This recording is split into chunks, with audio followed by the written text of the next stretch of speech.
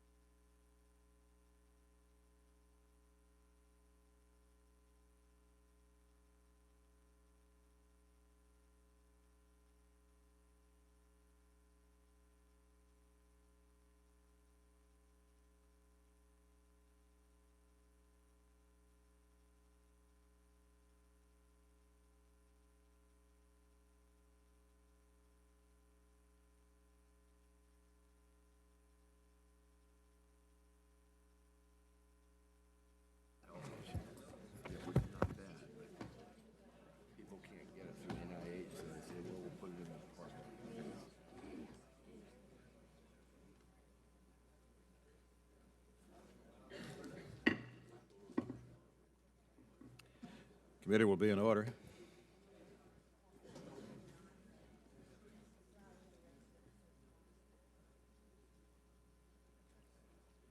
Before we begin, I want to take a moment with you to acknowledge the devastating attack that took place in Orlando over the weekend. Our prayers are with many innocent people who lost their lives, those who are still fighting for their life, and their families and loved ones. This act of terrorism and hate has shown that we must remain vigilant and that we must continue to root out and protect against radical ideology on our soil. Our appropriations process is critical to that effort, and we will do whatever we can to make our homeland safer. We now begin the 9th markup of the fiscal 17 appropriations process. I'm proud of the work that you're doing. Considering the brevity of this year's political season, we frankly are sort of ahead of the game. And we're in the home stretch of the committee's bill, so thank you for your hard work in getting us to this point. First, we're going to consider the fiscal year 017 Interior Appropriations Bill. Then we'll need to take action on the 302B revised subcommittee allocations, which will take place after this bill. A housekeeping note. There will be votes on the floor, I'm told, at 1:30. And we will not be able to come back after that time for this bill. The only thing we would have to do in that eventuality, if we're not finished by 1:30, is come back tomorrow after votes on the floor. So, in view of that, maybe we can be, as they say in the crossword puzzles, terse in our remarks. Let me ask unanimous consent in view of all that, that our remarks be limited to 3 minutes. Is there objection? Without objection. So, let me now recognize the distinguished chairman of the subcommittee, Mr. Calvert, to present the Interior Bill. Thank you, Mr. Chairman. I want to begin this morning by thanking Chairman Rogers for his support and leadership. I also want to thank my good friend and ranking member, Ms. McCollum, for the partnership in this bill. Thanks also for each of our subcommittee members for their efforts and collegiality. Lastly, I want to recognize our friend and colleague, Steve Israel, who's leaving the committee in Congress later this year, one less member of the Cigar Caucus. The fiscal year 2017 Interior Environment Bill is funded at $32.095 billion, which is $64 million below FY17 enacted level, and $1 billion below the budget request. We've made a sincere effort to prioritize critical needs within our 302B allocation, reviewing nearly 5,300 member requests. The committee has provided robust wildland fire funding in this bill. Fire suppression accounts are again fully funded at the 10-year average level, which rose by $133 million from last year. The committee has also addressed concerns about forest health and active management and provided $30 million increase for hazardous fuel. This bill also makes critical investments in Indian country, a top priority of this committee. Overall, funding for the Bureau of Indian Affairs and Education is increased by $72 million, or 3%, while funding on Indian Health Service is increased by $271 million, or 6%, from fiscal year 2016 levels, the largest increase in this bill. The bill also provides $2.9 billion for the National Park Service, including more than $65 million in new funding to address the maintenance backlog and other priorities related to the Park Service Centennial. The bill increases fish and wildlife grant programs above the 2016 enacted levels. It also provides additional funds to combat international wildlife trafficking, protects fish hatcheries and cuts and closures, continues to have funding to fight invasive mussels and Asian carp, reduces the backlog of species that are recovered but not yet delisted. The bill also provides full funding fiscal year 2017 for payments in lieu of taxes, otherwise known to those of us in the West as PILT. The bill also provides $322 million for the Land and Water Conservation Fund, LWCF, programs that enjoy broad bipartisan support. Overall, funding for EPA is reduced by $164 million from fiscal year 2016 enacted levels. Held harmless from these cuts are many of the geographic programs that many members of this committee care about. Again, this year, there is a great deal of concern over the number of regulatory actions being pursued by EPA in the absence of legislation and without clear congressional direction. For this reason, the bill includes a number of provisions to stop unnecessary and damaging regulatory overreach by the agency. Before closing, I'd like to make an additional point about the challenges facing Flint, Michigan, and other communities across the country addressing lead in drinking water. This is an issue of great concern of this committee and the committee members, and it's certainly not a partisan issue. What occurred in Flint has called greater attention to aging infrastructure and the need for prudent management and oversight of water systems. This bill provides targeted investments and prioritized resources that will help the EPA, states, and communities respond to Flint and other affected areas nationally by addressing the entire water system. The bill provides an increase of $207 million above the fiscal year 2016 enacted level for Drinking Water State Revolving Fund. It also includes $50 million for a new Water Infrastructure Finance Innovation, or otherwise called WIFIA, program, which may be leveraged through direct federal loans or loan guarantees to fund $3 to $5 billion worth of water infrastructure projects nationwide. In addition, the bill provides increases for state grants for improved state oversight and operations of drinking water systems and for communities to work on integrated plans for pipe replacement. The bill also directs the GAO to assess the number of lead service lines by state. Lastly, the committee is taking additional steps to provide relief to communities like Flint by including bill language that allows states to use State Revolving Fund, SRF dollars, forgive a portion of the community's outstanding prior year loans. This and other steps taken in this bill will have a real impact. In closing, I'd like to thank the staff on both sides of the aisle who worked hard through this whole process, including late into the night last evening and early this morning on this legislation we have before us today. So with that, Mr. Chairman, thank you. Thank the chairman.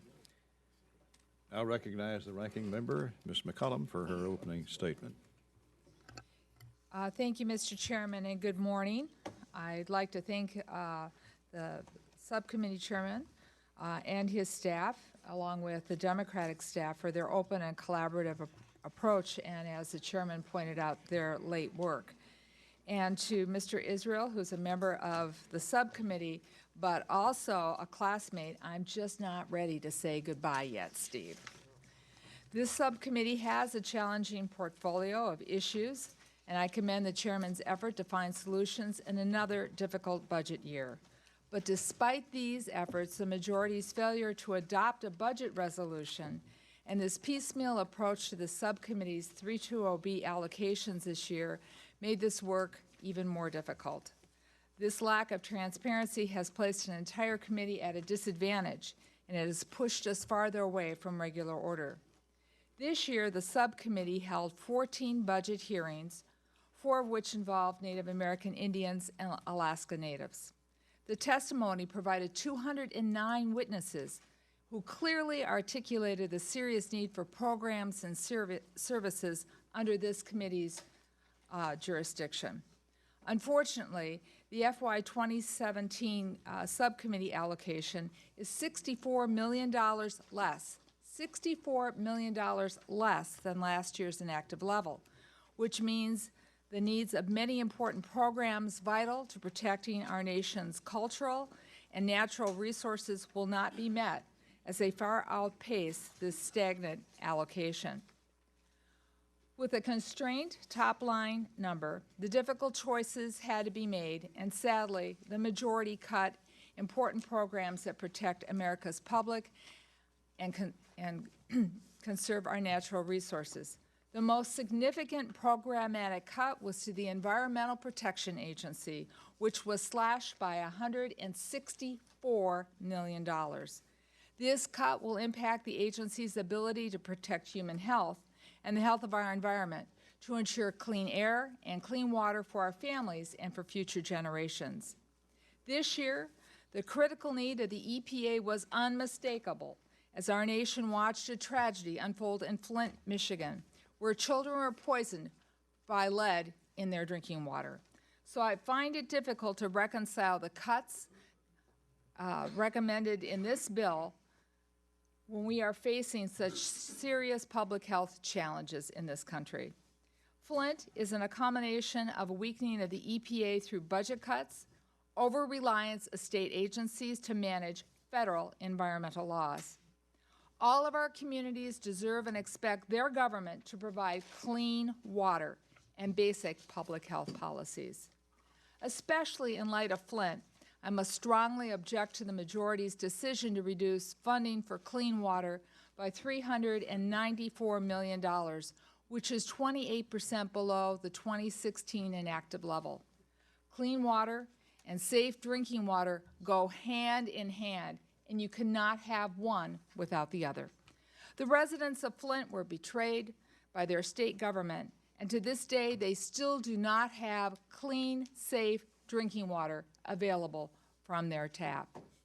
The levels provided in this bill for the state water revolving funds are inadequate to deal with the decaying infrastructure in our nation, no less the emergency facing Flint, Michigan. And that's why it is appropriate and imperative for this committee to provide additional funds for Flint, Michigan through an appropriation with an emergency disaster designation. In addition to irresponsible cuts to the EPA, I'm also troubled by the 30% reduction to the endangered species listing. Reducing funding for this program opens the door for litigation and delays protecting and recovering vulnerable species. The bill also shortchanges the Land and Water Conservation Fund, which since its inception has protected conservation and recreation in every state and is supported by tens of thousands of state and local projects. Yet, despite all of its merits, this bill slashes the Land and Water Conservation Fund program by a third. Despite this bill's shortcomings in environmental protection and resource conservation, I want to express, however, how very proud I am of this subcommittee's nonpartisan approach to addressing the issues facing our Native American brothers and sisters. I am pleased that this bill has an increase of $343 million for programs critical to Indian country. However, I would be remiss if I did not point out, even with this increase, funding for Native American programs is still $172 million less than the administration's request. Native Americans and Alaska Native populations face substantial hardships when compared to the total population. They have poor health outcomes, lower earnings, higher poverty rates, and we must continue our efforts to support these communities. And that's why I applaud this bill for maintaining our commitment to provide Native American students with safe schools that are conducive to learning, and for fully funding contract support costs so that tribes are not penalized for exercising their self-determination rights. Another bright spot in this bill is the continued support for the National Park Centennial as we celebrate our park's 100th birthday. The bill recommends an additional $80 million for the Centennial, which will strengthen the foundation for visitor services and make essential infrastructure investments. I am also pleased that $3 million is provided for the Civil Rights Initiative grant program that is funding. It also includes grants and aids to historically black colleges and universities.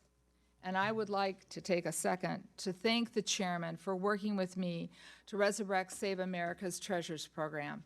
This program funds preservation of nationally significant sites, structures, and artifacts. And I am proud we were able to restart this program, and I will work diligently with the chairman to make sure it's included in the final bill. But unfortunately, I cannot extend this enthusiasm to all the programs funding in this bill. And I am particularly disappointed that the majority once again has given the authorizers a pass and included funding for payment in lieu of taxes program. PILT is an expired mandatory program, and it does not belong in a discretionary appropriations. Mandatory spending for PILT ensures that all counties receive 100% of their authorized payment.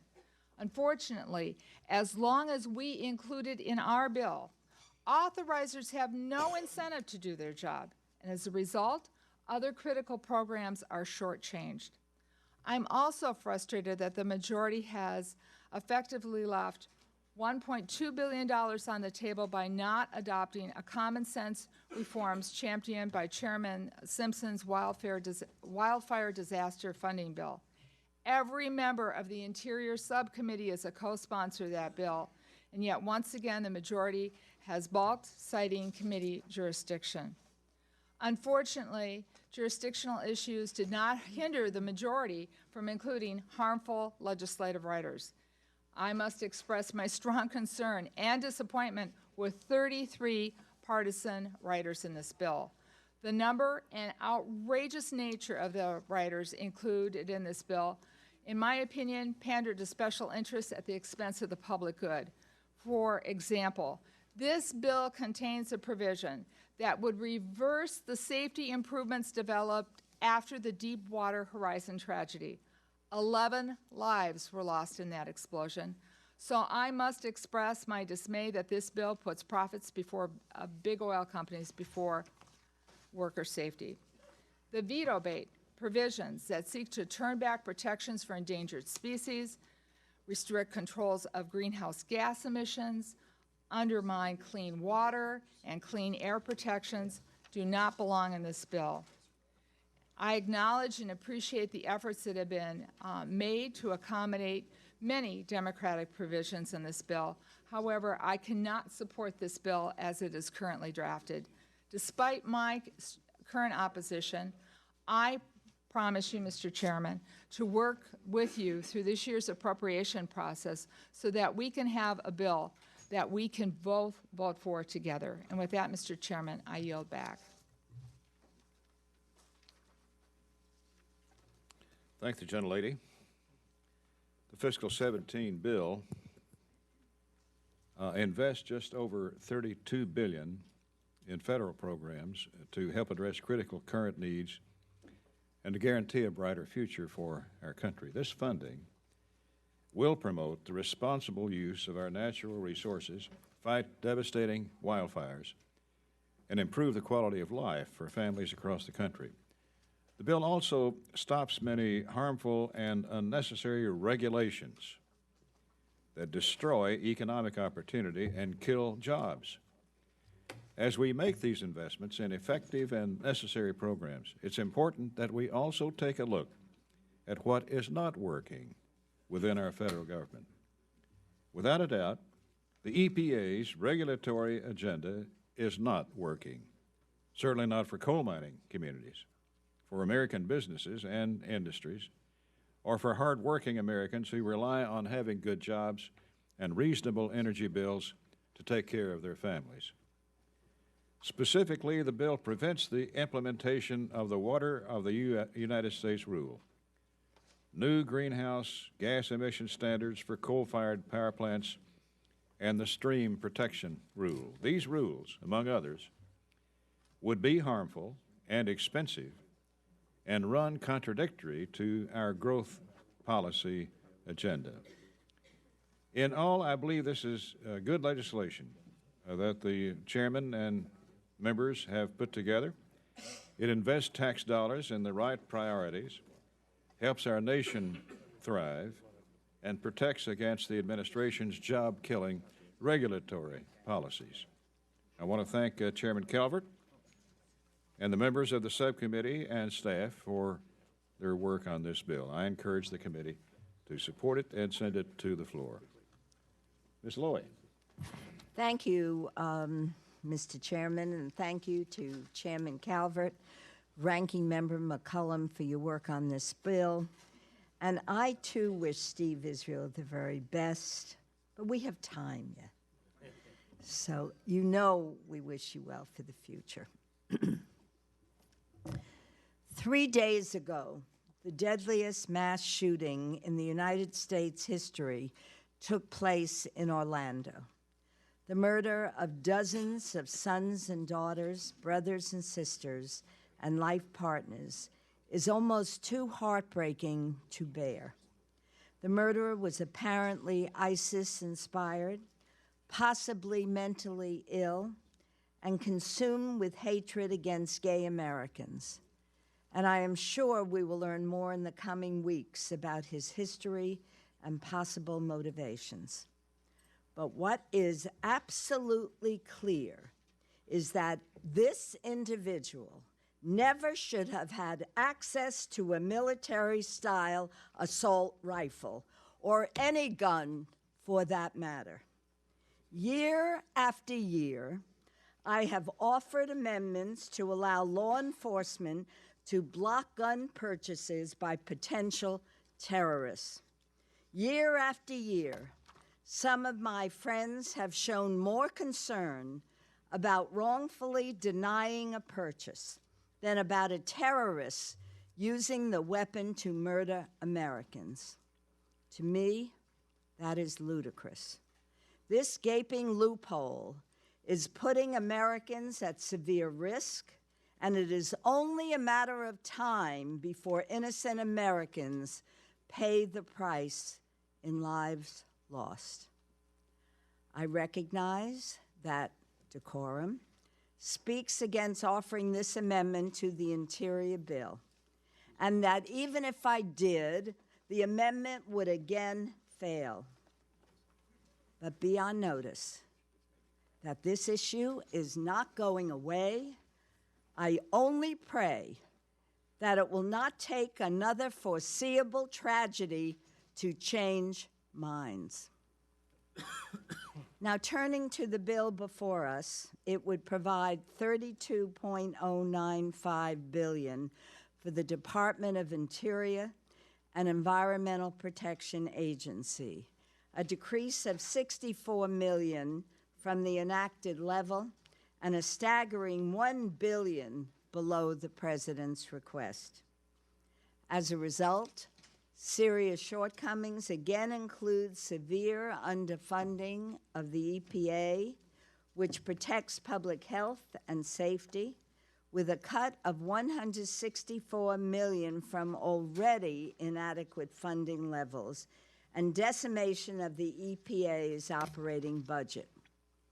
The crisis in Flint is a horrifying reminder that starving an agency like EPA causes serious ramifications. 8,000 children under the age of 6 have likely been exposed to lead contamination. The long-term impacts of that exposure are severe and will not end when the water is clean. Decades or even a lifetime of difficulty may plague those affected. And considering the severity of the Flint water crisis, I am shocked that this bill would cut the Clean Water State revolving funds. If the tragedy in Flint has shown us anything, it is that we must invest in our nation's infrastructure.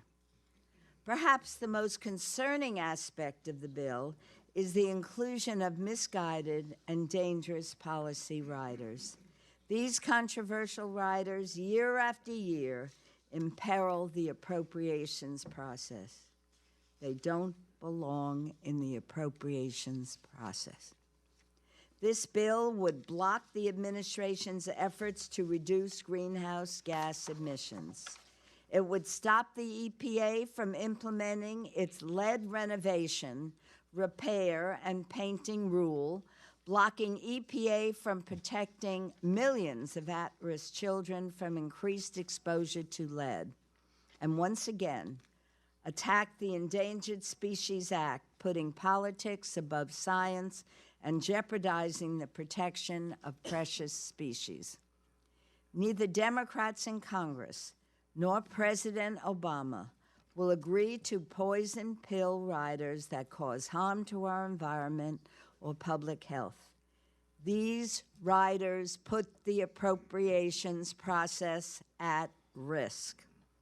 Among some good aspects of the bill, the National Park Centennial Initiative would receive an $80 million increase. Additionally, the bill provides funding for competitive historic preservation grant programs for historically Black colleges and universities and the Civil Rights Initiative. I hope we can work together to remove harmful riders, improve this interior bill, and I look forward to that process.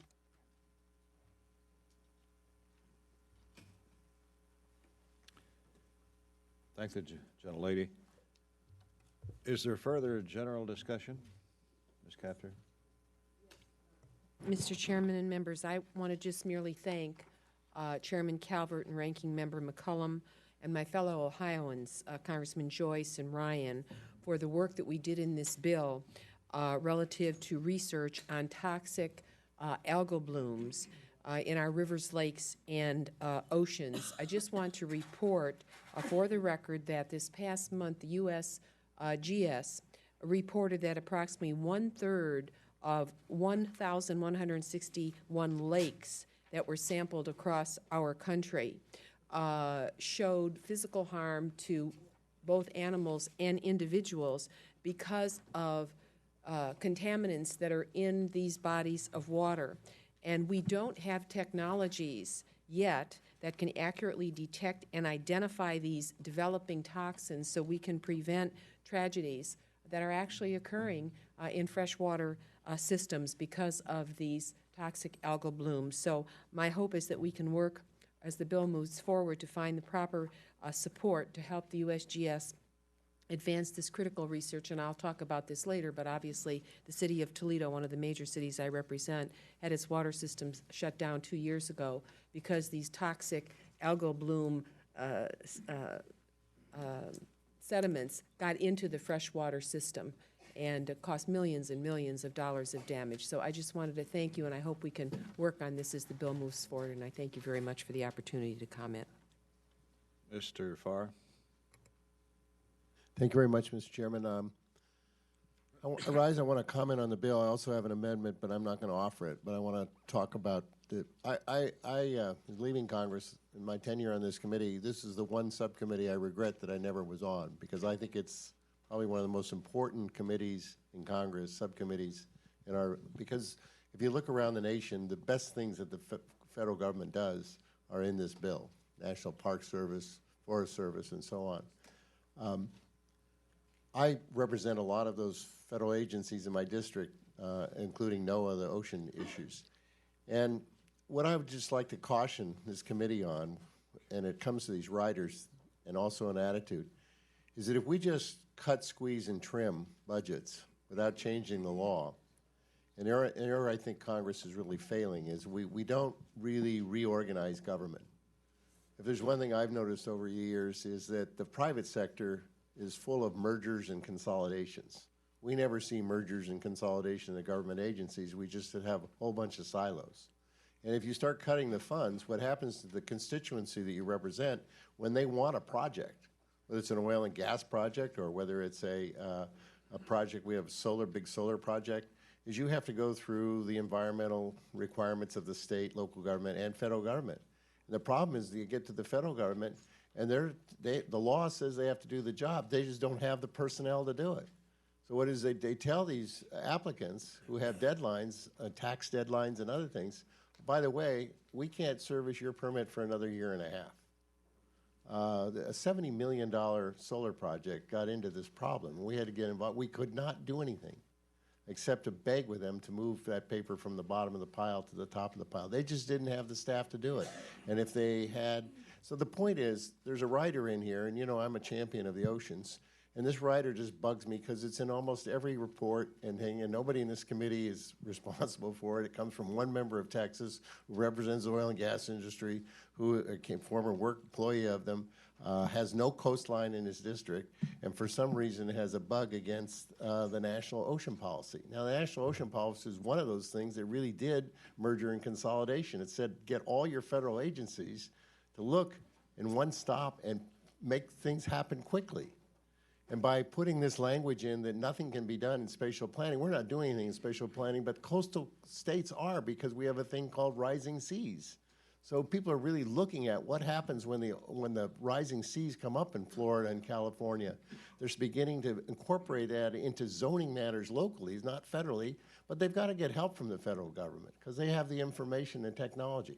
So putting these little riders in here may make somebody happy for a moment, but it just causes more bureaucracy and more anger at government that they can't get the job done.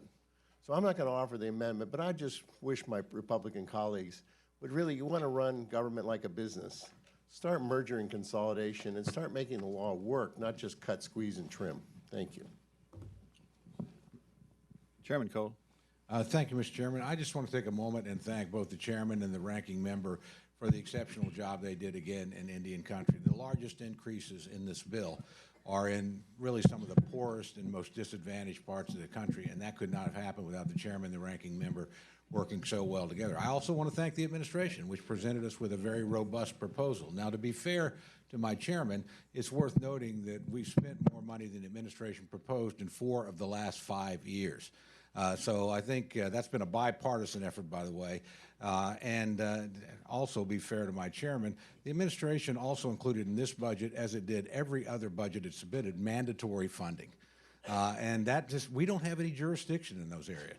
So when you write a budget with mandatory dollars used to prop up the totals, no wonder you can't reach them when we're actually living under the budget caps that were agreed on a bipartisan basis. So we're going to see again and again this little game of, well, it's less than the administration proposed. That's because they proposed spending money that this committee has no jurisdiction to spend.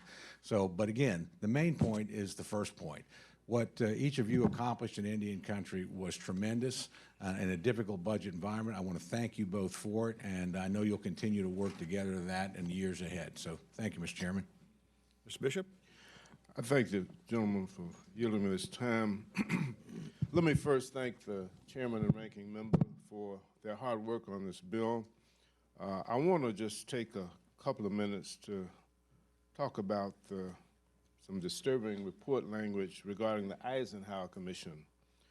I've been honored to serve on the commission to build a permanent memorial for President Eisenhower in front of the Department of Education. The chairman of the commission is Senator Pat Roberts of Kansas, and he's worked tirelessly to see that it comes to fruition while there are still World War II veterans left to witness its opening. The House report language makes a number of misrepresentations, which I'd like to take the opportunity to correct. For example, the committee's language suggests that the Eisenhower family has not been active in the design process. In fact, the family members have been involved since the commission was first created. And David Eisenhower served on the commission for 10 years, most notably during the design competition and the selection process. In fact, commission members have repeatedly pursued the Eisenhower family's involvement to no avail. They've been offered numerous opportunities to make suggestions, many of which have been incorporated into the final design. The commission, for example, listened to the family and made significant changes to how Eisenhower would be represented in the memorial. The original plan also called for 3 giant woven steel tapestries depicting his life, and it was later scaled back to 1 at the request of the family. It should be noted that the commission is charged to fulfill the mission that Congress set before us to build a memorial to Ike. It has secured the necessary approvals from the National Capital Planning Commission and the U.S. Commission on Fine Arts, both entities created by Congress to approve the composition of memorials and monuments in our nation's capital. But the report language suggests that none of that matters, that the Eisenhower family should have veto power over the memorial's design. The New York Times said, and I quote, "For Congress to yield such power to family members cuts against the whole idea of a national consensus to honor a national hero," end of quote. In the past year, a strong consensus has been built by an astonishing number of prominent Americans who've joined forces and created a movement to support and build the National Eisenhower Memorial. Our advisory committee now has over 80 members and comprises a who's who of American leadership, including all 4 former U.S. presidents, all 4 former U.S. vice presidents, 6 former U.S. secretaries of state, 4 former U.S. secretaries of defense, 5 former Senate majority leaders, including Senators Bob Dole, George Mitchell, Tom Daschle, and more than 24 former members of Congress, several cabinet members, and respected voices for the greatest generation. Tom Brokaw, Tom Hanks, all support the work of the commission and the current design. As a commission member, I will work to pursue, will the gentleman yield me another 45 seconds, please? Without objection. Thank you. As a commission member, I want to work to pursue and support a compromise that will allow the project to move forward. Our nation's World War II and Korean War veterans want to honor General Eisenhower. Fewer and fewer will ever have that opportunity to visit a completed memorial if we continue to delay. This man served as Supreme Commander of Allied forces during World War II in Europe, defeated Hitler, and served our nation as the 34th President of the United States. We need to get the project going, and I hope that we can work together with the Senate to get this project off the ground this year without further delay. What the report language actually does is it, in an unprecedented way, says that unless the staff of the commission is fired, that this Congress will not appropriate the money. That is inappropriate, and I think it goes beyond the pale. And I'd urge us to find a consensus to move forward with building this memorial so that the greatest generation, those who remain alive, might possibly be able to see it before they pass on. Will the gentleman yield? Will the gentleman yield?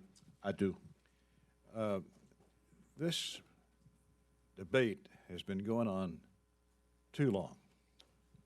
It's time to decide. It's time to build this monument. I don't have a particular preference myself on what's in it, but I do know the nation owes his memory a recognition appropriate to his career and to what he had accomplished for the nation. And I'm embarrassed, to be frank with you, that we've not got this over with a long time ago. So I thank you for your remarks. Is there further discussion? Yield back. Ms. Cuellar. Chairman, thank you. First of all, I want to thank Chairman Calvert for your good work and your staff working with our ranking leader also, Ms. McCollum. I want to thank you because there was a lot of provisions that you added, including Hispanic serving institutions, minorities, the Smithsonian Latino program, some of the changes, recognition, opportunities for economic disadvantaged communities. On the methane emissions, I want to thank you to make sure we get the players together so we can address the methane emissions. The international conservation for Central America, I want to thank you on that. And there was one piece of language that we've added last year, and we added again, and that was the language dealing with the stakeholders on workers' protection standards. As you remember, Mr. Chairman, my father and mother were migrant workers, and they dealt with pesticides. There was another provision that got added where it says no funds for any designated representatives. I would ask you if you can work with me on that, because I think that's an extreme position. I can think of my father and mother, no English. They were working hard. They would be afraid to lose their jobs. But when you got kids and people that are very limited in English and afraid to lose their jobs, it maybe not put union representatives, I can understand that, but you can allow the spouse or a family member to ask for those medical records, so at least, I mean, the pesticides, so at least we can do it. So I agree with you, maybe not go to an activist group, but at least allow the parents or a spouse to ask for that information. I would ask you to work with me, and I will come with something rational that we, not too extreme, but again, I put my parents in that situation, and I think they would want to know what sort of pesticides that we're doing. So I thank you for working with me, and Mr. Chairman Rogers and Anita, thank you again so much, Ms. Lori, for the good work you have done. Thank you. There's no further. Just Mr. Honda. Mr. Chairman, thank you very much. And I just want to also add my thanks to the chair and the ranking member. The allocation for this bill is woefully inadequate to meet the steep challenges that our nation faces in fixing our decaying water, infrastructure, and protecting the environment for future generations. The bill is made even worse because the large number of ideological policy writers that continue to assault on our environment by undermining the administration's ability to keep our land, water, and air clean and protect threatened species. That's why many of my constituents are calling my office, and they oppose these controversial policy changes that shouldn't even be done through the appropriation process.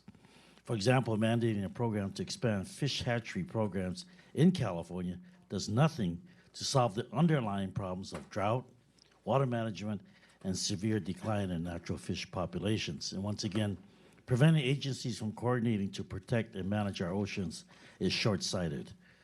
We all need to come together to stop this nonsense and provide the funding that these agencies need to do their jobs. And I just urge my colleagues to heed the words of our ranking member. Thank you. Mr. Amadei.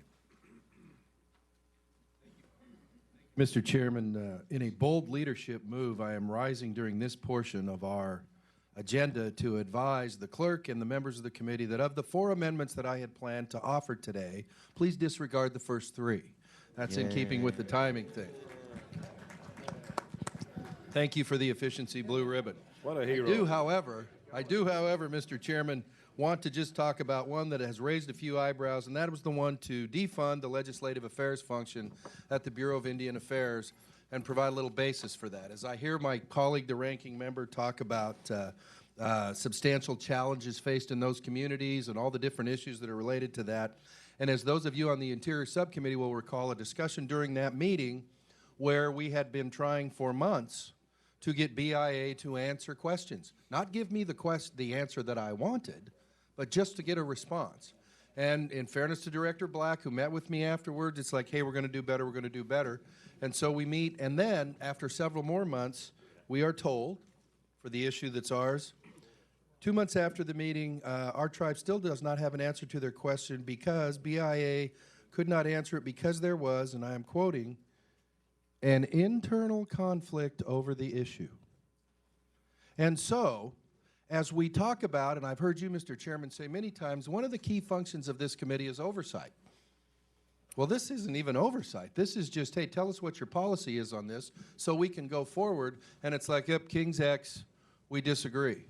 And so as we continue to, and I believe rightfully so, increase funding for BIA to help meet those challenges, the fact that we still have, and no disrespect to the chairman from Pennsylvania, but I mean, and God knows I'm not tone deaf, this outfit, Congress, isn't known for acting quickly and decisively a lot of the times, but these folks are making us look nimble, Mr. Chairman.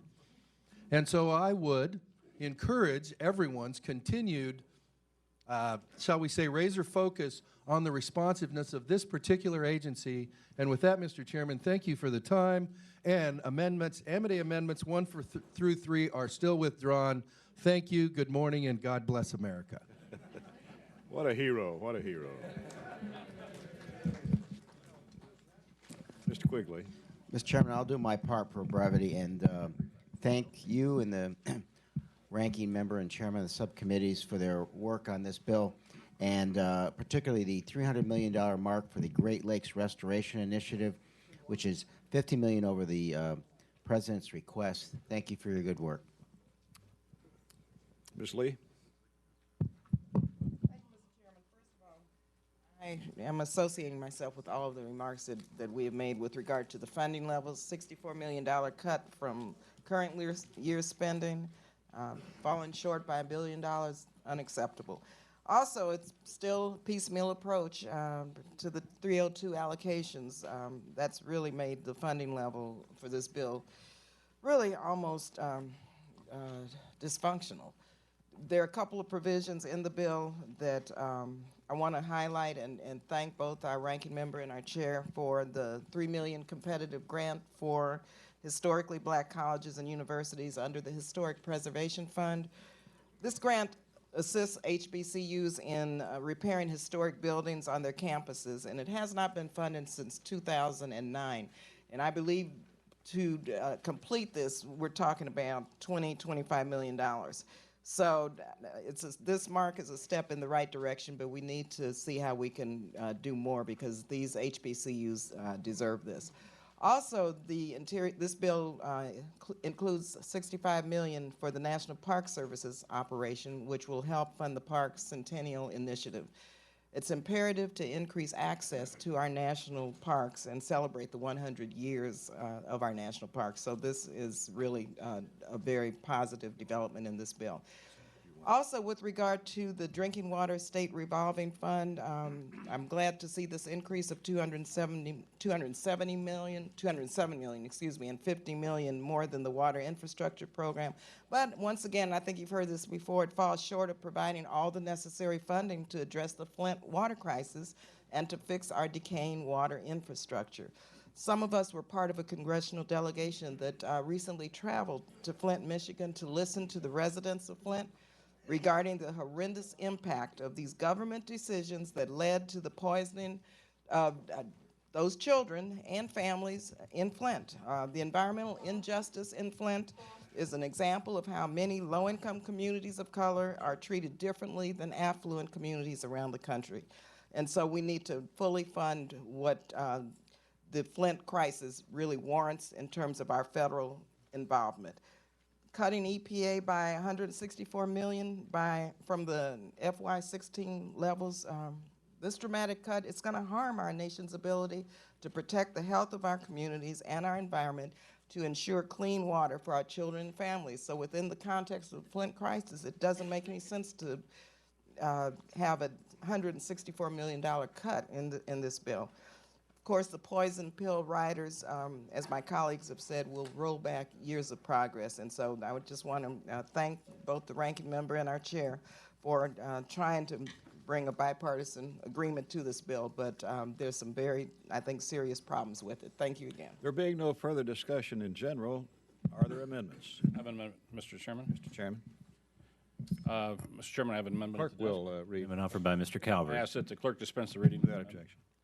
Mr. Chairman, I have a manager's amendment making a number of changes to the bill and report that are of interest to the bipartisan members of the committee. Ms. McCollum and I have worked closely in putting this amendment together, and we are in agreement. I urge the adoption of the amendment and yield back. Ms. McCollum? Mr. Chairman, I thank the chairman of the subcommittee for his work on this. It's nearly perfect, and I support it. Is there further discussion? Mr. Solano? Chairman, I'll be very brief. I want to thank the chairman, the ranking member, and the leadership of the committee for allowing an amendment that I had in mind. It's a very simple amendment which allows Puerto Rico, the territories, and tribes the ability to use Clean Water Act Title II funds, the State Revolving Fund program, to plan and design wastewater treatment facilities. It would also allow them the ability to use this funding to build privately owned decentralized treatment works like septic tank systems that serve one or more principal residences or small commercial establishments. This common sense amendment will do nothing more than give the territories and tribes the same ability the states have in promoting investment in sustainable wastewater infrastructure. And I'll close by saying that some years ago, as a member of the committee, which I am, I made the comment that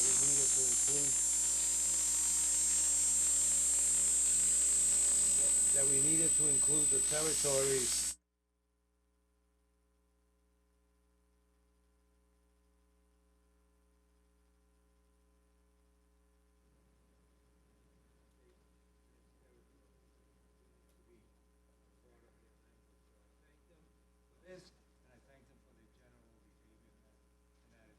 Chairman's recognized to close. Thank the acceptance of the amendment, and I move for passage. Question is on the manager's amendment. All in favor, say aye. Aye. All opposed, say no. Ayes have it. The amendment is agreed to. Chairman Culberson. I have an amendment at the desk with Mr. Palazzo, Clerk will read. and I'd ask the reading be waived, please. Amendment offered by Mr. Without Culberson. objection. Thank you very much. Mr. Chairman, under current law, the Bureau of Ocean Energy Management is required to regulate offshore air emissions only if those offshore air emissions have a significant impact on onshore air quality. And however, before even doing studies on whether or not offshore activities have any impact on onshore air quality, the Bureau of Ocean Energy Management has already issued rules before even completing the studies. Although they've allocated $4 million to these studies, the rules have been issued prematurely. They haven't done any analysis to determine what, if any, impact offshore activities have on air emissions. And this amendment simply says that the rules cannot go into effect until the studies are complete, demonstrating that offshore activities have a significant impact on onshore air quality. And I would move passage. Chairman. I support the gentleman's amendment. The administration has started the process to promulgate new air quality regulations for offshore operations with the intention to finalize by the year end. Meanwhile, studies are currently underway and will not be finished until sometime next year, 2017.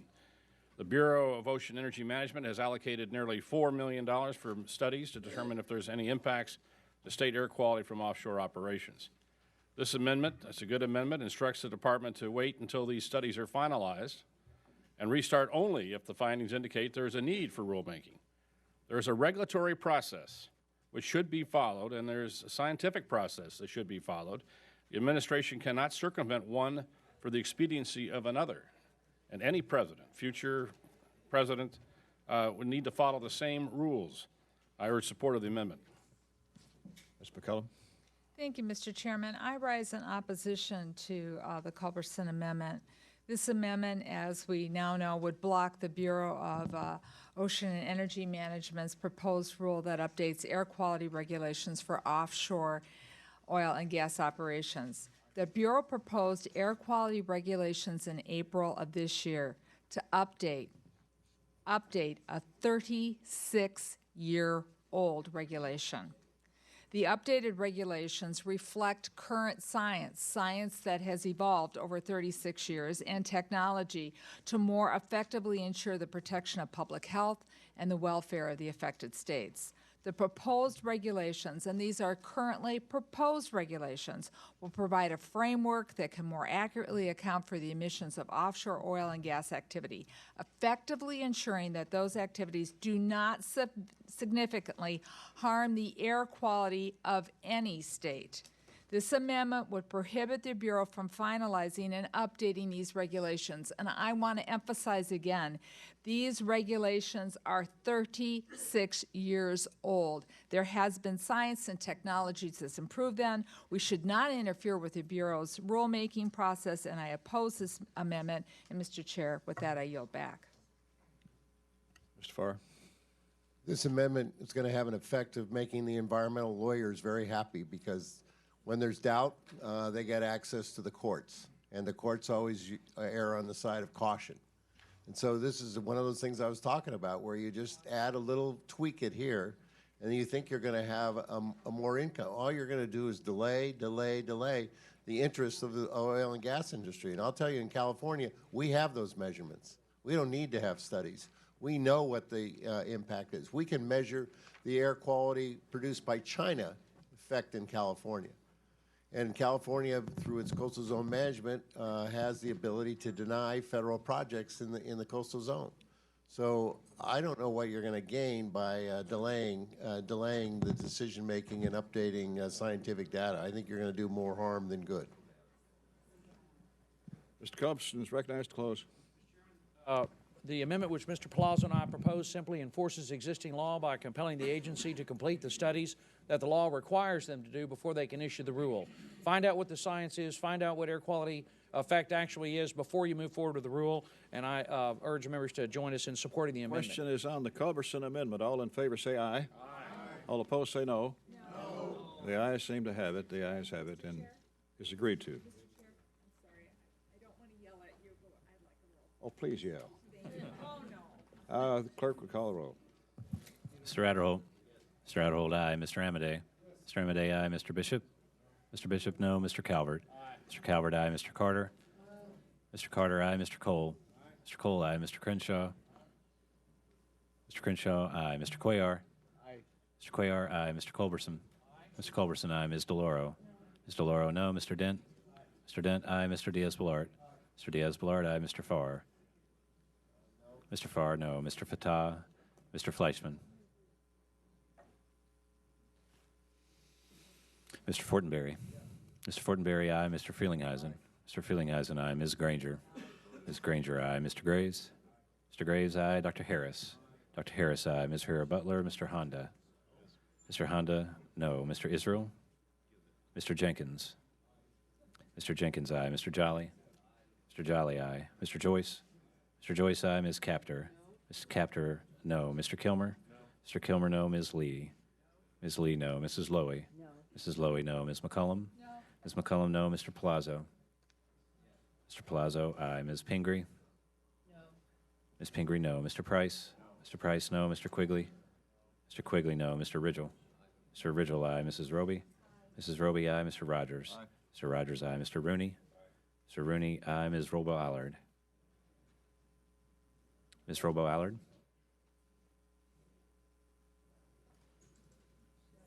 Ms. Robo-Allard, no. Mr. Ruppersberger. No. Mr. Ruppersberger, no. Mr. Ryan. Mr. Serrano. No. Mr. Serrano, no. Mr. Simpson. Mr. Stewart. Mr. Stewart, aye. Mr. Valadeo. Mr. Valadeo, aye. Mr. Visklosky. No. Mr. Visklosky, no. Ms. Wasserman Schultz. Ms. Wasserman Schultz, no. Mr. Womack. Mr. Womack, aye. Mr. Yoder. Mr. Yoder, aye. Mr. Young. Mr. Young, aye. Are there members who wish to be recorded? Mr. Fleischman. Mr. Fleischman, aye. Votes aye. Are there other members who wish to be recorded or change their vote? Mr. Simpson. Mr. Simpson, Votes aye. aye. Are there other members who wish to be recorded or change their vote? Mr. Bishop? Mr. Bishop. Votes aye. Aye. Clerk will tally.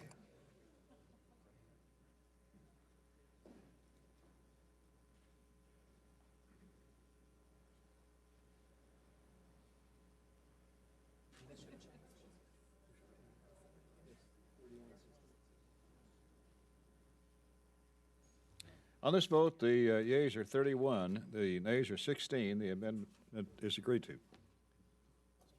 Ms. McCollum. Thank you, Mr. Chairman. I have an amendment, McCollum 1, at the desk, and I ask that it be considered as read. Without objection. This amendment would strike the 33 of the most egregious legislative writers and funding limitations from the bill. The chairman and I do want to stress this, we have an excellent relationship, and we work very hard to find areas of common ground in a bill with very polarizing issues. But the writers in this bill are so harmful and so severe that they cannot be overlooked. The bill includes veto-bait provisions that seek to turn back protections for endangered species, restrict control of greenhouse gas emissions, undermine clean water and clean air protections. The number of writers in this bill has become absurd, in my opinion. Even those members who might be sympathetic to these writers must acknowledge that they are aware of such consequences that they deserve an open and transparent debate. For example, this bill takes away safety protections for agriculture workers who apply pesticides. It strips the EPA of its ability to protect the water we drink, the air we breathe. It prohibits the Department of Interior from asking energy companies to make reasonable precautions to prevent the waste of oil or gas. And most shockingly, it reverses the safety improvements developed following the Deepwater Horizon tragedy in which 11 people were killed.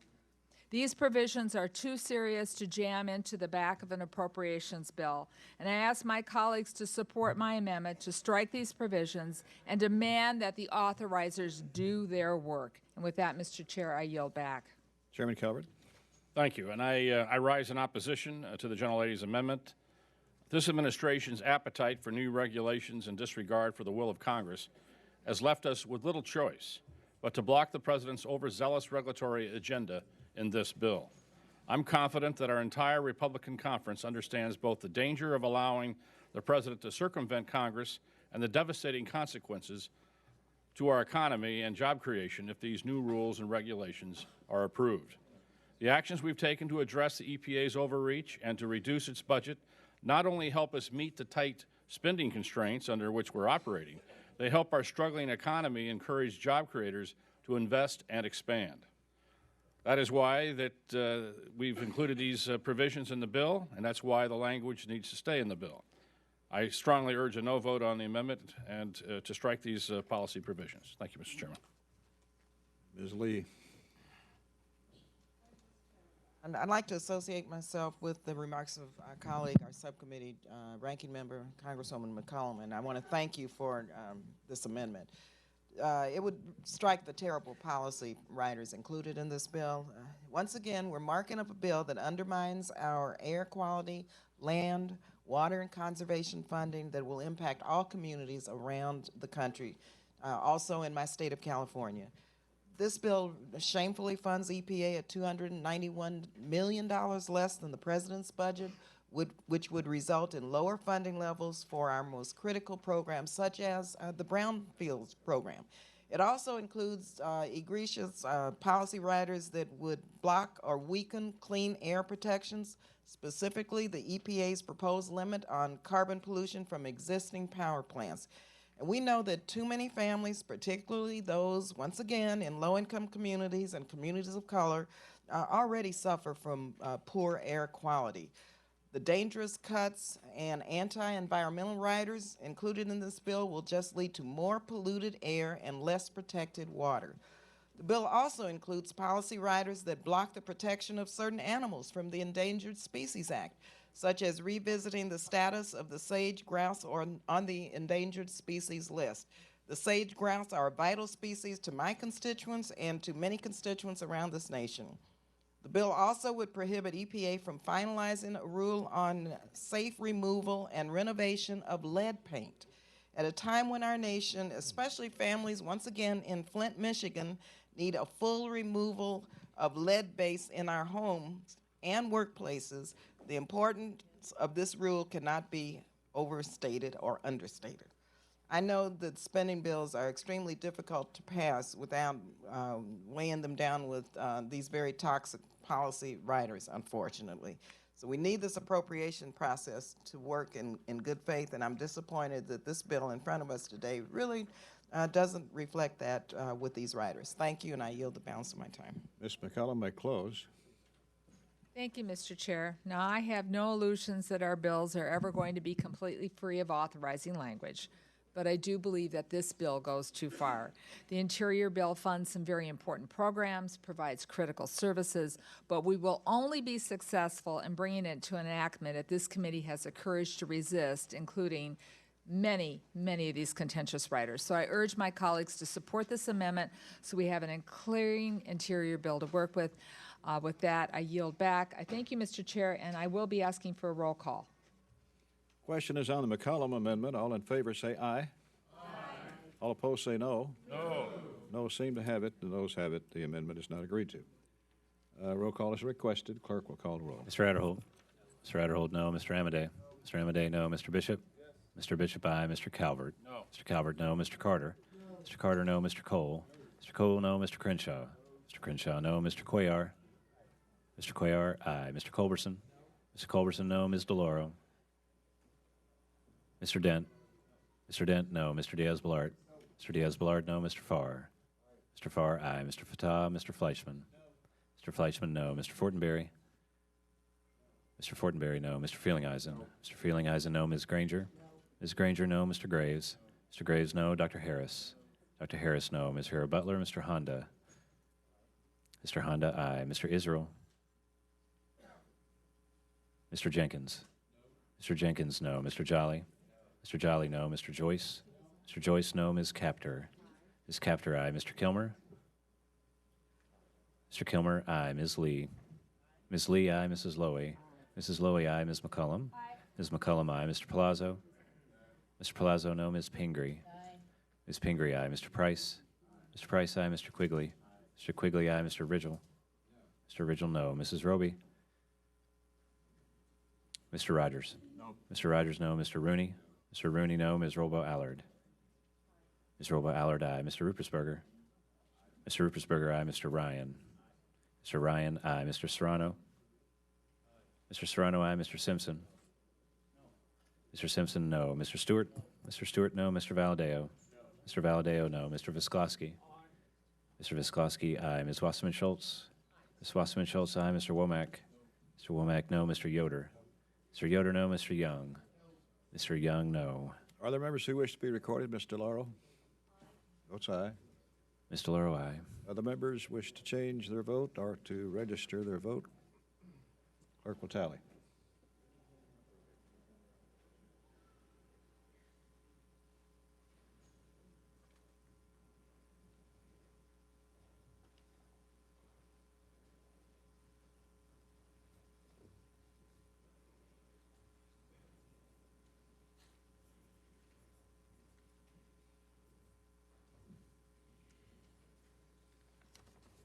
On this vote, the yeas are 19, the nays are 28. The amendment is not agreed to. Ms. Lowy?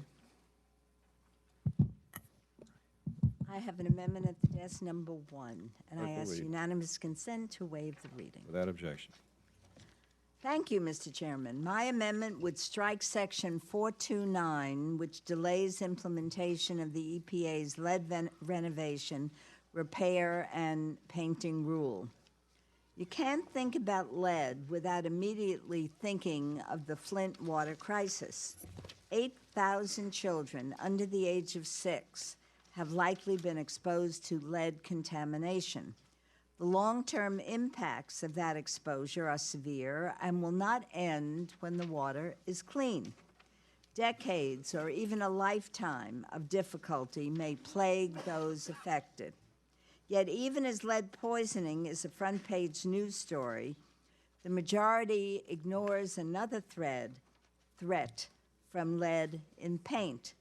According to the CDC, at least 4 million households have children who are exposed to high levels of lead. This includes 535,000 children younger than the age of 5. This problem is particularly prevalent in low-income communities. There is no safe blood level of lead for children. That is why it is so imperative that we do everything we can to help families avoid lead poisoning.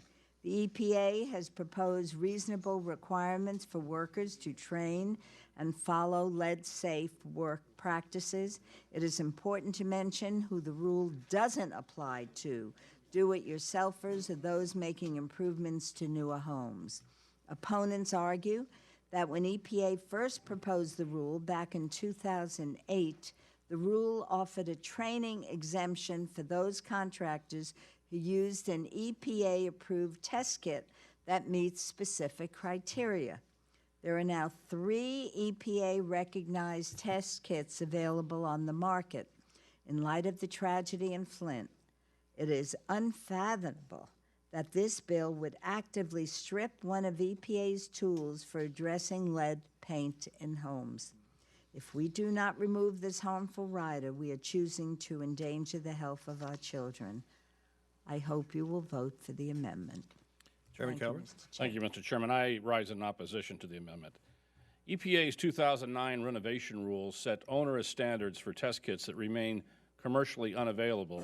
It is yet another example of EPA finalizing a rule with unattainable standards. When EPA first issued the lead certification rule, the rule offered an exemptions for contractors who use an EPA-approved kit to determine that no lead existed at the renovation site. To date, EPA has not yet approved a test kit that meets the false positive and false negative standards. Either EPA never intended to allow contractors to rely on the exemption, or EPA is implementing a flawed rule.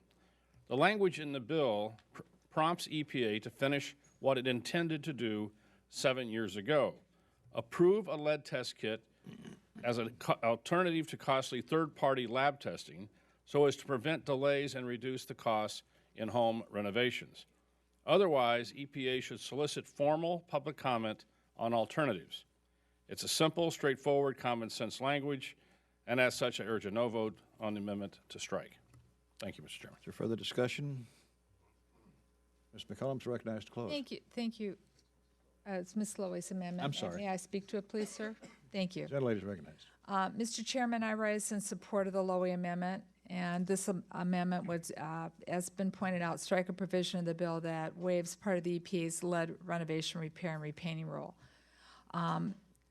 Just think of it, 4 million households have children exposed to high levels of lead, especially in low-income communities, or communities like mine where I live in a unit that was built in 1903. After Flint, we now know, and we've become more aware of a nation, of the growing need to protect our communities from the devastating impacts of lead exposure, which live with the child for the rest of their life. So none of us would want to be in a home or a community where we knew we could provide a test to reduce the exposure of lead.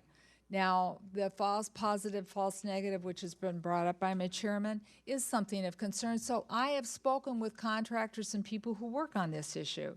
They say if they're in doubt, if they think that maybe something really isn't a positive, that there's another test that they can do. They put it in an envelope, they mail it out, it's very inexpensive, and then they can have something back inconclusive. But, you know, so that they know exactly what needs to be remediated. They say that they would rather have a test, have something available, and know that when they're providing a remodel or rehab in a home, that they're doing it in a way that a child can live in it safely. So it is easily detective. Once it's discovered, it can be abated. So I urge the adoption of the Lowy Amendment, and let's put the health of our children and the well-being of America's future forefront. With that, I yield back. Ms. Lowy may close. I don't think, frankly, anyone here would want to live in a home or send their children to a school that was renovated by a company that needlessly didn't have lead-safe training. I don't think anyone would want to be in that position. So we owe it to our children and our grandchildren to take every step possible to prevent harmful lead exposure. So please vote for my amendment to improve the bill, help ensure that fewer children have lead poisoning. Question is on the Lowy amendment. All in favor say aye. Aye. All opposed say no. No. Noes seem to have it. The noes have it. Roll call is requested. Clerk will call the roll. Mr. Adderholt. Mr. Adderholt, no. Mr. Amadei. Mr. Amadei, no. Mr. Bishop. Yes. Mr. Bishop, aye. Mr. Calvert. No. Mr. Calvert, no. Mr. Carter. Mr. Carter, no. Mr. Cole. Mr. Cole, no. Mr. Crenshaw. Mr. Crenshaw. Mr. Crenshaw, no. Mr. Cuellar. Mr. Culberson. Mr. Culberson, no. Ms. DeLauro. Ms. DeLauro, aye. Mr. Dent. Mr. Dent, no. Mr. Diaz-Balart. Mr. Diaz-Balart, no. Mr. Farr. Mr. Farr, aye. Mr. Fatah. Mr. Fleischman. Mr. Fleischman, no. Mr. Fortenberry. Mr. Fortenberry, no. Mr. Frelinghuysen. Mr. Frelinghuysen, no. Ms. Granger. No. Ms. Granger, no. Mr. Graves. Mr. Graves, no. Dr. Harris. Dr. Harris, no. Ms. Hero Butler. Mr. Honda. Mr. Honda, aye. Mr. Israel. Mr. Jenkins. Mr. Jenkins, no. Mr. Jolly. Mr. Jolly, no. Mr. Joyce. Mr. Joyce, no. Ms. Capter. Ms. Capter, aye. Mr. Kilmer. Mr. Kilmer, aye. Ms. Lee. Ms. Lee, aye. Mrs. Lowy. Mrs. Lowy, aye. Ms. McCullum. Ms. McCullum, aye. Mr. Palazzo. Mr. Palazzo, no. Ms. Pingree. Ms. Pingree, aye. Mr. Price. Mr. Price, aye. Mr. Quigley. Mr. Quigley, aye. Mr. Ridgel. Mr. Ridgel, no. Mrs. Roby.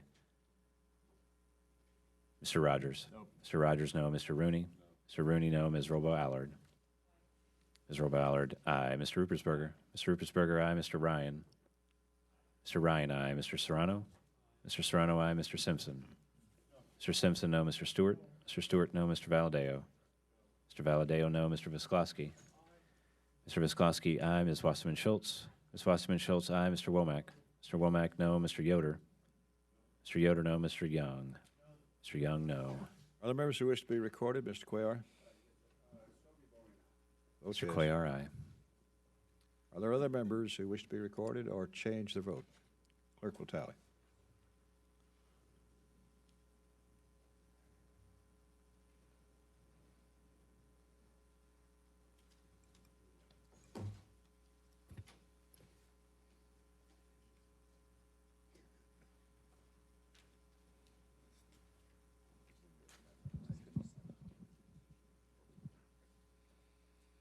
On this vote, the yeas are 19, the nays are 28. The amendment is not agreed to. Chairman Simpson. Mr. Chairman, I have an amendment at the desk. An offer by Mr. Simpson. Without objection, gentleman is recognized. Mr. Chairman, this amendment is fairly simple. What it does is request that the BLM or require that the BLM in their Planning 2.0 rule delay the implementation for 90 days, and in the meantime, while they're delaying this implementation for 90 days, that they hold hearings in the 11 western contiguous states and to include Texas and Oklahoma.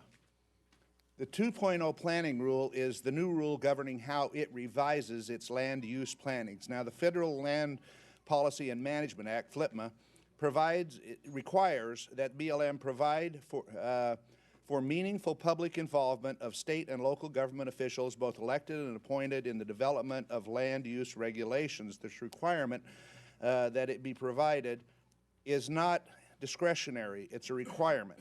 Simply providing the public notice and comment alone does not achieve the required meaningful public involvement for local governments directed by FLPMA, yet public notice and comment is all that has been provided. BLM is reducing requirements for future land use plans to recognize, consider, and incorporate state and local information policies and plans like transportation plans, species conservation plans, etc.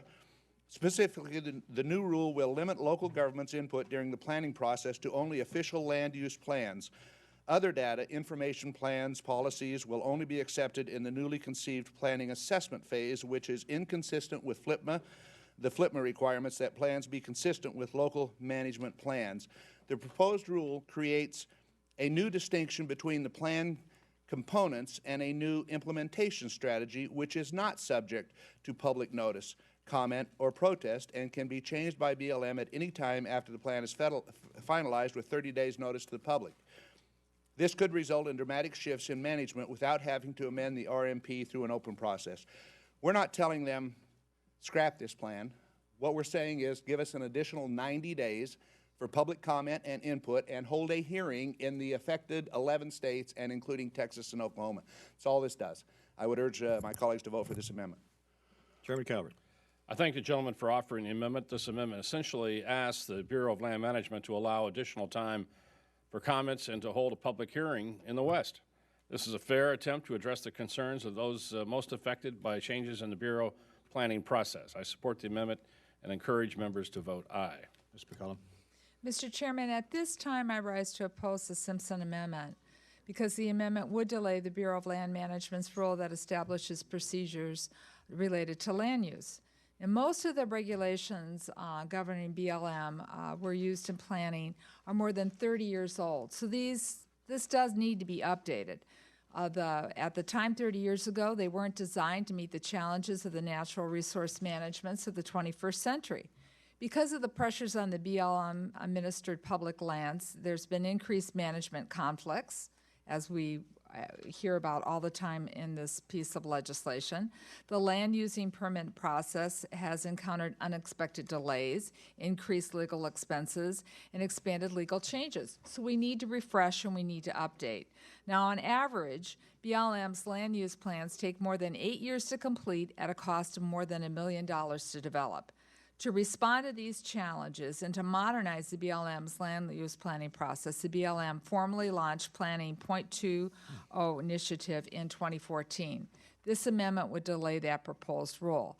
Now, I don't want to interfere with the BLM's rulemaking process, but I do hear the gentleman has some concerns on this. So at this time, I oppose this amendment, but if this amendment were to pass, I would like to work with Mr. Simpson to see if we can reach a way in which we can have rules that are effective, that save taxpayers money, reduce litigation challenges and delays, and refresh something that has been 30 years in past 30 years ago, because it does need to be moving forward. So at this time, I oppose the gentleman's amendment. I yield back.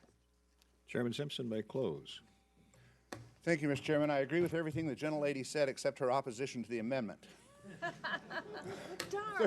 30 years is too long, and it does need to be revised, and it does take time. Unfortunately, you know, I was listening to a group that included a forest supervisor and a BLM supervisor and several other groups on a panel, and they were discussing their planning. Forest supervisor said, you know, we believe it's really important that you get public input and that you do it long before you propose a rule. The reason is once a rule is proposed, everybody starts to defend their position and collaboration ends.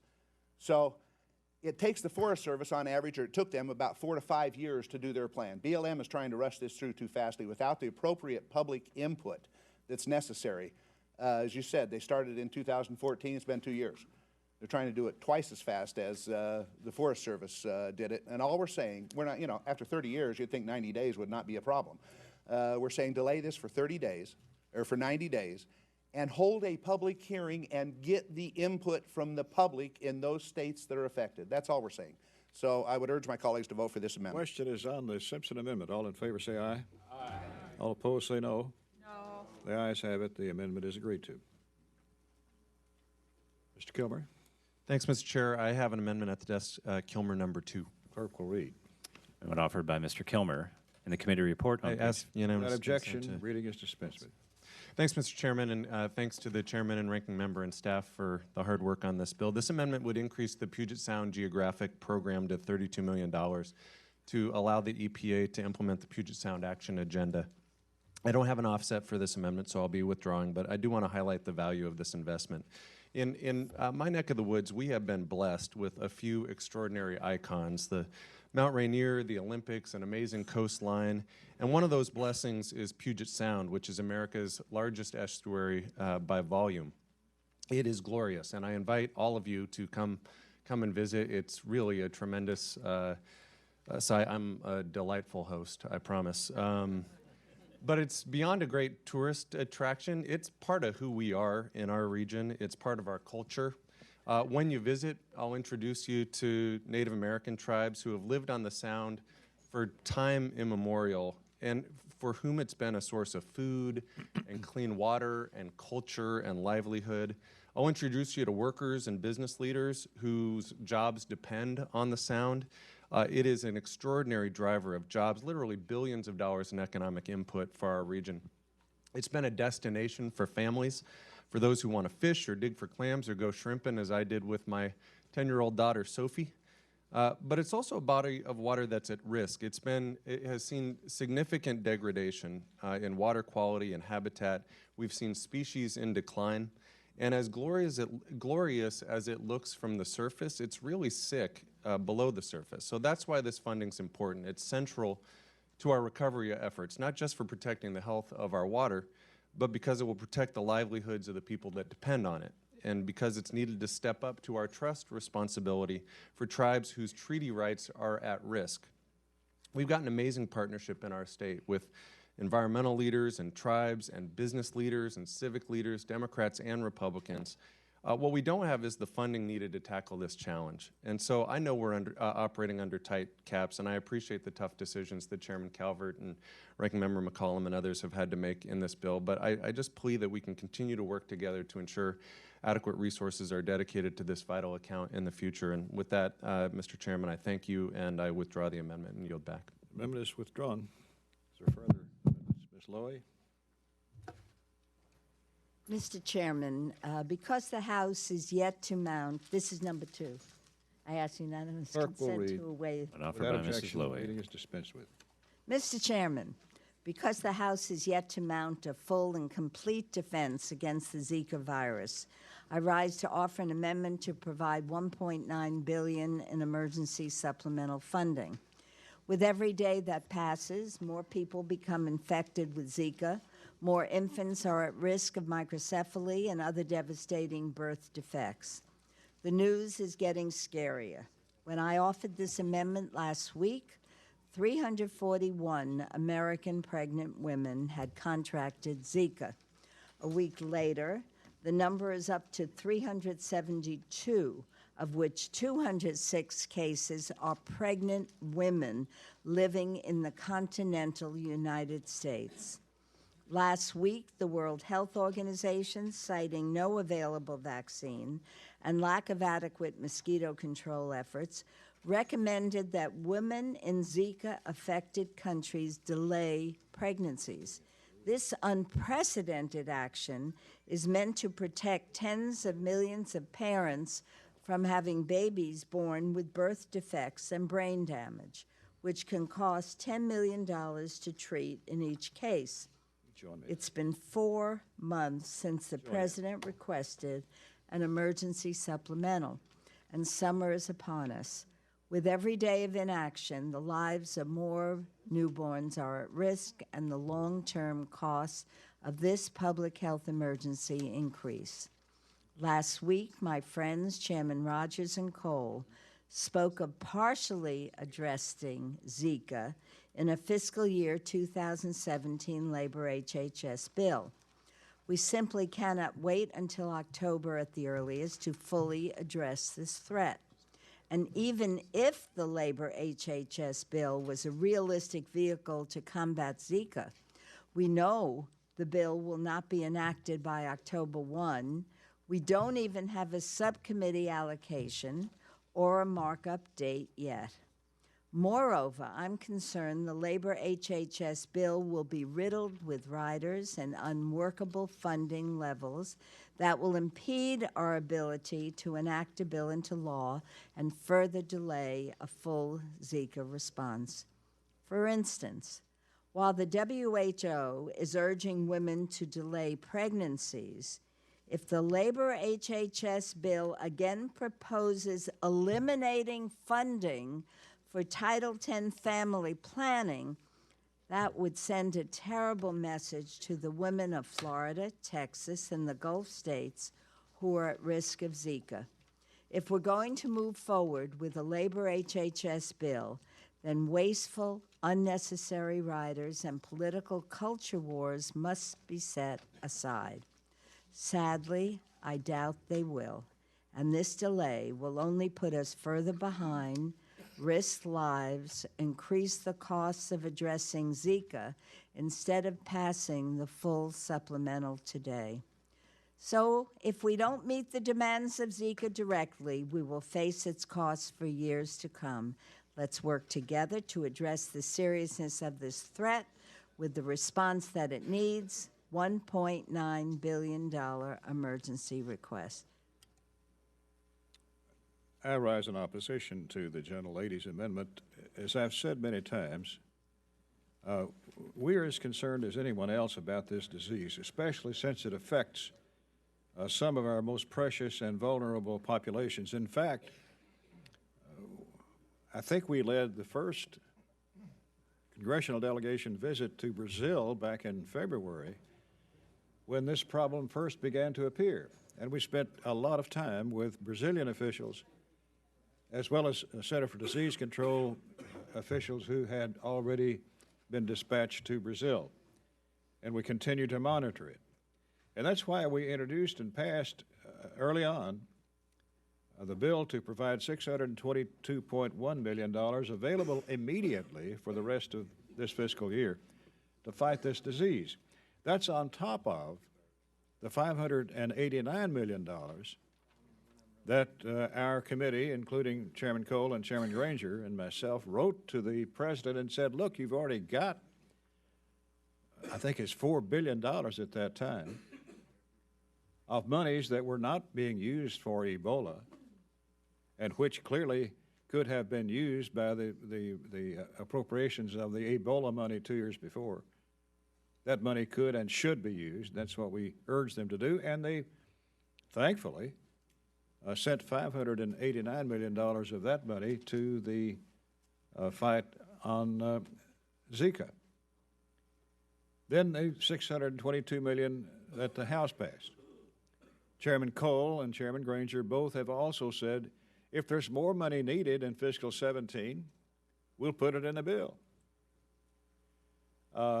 So there's not been anything that needed to be done that's not been done because of a lack of money. Now, we passed our bill through the House. The Senate has passed a bill. We're going to conference. The conferees have been appointed. In fact, conferees are meeting today at 3 o'clock for the first time. So the House-Senate Conference Committee is onto it and will bring forth a good bill, I think, that all of us can support. So I urge a defeat of this amendment. Ms. DeLauro. Much, Mr. Chairman. I rise in support of the Lowy DeLauro Wasserman Schultz amendment. It is about $1.9 billion in emergency funding.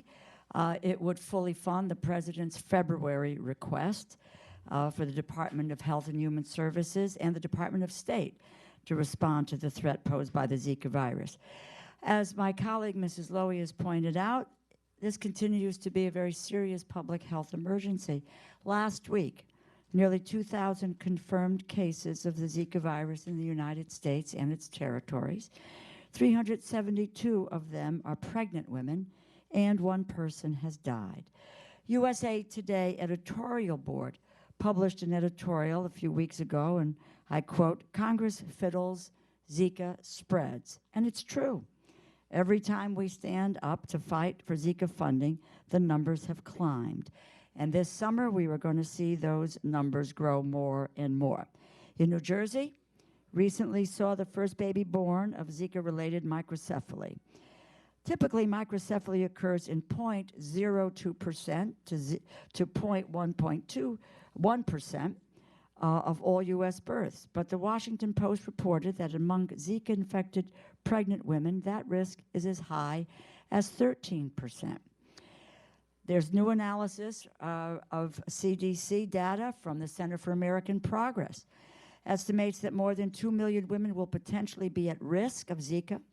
And this summer, every woman who is pregnant or trying to get pregnant will be afraid. We put American women in such a difficult position. It's a predicament in choosing whether or not they should get pregnant, or if they're already pregnant, wondering whether or not their baby is going to be okay. According to the CDC, pregnant women are already facing unacceptably long delays in learning Zika test results. The director, Tom Frieden, has said that experts estimate that a single child with birth defects can cost about $10 million to care for. $10 million. If you want to talk about the monetary cost of it, that's fine. But think about the humanity and the human cost. These children can't walk, they can't see, they can't hear. And that is what the reality is.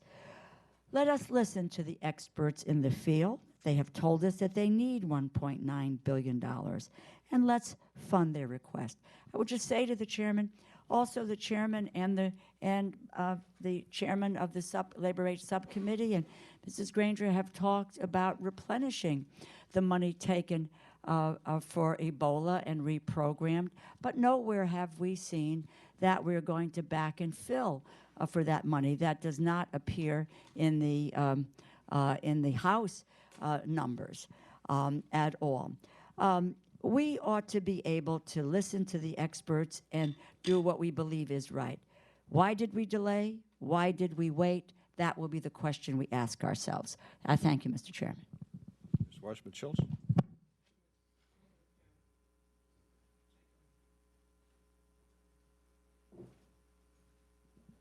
Thank you, Mr. Chairman. Well, here we are again.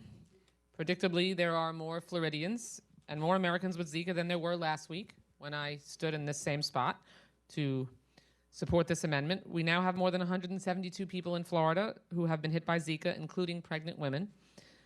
Dr. Tom Frieden, the director of the Centers for Disease Control and Prevention, met with the Florida delegation this morning. And Mr. Chairman, with all due respect, it's simply not accurate to suggest that the CDC and other public health agencies are able to do what they need to do with the resources that we've provided them and add to that the effort to combat Zika. I asked that question point blank, and Dr. Frieden specifically said they do not have the resources that they need in their budget to both combat Zika and the oncoming crisis that that they know this will grow into, and combat Ebola, and address the public health responsibilities that they have with the resources they have now. Dr. Frieden is a medical doctor and is one of the nation's leading epidemiologists, and he is completely hamstrung in his ability to do his job of keeping Americans safe from crises like Zika because Congress is unwilling to take these threats seriously. Sadly, the bill that the majority passed is not even close to meeting our needs in battling this public health crisis. If failing to adequately ensure the safety and well-being of one's constituents is not a dereliction of duty, then I don't know what the definition is. If failing to step up and make sure that we can not rob Peter to pay Paul, and make sure that we don't allow a health crisis like this to spiral out of control isn't a dereliction of duty, then I don't know what is. Recognizing that the majority in this body has failed to act, the CDC has now had to reprogram funds that would have otherwise gone to local health departments. These funds were taken from the public health and emergency preparedness grants, which help local and state and health departments strengthen their ability to respond to all types of public health incidents and build more resilient communities. Now, I know reprogramming is a favorite pastime of many of my colleagues on the other side of the aisle, but in the face of a growing crisis of this magnitude, we need more funding, plain and simple. It's been spelled out plain as day for us by our public health experts. We don't need to take funding that these localities already rely on and use it to pay for a crisis, leaving that normal funding hamstrung. We cannot, with good conscience, reprogram away the health of American citizens. Don't just take my word for it, though. In a survey of state, territorial, and directly funded city health representatives, more than 1/3 responded that the cuts to these funds may mean they have to lay off staff and that their overall ability to respond to Zika, in addition to their regular operations, would be compromised. That is not acceptable. It is outrageous. We cannot rely on accounts that are already stretched to their limits. And I urge this committee to support the full $1.9 billion President's emergency supplemental request, and I yield back the balance of my time. Labor, Health, and Human Services Chairman Tom Cole. Thank you very much, Mr. Chairman. Had we enacted what the president asked for 4 months ago, we would have precisely the same number of Zika cases today that we have.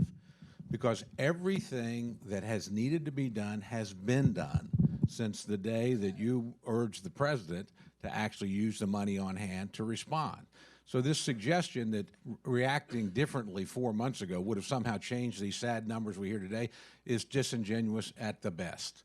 And frankly, those numbers will continue to increase. And if the president wanted to materially impact those numbers, actually he would impose a travel ban. And so because most of these cases, to this point, have been from people that traveled into the affected region and came back. I'm not suggesting, by the way, that the president do that. That's a pretty sweeping action. There's Olympics coming up. But if you want to change the numbers, that's the first thing you would do. Not ask for emergency funding. You would just stop people from going into a region where they're going to run into a lot of mosquitoes that are going to carry this dangerous and awful virus. Now, to restate something, a couple of points the chairman made, the president has had every resource that he's needed to this point. This body has passed legislation.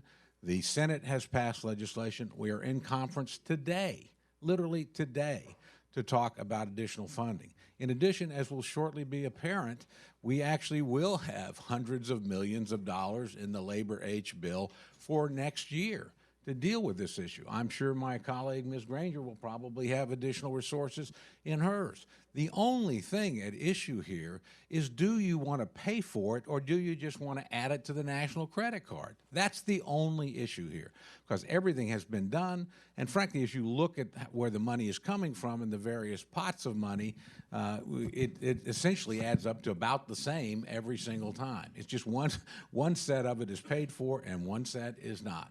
And that's the only issue at here. And again, to suggest that these cases would be different had we done what the president asked, that is not true. We would have exactly the same number. It's going to take a while to deal with this. It's not just a question of mosquito recession. It's going to take 18 months at the minimum to develop a vaccine.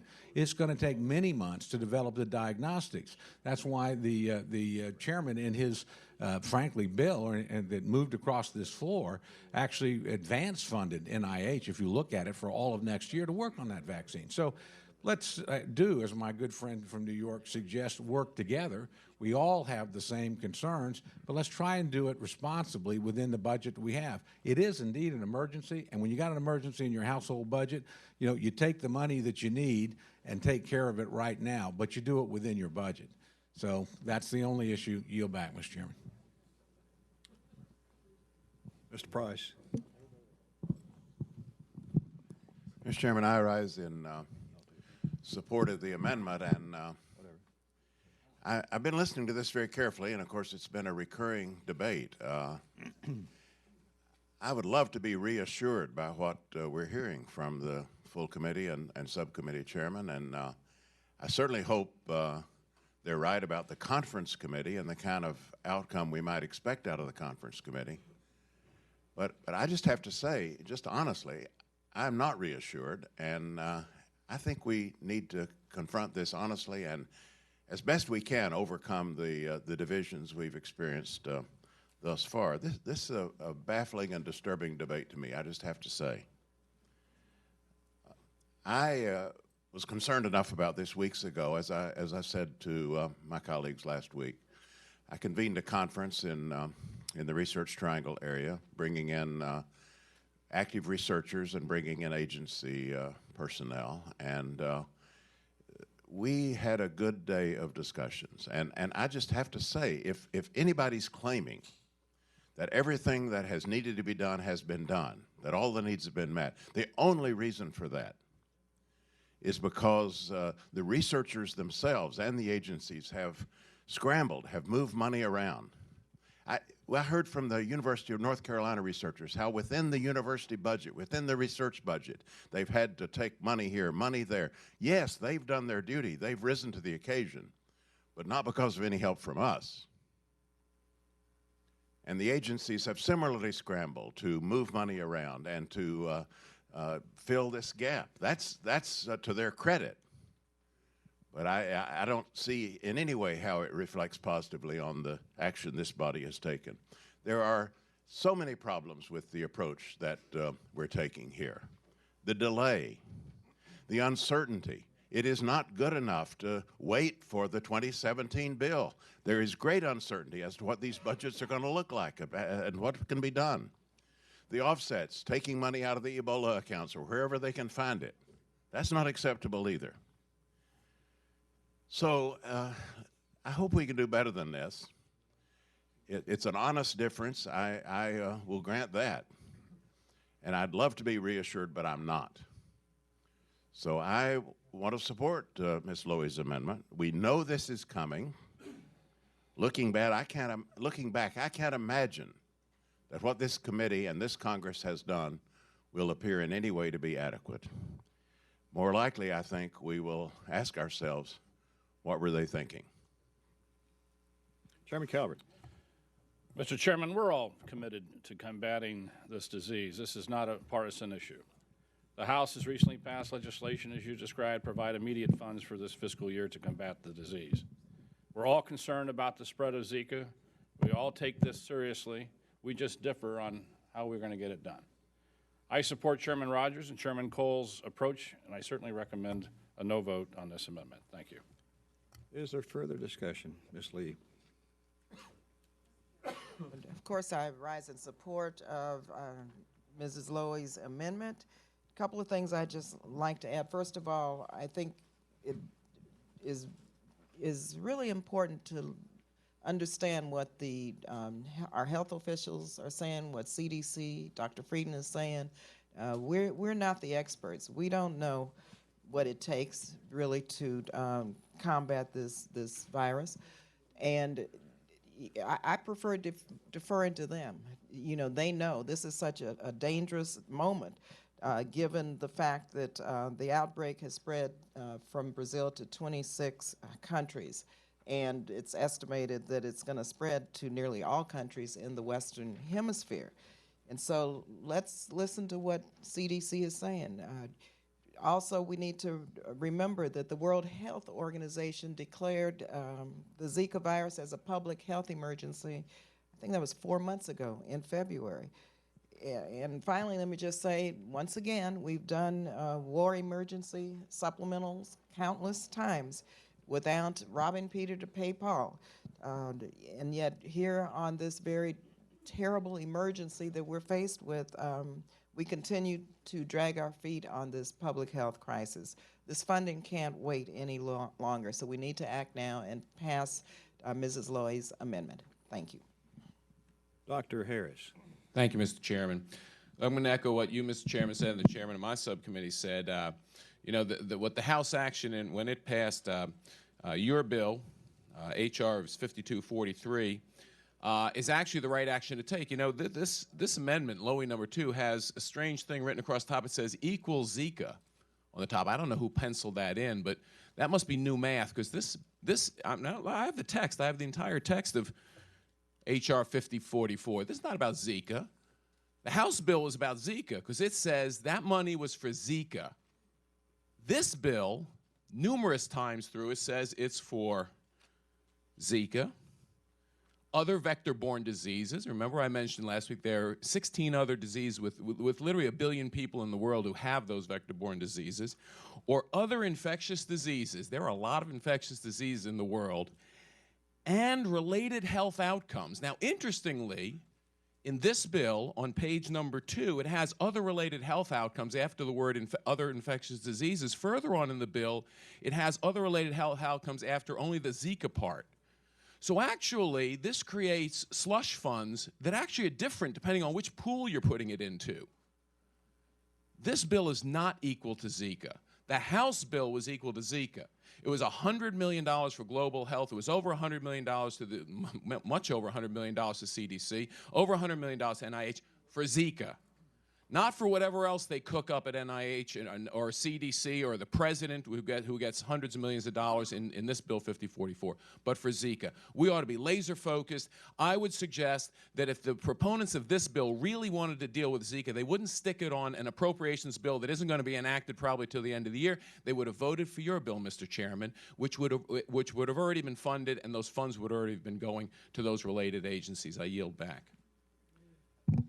Ms. Lowy is recognized to close.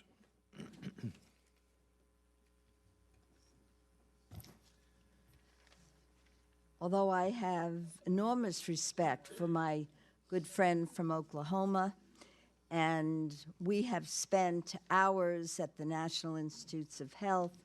We have spent hours talking with Dr. Frieden, and others may have their own views as to numbers and amounts.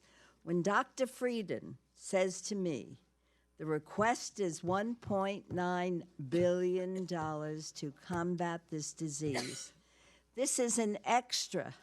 This is not an extra dollar in this request. This is $1.9 billion.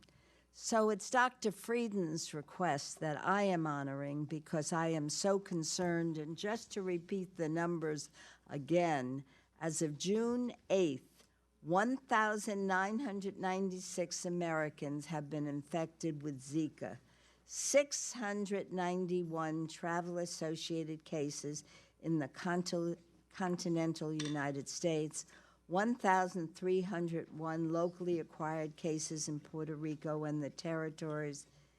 This is essential.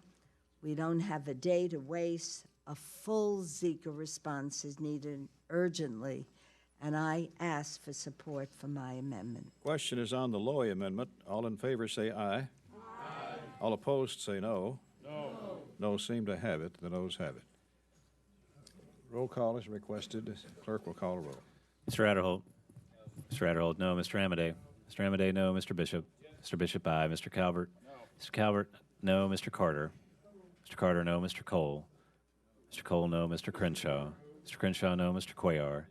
Mr. Cuellar, aye. Mr. Culberson. Mr. Culberson, no. Ms. DeLauro. Ms. DeLauro, aye. Mr. Dent. Mr. Dent, no. Mr. Diaz-Balart. Mr. Diaz-Balart, no. Mr. Farr. Mr. Farr, aye. Mr. Fattah. Mr. Fleischman. Mr. Fleischman, no. Mr. Fortenberry. Mr. Feelinghuisen. Mr. Feelinghuisen, no. Ms. Granger. Ms. Granger, no. Mr. Graves. Mr. Graves, no. Dr. Harris. Dr. Harris, no. Ms. Hera Butler. Mr. Honda. Mr. Honda, aye. Mr. Israel. Aye. Mr. Israel, aye. Mr. Jenkins. Mr. Jenkins, no. Mr. Jolly. Mr. Jolly, aye. Mr. Joyce. Mr. Joyce. Mr. Joyce, no. Ms. Capter. Ms. Capter, aye. Mr. Kilmer. Mr. Kilmer, aye. Ms. Lee. Ms. Lee, aye. Mrs. Lowy. Mrs. Lowy, aye. Ms. McCullum. Ms. McCullum, aye. Mr. Palazzo. Mr. Palazzo, no. Ms. Pingree. Ms. Pingree, aye. Mr. Price. Mr. Price, aye. Mr. Quigley. Mr. Quigley, aye. Mr. Ridgel. Mr. Ridgel, no. Mrs. Roby. Mrs. Roby, no. Mr. Rogers. Mr. Rogers, no. Mr. Rooney. Mr. Rooney, no. Ms. Robo-Allard. Ms. Robo-Allard, aye. Mr. Rufusberger. Mr. Rufusberger, aye. Mr. Ryan. Mr. Ryan, aye. Mr. Serrano. Mr. Serrano, aye. Mr. Simpson. Mr. Simpson, no. Mr. Stewart. Mr. Stewart, no. Mr. Valadeo. Mr. Valadeo, no. Mr. Visklosky. Mr. Visklosky, aye. Ms. Wasserman-Schultz. Ms. Wasserman-Schultz, aye. Mr. Womack. Mr. Womack, no. Mr. Yoder. Mr. Yoder, no. Mr. Young. Mr. Young, no. Are there members who wish to be recorded? Mr. Fortenberry? Votes no. Mr. Fortenberry, no. Stewart? Are there members who wish to be recorded or change their vote? Clerk will tally.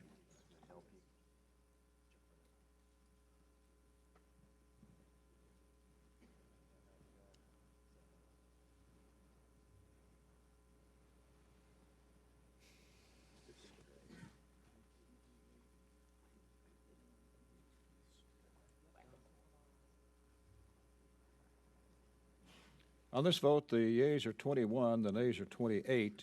The amendment is not agreed to. Mr. Serrano? Would it be proper for me at this time to take a second and ask unanimous consent to say a few words on an issue? Without objection. Thank you, Mr. Chairman. Forgive me for taking this time, my colleagues, but I want to thank members on both sides who participated on the vote on Puerto Rico last week.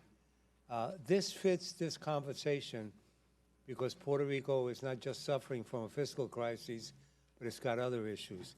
That bill last week, while controversial to some, sets us on a path, sets the island on a path to recover. And as I told a lot of people who were concerned about the bill, I said, it's in the best interest of the Congress to make sure this works. So you've got that support behind you. So I want to take this opportunity to thank you all and tell you that in the 26 years I've been in Congress and the 42 years I've been in public office, I've never been so emotional about a vote as I was about that one, and how much it means to me that you came to our aid and to the aid of a territory. Secondly, it fits today's conversation because Puerto Rico's suffering has grown. The Zika virus is in Puerto Rico. It is the epicenter under the American flag. And lastly, while every life is important and every life is worth the same as another life, understand also that 23 of the first 40 people to be identified in the Orlando massacre are from Puerto Rico, many who perhaps moved there because of the fiscal crisis, as they have been. The Orlando population has been growing dramatically from the island of Puerto Rico. So all these things just keep pounding the pain on a daily basis, and it means to me a whole lot. And I will never forget that in a very special moment, we came together as a nation, as a Congress, and voted without looking at parties, without looking at philosophies or ideologies, but simply to help fellow Americans. And this fellow American thanks you a lot. Thank you, Mr. Chairman. Mr. Stewart? Mr. Chairman, I have an amendment at the desk, Stewart number 1, and I'd ask that the reading be dispensed with. Without objection. Thank you, sir. And this amendment is really about one thing, and that is many of our love and appreciation for a majestic animal, and recognizing that I'm not the only one who feels that way. I'd like to especially thank my colleagues, Ms. McCollum and Mr. Israel, for their help and assistance and assistance of their staff in this amendment. As many of you know, because I've stated it many times, I come from a district and a state that is dominated by public lands. 67% of Utah, something like 80% of my district is owned and managed by the federal government. And the reality is that the decisions we make here in this committee have enormous impact on just everyday folks that I try to represent back in my district. There are today more than 67,000 wild horses and burros on public lands in the West. This is a number that is 2.5 times what the land can sustain. And the result of that is we have starving animals who are standing in the dust of destroyed prairie and destroyed rangeland. In addition, the BLM has another 43,000 of these beautiful animals that are sitting in stables and in corrals around the country. The number of horses, by the BLM's own estimate, the number of horses is expected to double over the next 4 years if this committee does not act. And a few weeks ago, the BLM sent out a press release saying that it was going to cost the agency $1 billion a year if we were not able to more adequately manage these horses, and the problem is just going to get worse. This amendment will start to deal with these numbers and allow the BLM to transfer some of these horses to other government agencies. And I would like to mention that it is based largely on the BLM's suggested language. I want to be absolutely clear, this amendment does not allow these horses to be slaughtered, i.e. they cannot be processed for commercial purposes. This is a step in the right direction, and it will give the BLM the tools they need to gain control of these horses and burros and to provide for their care. I care about these horses, as I know almost everyone, in fact, I would say everyone in this room cares about them as well. And if that's true, then I would ask your support of this amendment. And with that, Mr. Chairman, I yield back. Chairman Cabot? I'd like to thank Mr. Stewart and Mr. Israel for working together on this amendment. It addresses a real need of the Bureau of Land Management and ensures horses and burros are protected. And like my colleagues, I'm committed to working on this issue throughout the appropriations process. I support the amendment, and I urge my colleagues to vote aye. Mr. Israel? Thank you, Mr. Chairman. I want to thank Chairman Calvert, Ranking Member McCollum, and my friend Mr. Stewart for working together on this language. Since the BLM proposed this transfer provision, I've been very concerned that there were not adequate measures in place to protect some of the horses or burros transferred through the proposal from slaughter. Mr. Stewart and his staff, Cam Madsen and Brian Steed, have worked diligently with Brian Snyder in my office, with Ms. McCullum's office, and Ms. Lowy and Mr. Calvert's office, to find language that everybody could accept that prohibits these animals from being sent to slaughter. Now, I know that there were some last-minute concerns from some outside groups that some of these animals could fall through the cracks, and my office, along with Mr. Stewart's, will continue to work together on language until it is completely right, and we very much look forward to working with you, Mr. Chairman, and with the ranking member. So again, I want to thank Mr. Stewart for his leadership and his cooperation, and I urge the adoption of this amendment. Ms. McCullum? Thank you, Mr. Chair. I would like to commend both Mr. Israel and Mr. Stewart for working together on this, as well as the chairman of the subcommittee. This is a very serious issue and one that is not going away. This is just one step in which we can do a small portion to address the number of horses that that have been and burros that are out on these ranges.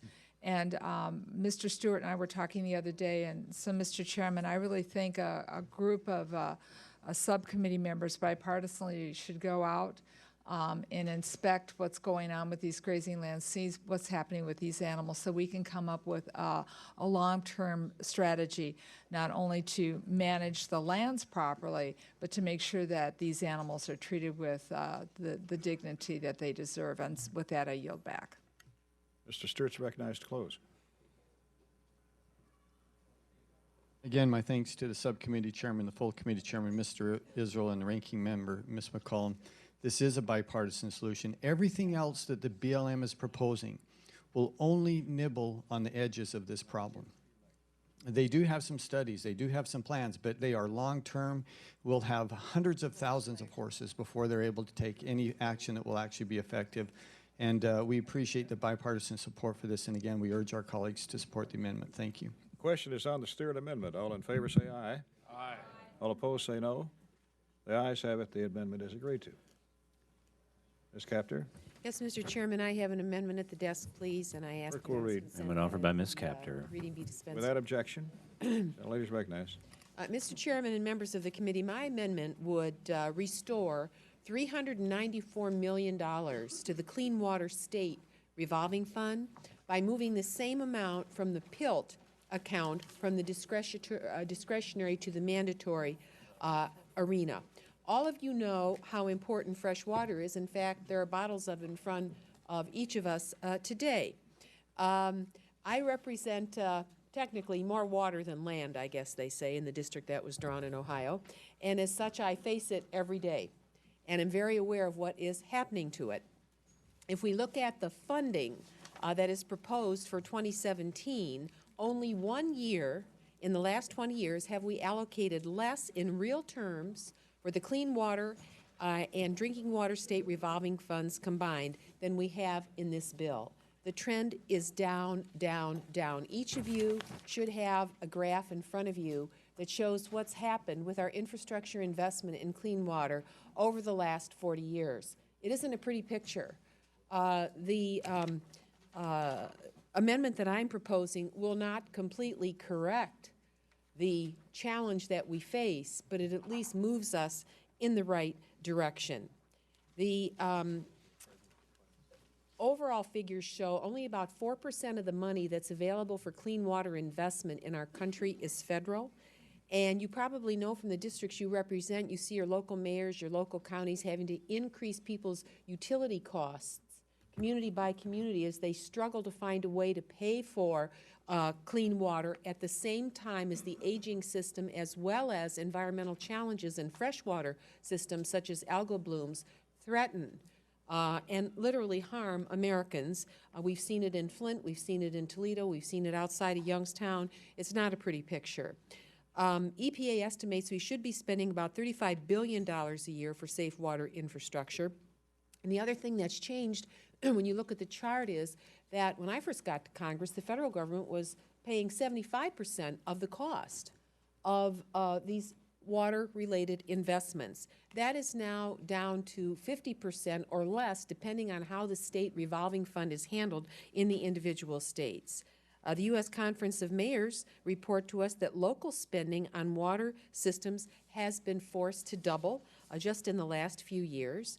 And I don't know if you know the costs. I'm going to just share this because Toledo, my hometown, that had the terrible water crisis 2 years ago, a city of about 300,000 people, a region of about 500,000, just last August had to pay an extra $400,000 on chemicals to treat polluted lake water filled with algal blooms.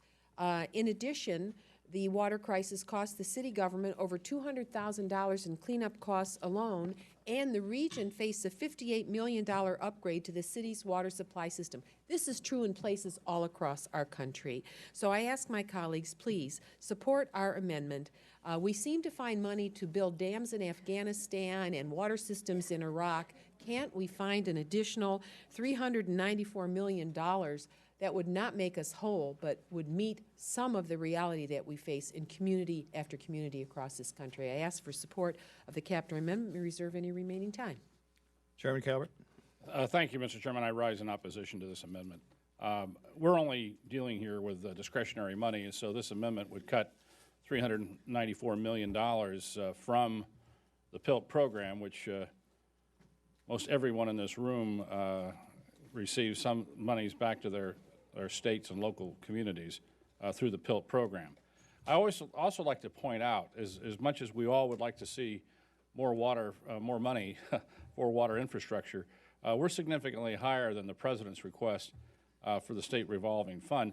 And in fact, we added money to a new program, the WIFIA program, which I'd like to get out there to the communities throughout the United States, which is highly leveraged. With $50 million in WIFIA money, it can be leveraged up to $5 billion in construction money nationally. So local communities can take advantage of that at the federal loan rate, bond rate, which is significantly lower, and get to work on building this necessary infrastructure. And I think this is an innovative way for us to meet the challenges, not just to Flint, but throughout the United States. So I appreciate the gentlelady's concern, but I think we're working toward a solution. So I oppose this amendment. Gentlelady may close. I thank you very much, Mr. Chairman, and I hope all communities in the country can qualify for that WIFIA money, but we can't fight between accounts as we face real crises and challenges that are in real time, including in regions that I represent. So I would ask for support of my amendment, and I yield back my remaining time. Question is on the capture amendment. All in favor say aye. Aye. All opposed say no. No. No seem to have it. The noes have it. The Mr. Chairman? amendment is not agreed to. Roll call is requested. Clerk will call the roll. Mr. Adderholt. Mr. Adderholt, no. Mr. Amadei. Mr. Amadei, no. Mr. Bishop? Yes. Mr. Bishop, aye. Mr. Calvert? No. Mr. Calvert, no. Mr. Carter? Mr. Cole? Mr. Cole, no. Mr. Crenshaw? Mr. Crenshaw, no. Mr. Cuellar? Mr. Culberson? Mr. Culberson, no. Ms. DeLauro? Ms. DeLauro, aye. Mr. Dent? Mr. Dent, no. Mr. Diaz-Balart? Mr. Diaz-Balart, no. Mr. Farr? Mr. Farr, aye. Mr. Fatah? Mr. Fleischman? Mr. Fleischman, no. Mr. Fortenberry? Mr. Fortenberry, no. Mr. Frelinghuysen? Mr. Frelinghuysen? No. Mr. Frelinghuysen, no. Ms. Granger? No. Ms. Granger, no. Mr. Graves? Mr. Graves, no. Dr. Harris? Dr. Harris, no. Ms. Hero Butler? Mr. Honda? Mr. Honda, aye. Mr. Israel? Mr. Israel, aye. Mr. Jenkins? Mr. Jenkins, no. Mr. Jolly? Mr. Jolly, no. Mr. Joyce? Mr. Joyce, no. Ms. Capter?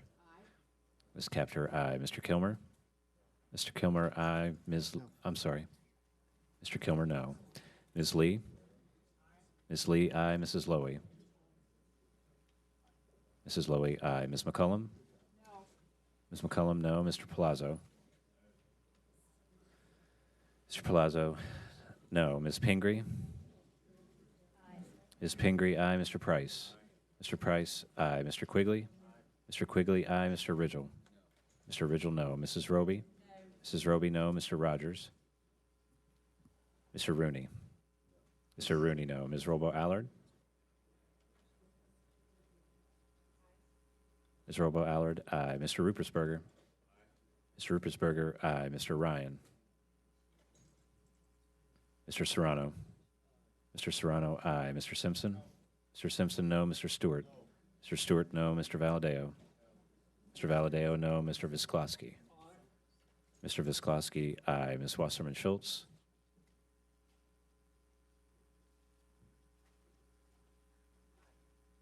Ms. Wasserman Schultz, aye. Mr. Womack? Mr. Womack, no. Mr. Yoder? Mr. Yoder, no. Mr. Young? Mr. Young, no. Judge Carter. Mr. Carter, no. Mr. Cuellar. Mr. Cuellar, aye. Need further votes. Mr. Rogers, aye for the chairman. Should be a no. No, for the chairman, excuse me.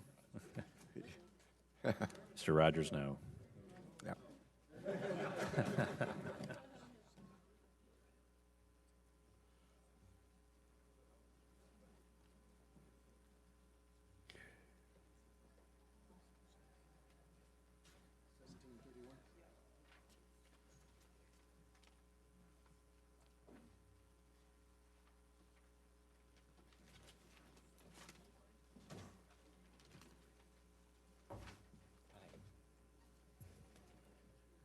On this vote, the yeas are 17, the nays are 31. The amendment is not agreed to. Ms. McCollum? Excuse Or me, Mr. we'll Chairman. read. I have an amendment at the desk. It'll be McCollum 2, and I'd ask that it be considered as read. Without objection. And Mr. Chairman, I would like you to know that I'm going to be withdrawing this amendment, but I would like to speak to it. I believe that this amendment would allow both sides to meet an objective. It would permit the sale of disposable water bottles while easing the financial burden associated with recycling. Currently, Section 221 of the bill establishes a policy on what we on how the park is proceeding on water bottles. Now, the National Park Service has been implementing around the country voluntary discontinuing the sale of disposable plastic water bottles to reduce waste streams and to be more sustainable. And unfortunately, somehow or another, the policy has come into a fight about whether or not this is about, it's a good idea that we have tap water available for families to use to fill bottles. But what I have been witnessing in conversations that I've been having with the Park Service and at our wildlife refuges is that where we have plastic bottles available, we now have the inability for the Park Service or for the Wildlife Refuge to have those recycling collections picked up without it being a cost to the taxpayers. So I offer, and I'm withdrawing this amendment, to work with the chairman and with others around here so that we at least start talking about people paying the actual fee for disposing of these plastic bottles. I think it will encourage more people to bring their own bottles for water and refill them at the same time. So I think that there is room for compromise in this discussion and on how we ban the use of plastic bottles would be fine with me altogether, but I know that that's not a reality that's going to be happening. And so I want to work with the chairman and others to at least give the Park Service the opportunity to be able to collect a recycling fee so that the taxpayers are not paying to recycle all this plastic waste, and to, and my hope would be to get it out of the waste stream altogether. And with that, I yield back, and I thank the chairman.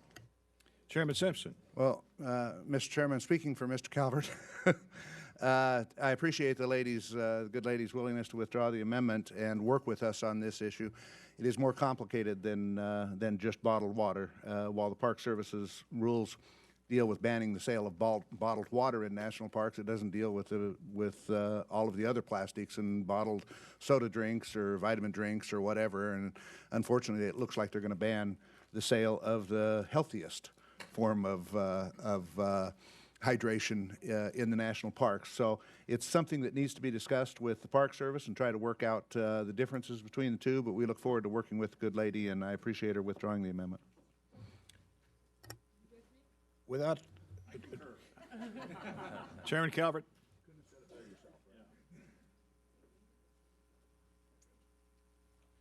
Chairman. I appreciate the gentlelady's amendment, understand her concern, and look forward to working with her in the future, and thank you for withdrawing the amendment. Without objection, the amendment is withdrawn. Mr. Fortenberry.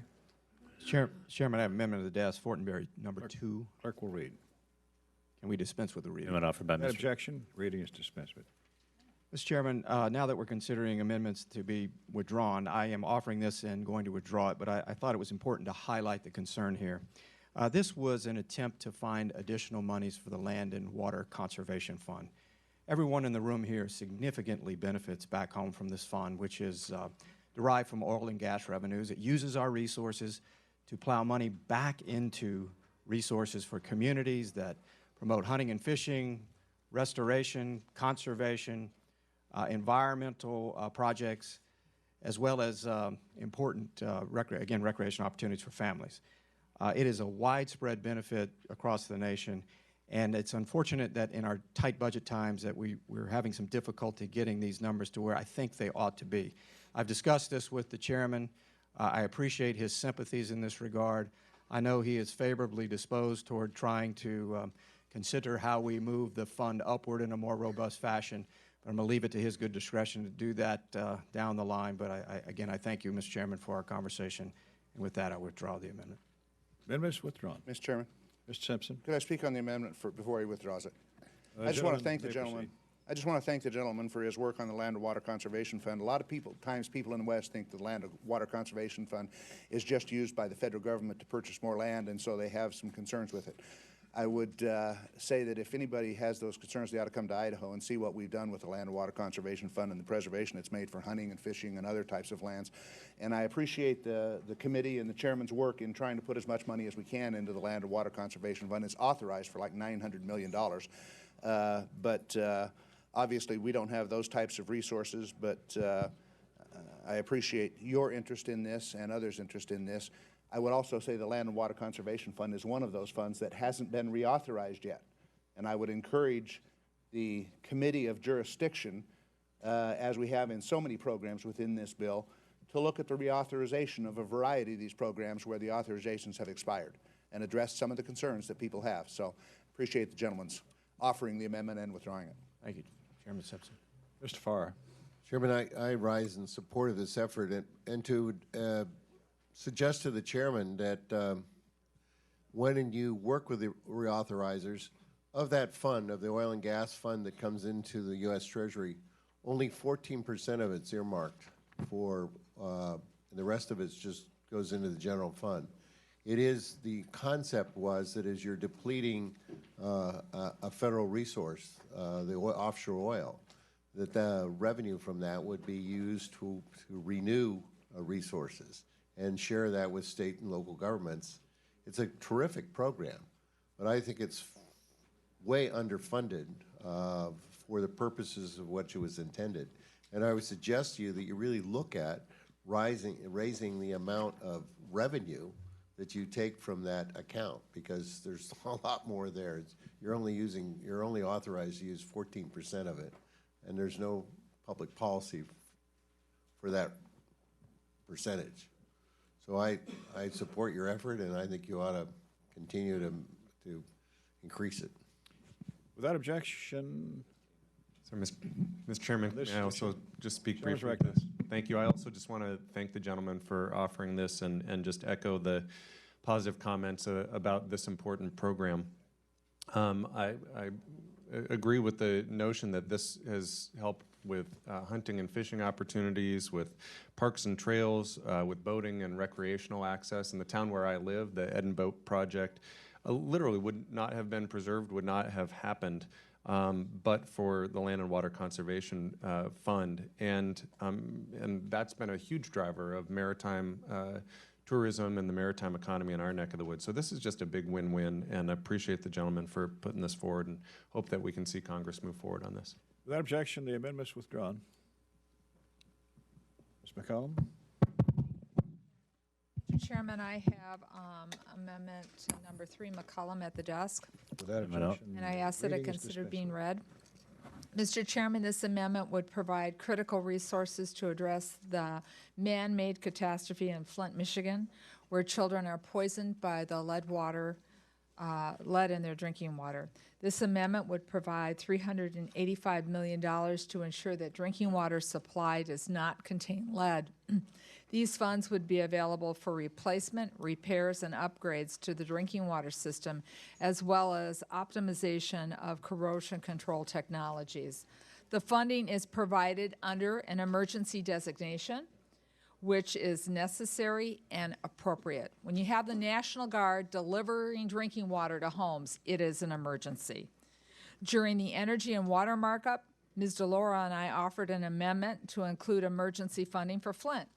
At that time, the majority opposed the amendment and said it should be dealt with during the consideration of the Interior bill. So I'm bringing it up today. My amendment only deals with providing the emergency funding of Flint's water infrastructure, so the majority should have no issues regarding jurisdiction. And I expect that during the labor HHS markup, we will deal with addressing the tremendous health and education needs that the children of Flint are facing as they overcome lead poisoning. The Interior bill does not provide a penny that is targeted specifically for Flint, Michigan. To this day, the residents of Flint still do not have safe drinking water available from their tap. So it's time for us to act and to provide Flint with the necessary funding to rebuild its infrastructure so that the residents have the necessary safe water to drink. So I urge my colleagues to act now and to support my amendment. With that, I yield back. Chairman Calvert? Yes, Mr. Chairman, I rise in opposition to this amendment. It proposes to add funding that's off budget and not paid for. I'd like to take a few moments again, though, to review what the Interior bill already includes, which is fully paid for.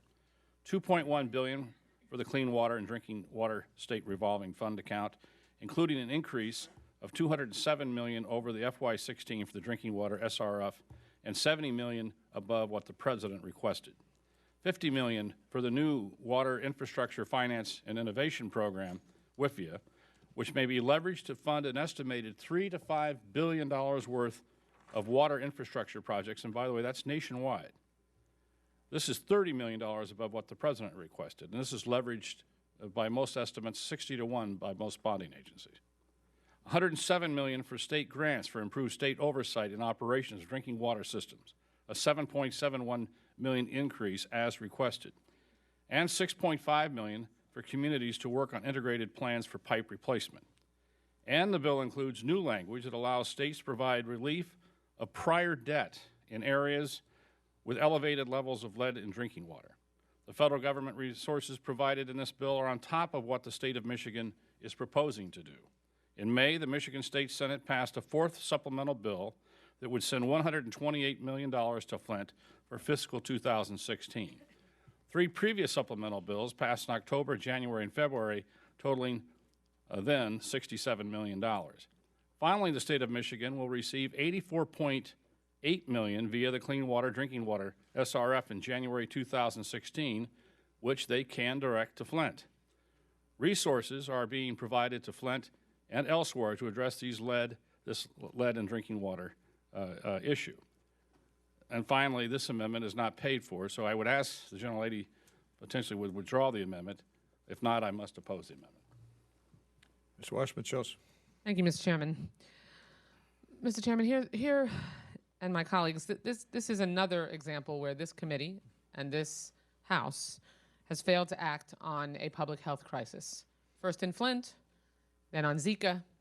And, I'll just remind my colleagues that both crises affect children. I mean, both crises have mothers who are needing to look into their children's eyes and wonder how it is they could have made sure that that this crisis did not befall them.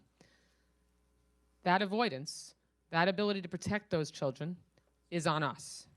As Americans suffer, this institution, and specifically the majority's inaction, is utterly unconscionable. I visited Flint in March and spoke to families exposed to lead in their water and whose children may have been poisoned. As a mother, I just can't even wrap my mind around the idea that if my children were exposed to poison, to lead, in the water that they had been drinking for months, that the devastating health effects on them and potentially their future children was completely avoidable. We have a situation that is a crisis where there are long-term impacts on these kids. We know lead poisoning can seriously impair brain development and have consequences that last a lifetime and last beyond that individual's lifetime. We know that it is a frightening prospect to deal with. How do you tell a mother that her 1-year-old child will be permanently affected by this? And how have we as a Congress responded? With silence, despite the long list of funding for lots of other things that supposedly can be redirected to Flint.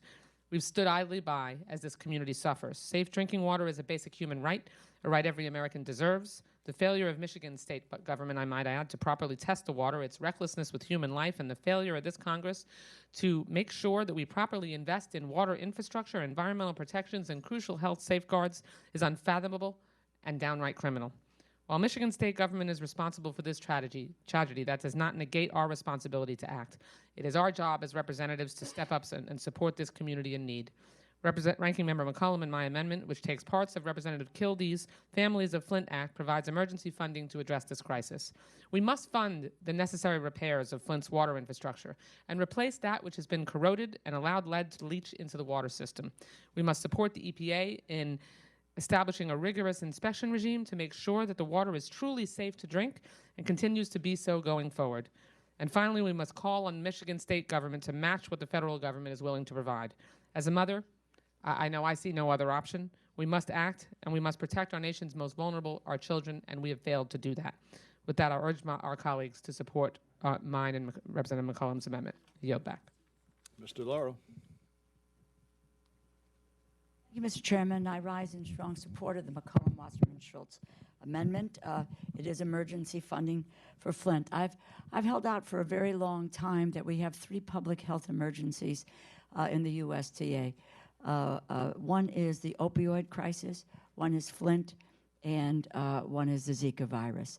And to your credit, Mr. Chairman, you have focused very carefully on the opioid crisis and have provided an opportunity for us to try to address it. I think you and I would agree, and others would agree, that we need to clearly do more to make sure that we move forward.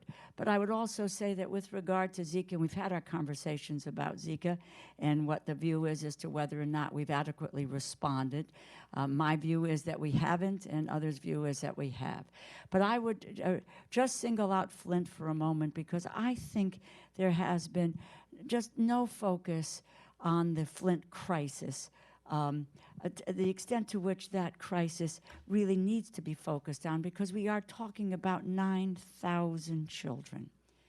9,000 children who have been poisoned by lead.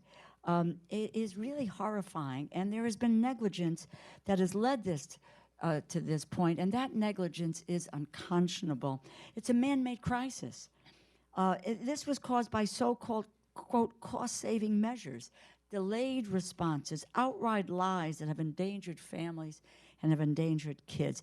You know, again, the sciences. I'm not a doctor, I'm not a scientist, but they tell us that there is no amount of lead that is safe for children to consume. And the repercussions of lead poisoning last a lifetime. Since April 2014, thousands of Flint residents, including those 9,000 kids, were exposed to dangerous levels of lead and other contaminants in their public drinking water. Children are of particular concern. Those under the age of 6 are especially vulnerable to lead poisoning because of their nervous systems. They're still developing because their body mass is so small. They ingest more lead per pound than adults do. It is about brain and nervous system concerns. It's serious. There is irreversible damage with this kind of exposure. We have an opportunity to focus on this crisis. And we talked about it the last time that I introduced an amendment that this was the appropriate committee in which we ought to make this a kind of a request.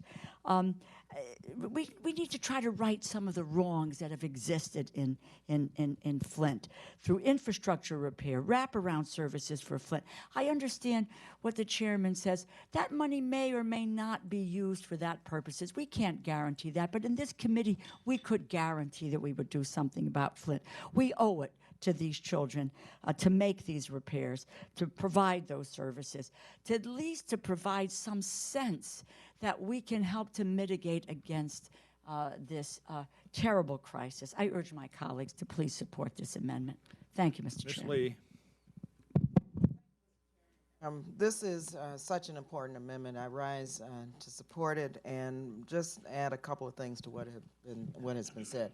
Several of us visited Flint and listened to the residents who have been traumatized by the unfortunate government decisions.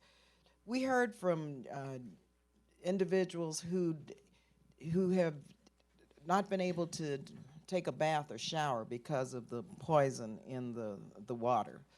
And of course, as been stated earlier, the poisoning of the children and adults. There was an individual who had diabetes and had amputations as a result of the effects of the poison in the water.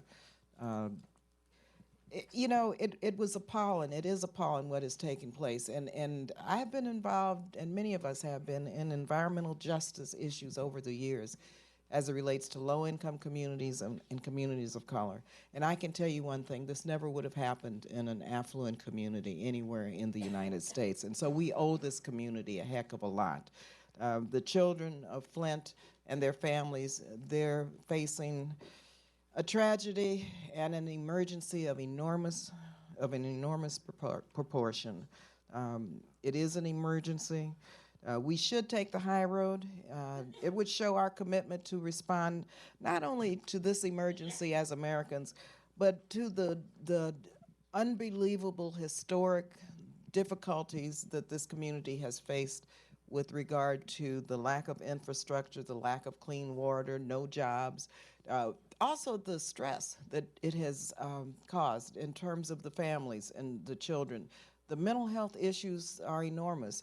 People need a lot of support. They need a lot of counseling. They need a lot of help. Our agencies have responded in a big way, but they need the resources to really address this. And so we need to really step up today, support this amendment, and recognize that the people of Flint deserve better, and they deserve for their country to stand up for them. It could happen anywhere in the United States where you have low-income communities and communities of color that have been neglected for many, many years. So it's time that we understand that and do the right thing. Thank you. Ms. McCollum may close. Thank you, Mr. Chair. Well, as I stated earlier, the funding in our allocation is limited, and we have a difficult time meeting the core needs of the EPA and other agencies in the Interior Subcommittee jurisdiction. And as the chair pointed out, there are some innovative possible ways in which Flint could maybe acquire some funding to offset some of the issues in dealing with getting the lead out of their water. However, let's be clear, a federal state of emergency was declared for Flint, and it is appropriate to fund a federal response through emergency designation. It is unconscionable to me that in America, the richest country in the world, there are children whose physical and cognitive development is being harmed because they lack access to clean drinking water, a basic human right. Mr. Chairman, we need to act quickly. We need to act now, and we need to provide emergency funding to address the Flint crisis. So I urge my colleagues to support this amendment, and Mr. Chair, I will be asking for a roll call. Question is on the McCollum amendment. All in favor, say aye. Aye. All opposed, say no. No. Noes seem to have it. The noes have it. The amendment is not agreed to. Roll call is requested. Clerk will call the roll. Mr. Adderholt. Mr. Adderholt, no. Mr. Amade. Mr. Amade, no. Mr. Bishop. Mr. Calvert. No. Mr. Calvert, no. Mr. Carter. No. Mr. Carter, no. Mr. Cole. Mr. Cole, no. Mr. Crenshaw. Mr. Crenshaw, no. Mr. Cuellar. Mr. Cuellar, aye. Mr. Culberson. Mr. Culberson, no. Ms. DeLauro. Ms. DeLauro, aye. Mr. Dent. Mr. Dent, no. Mr. Diaz-Balart. Mr. Diaz-Balart, no. Mr. Farr. Mr. Farr, aye. Mr. Fatah. Mr. Fleischman. Mr. Fleischman, no. Mr. Fortenberry. Mr. Fortenberry, no. Mr. Frelinghuysen. Mr. Frelinghuysen, no. Ms. Granger. No. Ms. Granger, no. Mr. Graves. Mr. Graves, no. Dr. Harris.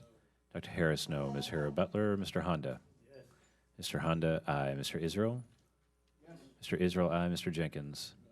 Mr. Jenkins, no. Mr. Jolly. Mr. Jolly, no. Mr. Joyce. Mr. Joyce, no. Ms. Capter. Ms. Capter, aye. Mr. Kilmer. Mr. Kilmer, aye. Ms. Lee. Ms. Lee, aye. Mrs. Lowy. Aye. Mrs. Lowy, aye. Ms. McCollum. Aye. Ms. McCollum, aye. Mr. Palazzo. Mr. Palazzo, no. Ms. Pingree. Ms. Pingree, aye. Mr. Price. Mr. Price, aye. Mr. Quigley. Mr. Quigley, aye. Mr. Ridgel. Mr. Ridgel, no. Mrs. Roby. Mrs. Roby, no. Mr. Rogers. No. Mr. Rogers, no. Mr. Rooney. No. Mr. Rooney, no. Ms. Robo-Allard. Ms. Robo-Allard. Mr. Rupesberger. Aye. Mr. Rupesberger, aye. Mr. Ryan. Aye. Mr. Ryan, aye. Mr. Serrano. Mr. Serrano, aye. Mr. Simpson. Mr. Simpson, no. Mr. Stewart. Mr. Stewart, no. Mr. Valadeo. Mr. Valadeo, no. Mr. Visklosky. Mr. Visklosky, aye. Ms. Wasserman Schultz. Ms. Wasserman Schultz, aye. Mr. Womack. Mr. Womack, no. Mr. Yoder. Mr. Yoder, no. Mr. Young. Mr. Young, no. Are there members who wish to be recorded? Mr. Simpson? Sorry. that's really a slight. Jim is recognized. Mr. Bishop, aye. Mr. Robo-Allard. Ms. Robo-Allard, aye. Other members wish to be recorded or change your vote? Clerk will tally.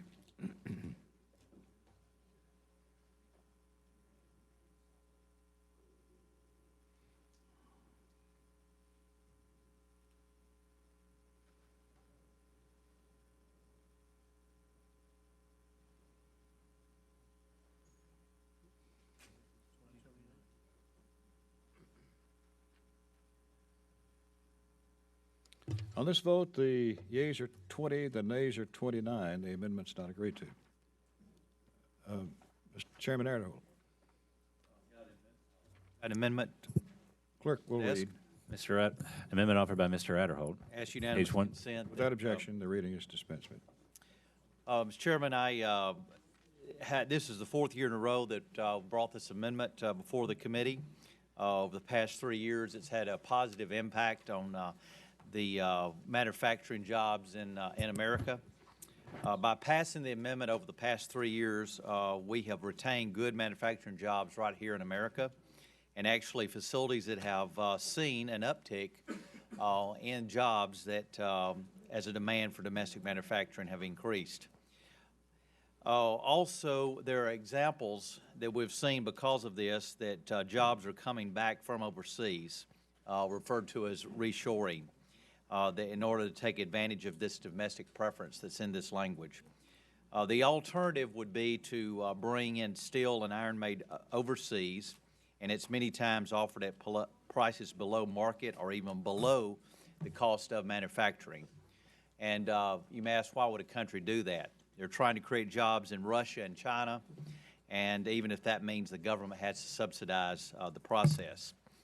The creation of American jobs is the reason why this amendment is needed to preserve the Buy American language that has prevailed each year that myself and my colleague and friend from Indiana, Mr. Misklosky, have offered this amendment. So let me say I appreciate the committee's support for this language in the past, and I ask you to again adopt it as we continue to try to make a difference in not only retaining but also in growing manufacturing jobs here in the United States. And I yield back.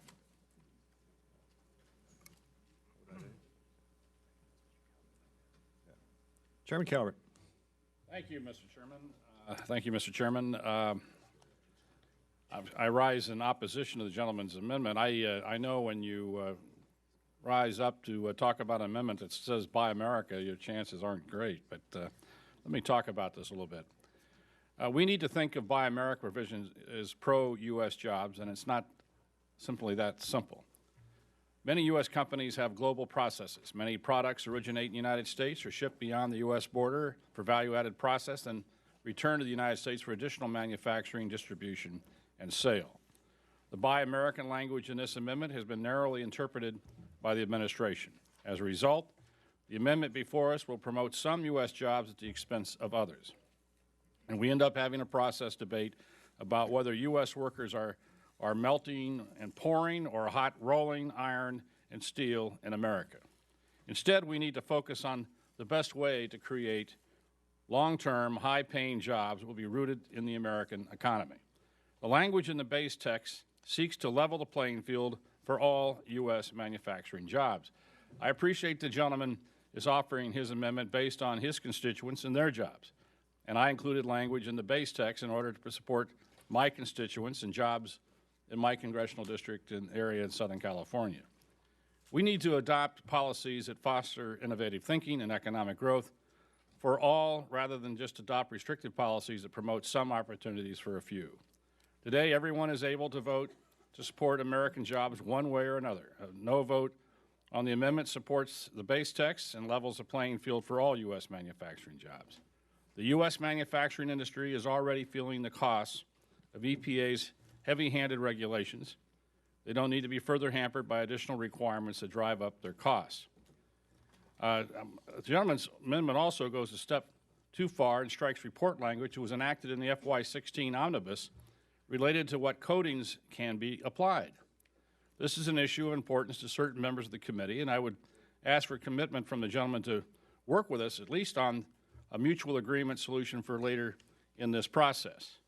It's my hope that members will continue to work to find flexibility within this policy so that we're supporting all U.S. jobs. Thank you, Mr. Chairman. Ms. Robert Adler.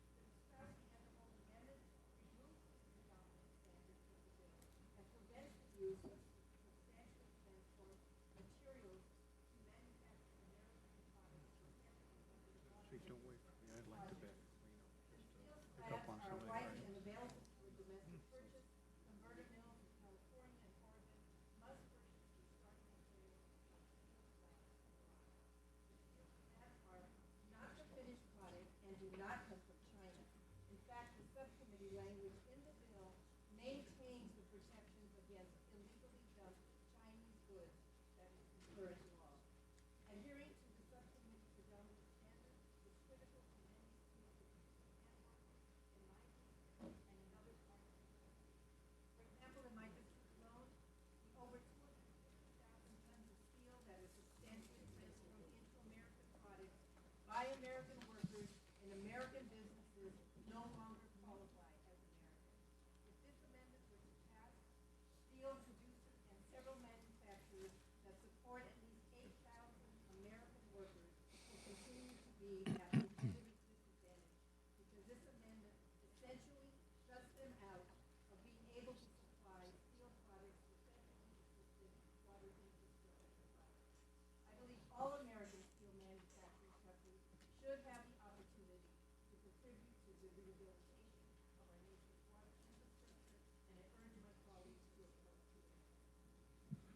Is there, Ms. Roby? Mr. Chairman, I rise in support of Mr. Adderholt's amendment. The laws of our country, especially the purchasing power by the federal government, should always work to maintain an open and fair process to our businesses and manufacturers in America. The infrastructure of our nation is used by our citizens. It's paid by our citizens' tax dollars, and it should be built by our citizens. I'm proud to be a supporter of the Buy America provisions that support a robust manufacturing industry. It's a pretty simple concept. We buy American to support the workers here in this country. I'm proud to represent a state with a strong iron and steel industry, and I'm proud to go to bat on behalf of the workers that industry supports, and I yield back. Ms. Capter? Yes, Mr. Chairman, I rise in support of the amendment, and it merely seeks to restore the Buy America policy as it has functioned for more than 3 decades. And keep in mind that our country annually bears a gigantic trade deficit, over $500 billion a year, costing us jobs coast to coast, and the major cause of incomes not rising in this country, I might add. And we're facing a global market with steel overcapacity. We have a responsibility to defend and protect a very vital element of our defense industrial base, and that means both up and down the supply chain of steel. I had the bizarre experience in my district of going to meet with workers who were being pink-slipped at steel plants across the coast of Lake Erie at one port in Lorraine, and then I went in the same morning to the port of Cleveland, where I saw the first ship come in with imported steel from another country, and I thought, does anybody connect this picture? And so I think this is a moment with global overcapacity that we have to be especially sensitive to what is happening in the steel industry in our country. We have many companies like Republic, ArcelorMittal, U.S. Steel, all of them are in a very difficult moment right now, and our own institutions like the International Trade Commission can take up to 3 years to decide a case, usually in favor of the American manufacturer, but by then everybody's out of work and the contracts have been lost. So I think Mr. Adlerholt has a very worthy amendment. I strongly support it, and I ask my colleagues to do the same to ensure that future products are unquestionably American throughout. Thank you. Chairman Cole? Thank you very much, Mr. Chairman. I want to rise in support of the gentleman's amendment, which I appreciate very much. I understand there's a lot of complexities, and you can look at who's getting up and speaking on what side of the issue to understand this is not a normal partisan or even philosophic debate. But it does involve some important principles. Principle number one, American taxpayers ought to be creating jobs in America. That's what they want us to do. Number two, I'll admit right up front, I've got a foundry that employs 400 people in Ardmore, Oklahoma. Absent this language, they'll drop to double digits and literally lay hundreds of people off. Now, absent the gentleman's language, every hydrant in America, every valve could be made overseas and paid for by American taxpayers while we support jobs abroad. And I just think in this case, it's unconscionable. I appreciate the gentleman offering the amendment. I know it's a difficult amendment sometimes. It's a dispute between friends, but at the end of the day, jobs matter, and the manufacturing industry is important, and this is a way that we can legitimately sustain them with the tax dollars that they and their employees generate by the hundreds of millions of dollars for the federal government. With that, I yield back, Mr. Chairman. Mr. Abbott? Thank you, Mr. Chairman. It's always nice to be standing between two subcommittee chairmen on an issue and going, let me see. Anyhow, nobody leave the room and think that I believe anybody in here is opposed to using U.S. steel to manufacture valves, pipes, hydrants, stuff like that. I don't think there's any argument about that at all. I think the devil is in the details, and I'll give you an example. The chairman alluded to coatings. And since everybody's talking about their district, we've got folks in my district who make fire hydrants and valves. They make them out of American steel, no doubt about it, don't want to do anything other than that. At one point in the process, they send it overseas to have it rubber coated, and then they bring it back and then they manufacture it. Under the language that this committee adopted 2 years ago, that's all fine. They can this is an important part, qualify to sell their products under the EPA regulations. Don't forget that phrase, the EPA regulations, for infrastructure projects for water projects throughout the nation. And so the concern is this, and I would hope you all share it, and I want to thank my colleague from Alabama for saying, hey, we'll work on this between now and when we get there. But here's the problem. Does anybody here think it's a good idea to have the administrators at EPA picking winners and losers in the Buy American Act and deciding whether, not the steel, but whether or not you have vulcanized rubber coatings in the valve complies with the Buy American Act? And I'm not trying to pick on the EPA because I know there's people that have already done that and people who take offense to that. So we don't want to do that. I would just suggest that the Environmental Protection Agency picking winners and losers in the market in the Buy American Act, whether or not the steel's all from America, is probably not a sound management move. And so I will yield back, Mr. Chairman, and I want to thank the gentleman from Oklahoma for recognizing that and agreeing to work on that. Thank you. Ms. McCollum. Thank you, Mr. Chairman. I stand in support of the amendment offered by the gentleman. I come from a state that mines the ore. And so the steel dumping that people are talking about not only affects manufacturing, but it affects mining. It affects mining. It affects jobs that quite often aren't discussed when we're talking about this regulation. This so-called substantial transformation provision undermines the intent of Buy American. For example, as has been pointed out, the compliance of a pipe would only require that the last manufacturing step of the final roll and welding occur in the United States. But none of the prior manufacturing steps, and I would include the mining steps, need to occur in the United States.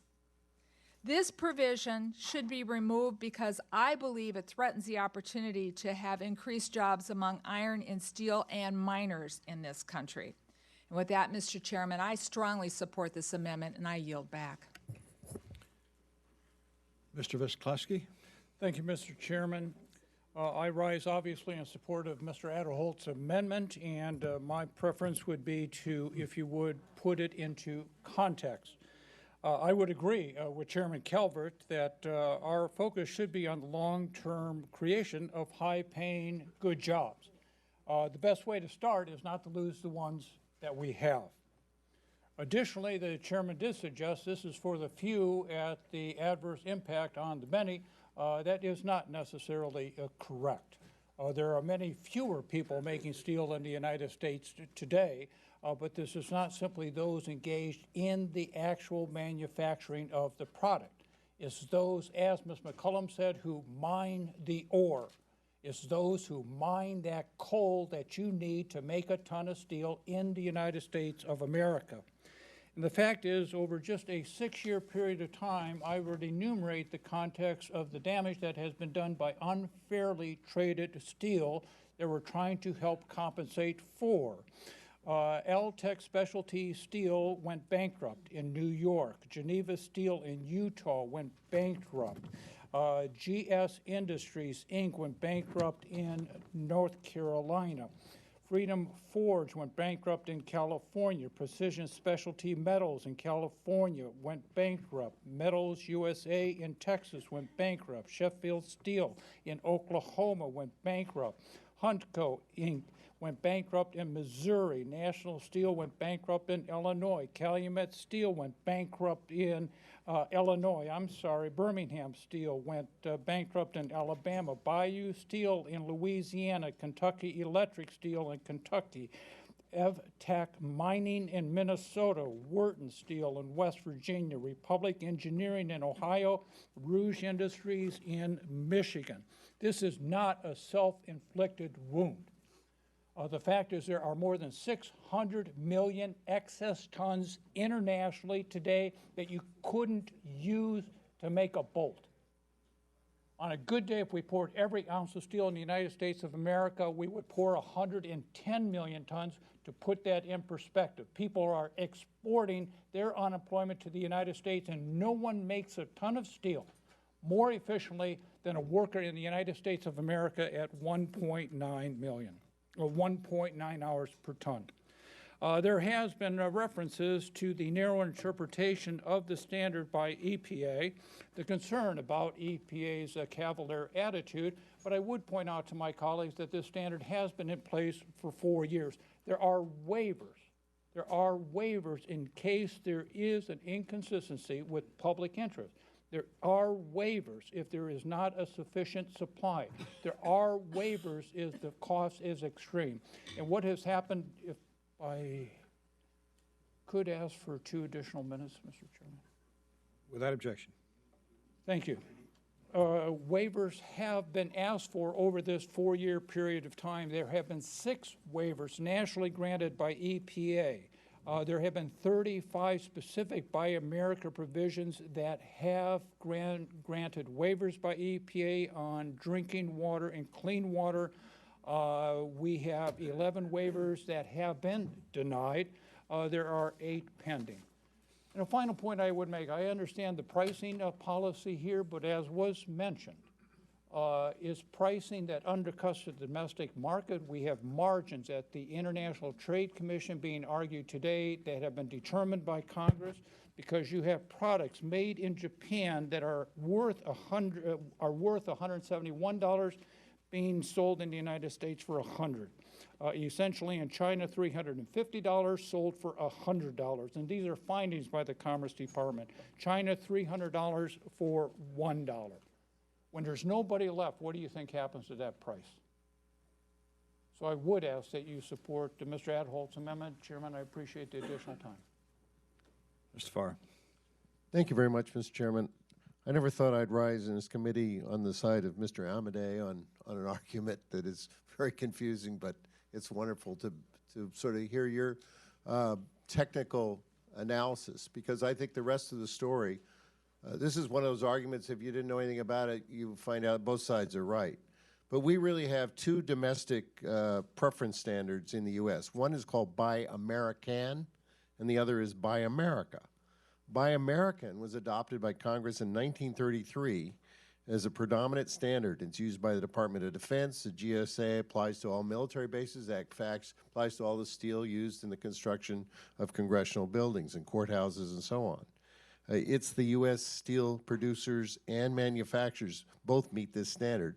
It protects U.S. manufacturers against foreign competition.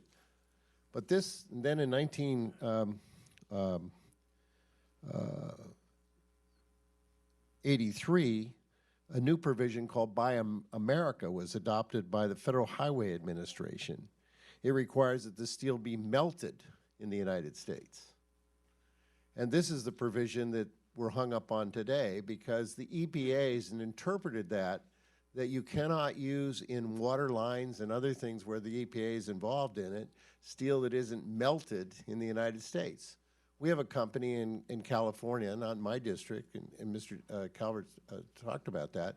It plays about, if you take the longshoremen who support the Calvert position, a labor union that supports it, is that on this provision, it prevents the steel plating, the big, huge steel plates that they manufacture pipes and tanks.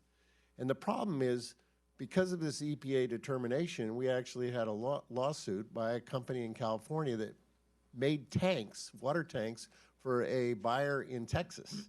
They built the whole tanks, put the whole system in, and then were sued in court because the tank's steel wasn't melted in the United States. This is just wrong. What we want to do is have jobs for all Americans, not just to protect them in one region at the expense of another. We ought to go back to the standard we always used, which is the language in this bill, which the amendment would upset. So I'm in strong opposition to the amendment. I think it's best for employing all Americans, but let's buy jobs for all Americans, not just a few Americans. Support Mr. Calvert's position, vote no on the bill. Chairman Adderholt is the amendment. recognized to close. Thank you, Mr. Chairman. First of all, let me say, good people can disagree on this, and regarding Mr. Amadei, let me say that we will certainly do everything we can to try to work with you as we move forward on this, as I had mentioned to you early. One thing about this amendment is it has bipartisan support. It also has bipartisan opposition, but I will say that at the end of the day, it's about American jobs, and this language has passed the committee before, but I appreciate working with my colleague from Indiana on this, and we look forward to trying to just have a positive impact on American manufacturing jobs overall. And again, let me just reiterate that with Mr. Amadei, we will certainly do what we can to try and accommodate as we move forward on this legislation. So I appreciate support of the amendment. Question is on the Adderholt amendment. All in favor say aye. Aye. All opposed say no. No. The ayes have it. Amendment is agreed to. Mr. Kilmer. Thanks, Mr. Chairman. I have an amendment at the desk, Kilmer number 1. We'll read. Amendment offered by Mr. Kilmer. To waive the reading. Without objection, the reading is waived. Thanks, Mr. Chairman. My amendment aims to protect the American taxpayer and our national wildlife refuges by ensuring that the costs that are recovered from those who vandalize or otherwise violate lands within the refuge system are actually retained by Fish and Wildlife, by the Fish and Wildlife Service to pay for the damage and for restoration. All you need to do is look at what happened during the 41-day occupation of the Malheur National Wildlife Refuge to understand why this matters. The current cost to the American taxpayer of that occupation is $6.9 million, almost 3 times the annual appropriation to that refuge. If we do nothing, resources will have to be redirected from deferred maintenance and other sources to pay the bill. And that'll take away from critical programs that help our rural communities, like visitor outreach and education programs, hunting and fishing activities, and the control and eradication of invasive species. The service is in the process of assessing the damages to both the natural and cultural resources at Malheur, which they anticipate will be significant. This cost will increase the burden on the American taxpayer unless this language is included in the bill, directing recovered costs from the responsible party to go to the service to take care of the loss. So this language requests permanent authority for the service, similar to the permanent authority that the National Park Service and that NOAA already have. The CBO says this proposal will result in no net score in budget authority or in outlays. And I thank you, Mr. Chairman. I yield back. Chairman Calvert. I rise in opposition to the gentleman's amendment. The amendment would insert legislative authority for Fish and Wildlife Service to recoup their repair and restoration costs from anyone caught damaging national wildlife refuge land or property. The current policy authorizes the federal government to collect fines for damages, but those funds go to the Treasury instead of going into repair of the actual damages for which the fines are collected. I'm not necessarily opposed to the concept, but by authorizing the authorizing committee of jurisdiction has raised legitimate concerns and should be afforded the right to scrutinize this proposal under regular order. For example, by allowing Fish and Wildlife Service to keep and spend the fines they issue, there's legitimate concerns about potentially incentivizing fines. This is why the BLM and Forest Service do not have this authority. Anyone who violates federal law on wildlife refuge can and should be held accountable through our justice system. Criminal penalties are already available and are issued on a regular basis. In addition, it's not known how the new authority proposed by the service would interact with existing federal, state, and local laws and criminal penalties.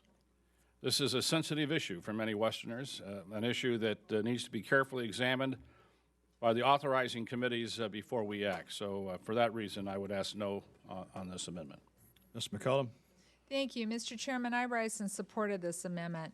This legislative proposal has been included in the past 3 Fish and Wildlife Service budget justifications, and the House Natural Resource staff and legislative assistants have been briefed on it each year when the budget comes up.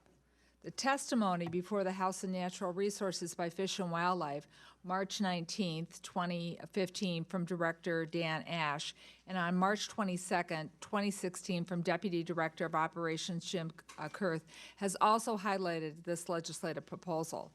Now, we don't want to do the authoriser's job, but unfortunately, as I mentioned with PILT, we're doing the authoriser's job, and look at all the riders in this bill. So I think it is appropriate that we discuss this proposal because people have been discussing it for 3 years, and it's time to act. The language requests permanent authority for the service similar to the permanent authority to the National Park Service and that NOAA has. Currently, Fish and Wildlife, like any other land management agency, only has criminal penalties and fines that can be imposed if the Department of Justice determines that the case should be prosecuted. In most cases, injuries far exceed the fines recovered by the government. The CBO says this proposal will result in no net score in the budget authority outlays, saving the American taxpayers from having to finance restoration and repair of natural and cultural resources when the harm was inflicted is the right thing to do. The responsible parties should be paying the burden to repair these damages and to make things right, not the taxpayer. So I urge adoption of this amendment, and I yield back. The chair is opposed to this amendment because when we say to bureaucrats, you spend the money generated from fines and forfeitures, it takes the decision away from you, the people's representatives in the Congress, especially the Appropriations Committee. I recollect a time earlier on in my life when in Kentucky, the local constables were allowed to stop you for speeding, collect the fine on the spot, put it in their pocket, and go on. Fortunately, we did away with that practice some time ago. However, there was an incentive on the part of the constable to make an arrest, to impose a fine. And I wonder whether or not we would be creating that with this policy in this amendment. There are many instances now where the Justice Department is making huge settlements, particularly in bank cases, and then imposing a huge fine or forfeiture, but on condition that the bank donate to a certain charity or advocacy group, they would get double dollar reduction of their fine by doing so. But it gives the bureaucrats the decision-making authority on where monies are to be spent rather than the Congress, especially Appropriations Committee. So I would hope we would not be going down that road, and I would hope we could vote down this amendment. Further discussion? Mr. Kilmer, recognized to close. Thank you, Chairman. Again, I just offer that I believe this is a common sense proposal that says if damage is done to a refuge, the recovered dollars should go back to the refuge so that they can actually handle the damage. This is parity with other agencies, including the Park Service and NOAA, that already have this authority. So I urge adoption of this amendment and would ask for a recorded vote. Questions on the Kilmer amendment? All in favor say aye. Aye. All opposed say no. No. Noes have it. The amendment is not agreed to. Roll call is requested and a sufficient number in support. Clerk will call a roll. Mr. Adderholt. Mr. Adderholt, no. Mr. Amadei. Mr. Amadei, no. Mr. Bishop. Mr. Bishop, aye. Mr. Calvert. No. Mr. Calvert, no. Mr. Carter. No. Mr. Carter, no. Mr. Cole. Mr. Cole, no. Mr. Crenshaw. Mr. Crenshaw, no. Mr. Cuellar. Mr. Cuellar, aye. Mr. Culberson. Mr. Culberson, no. Ms. DeLauro. Ms. DeLauro, aye. Mr. Dent. Mr. Dent, no. Mr. Diaz-Balart. Mr. Diaz-Balart, no. Mr. Farr. Mr. Farr, aye. Mr. Fattah. Mr. Fleischman. Mr. Fleischman, no. Mr. Fortenberry. Mr. Fortenberry, no. Mr. Frelinghuysen. Mr. Frelinghuysen, no. Ms. Granger. Ms. Granger, no. Mr. Graves. Mr. Graves, no. Dr. Harris. Dr. Harris, no. Ms. Hura Butler. Mr. Honda. Mr. Honda, aye. Mr. Israel? Mr. Israel, aye. Mr. Jenkins? Mr. Jenkins, no. Mr. Jolly? Mr. Jolly, no. Mr. Joyce? Mr. Joyce, no. Ms. Capter? Ms. Capter, aye. Mr. Kilmer? Mr. Kilmer, aye. Ms. Lee? Ms. Lee, aye. Mrs. Lowy? Mrs. Lowy, aye. Ms. McCullum? Aye. Ms. McCullum, aye. Mr. Palazzo? Mr. Palazzo, no. Ms. Pingree? Aye. Ms. Pingree, aye. Mr. Price? Mr. Price, aye. Mr. Quigley? Mr. Quigley, aye. Mr. Ridgel? Mr. Ridgel, no. Mrs. Roby? Mrs. Roby, no. Mr. Rogers? Mr. Rogers, no. Mr. Rooney? Mr. Rooney, no. Ms. Robo-Allard? Mr. Ruppersberger? Mr. Ruppersberger, aye. Mr. Ryan? Mr. Ryan, aye. Mr. Serrano? Mr. Serrano, aye. Mr. Simpson? Mr. Simpson, no. Mr. Stewart? Mr. Stewart, no. Mr. Valadeo? Mr. Valadeo, no. Mr. Viscoski? Mr. Viscoski, aye. Ms. Wasserman-Schultz? Ms. Wasserman-Schultz, aye. Mr. Womack? Mr. Womack, no. Mr. Yoder? Mr. Yoder, no. Mr. Young? Mr. Young, no. Other members who wish to be recorded or change their vote? Ms. Roybal-Allard? Votes aye. Ms. Robo-Allard, aye. Clerk will tally.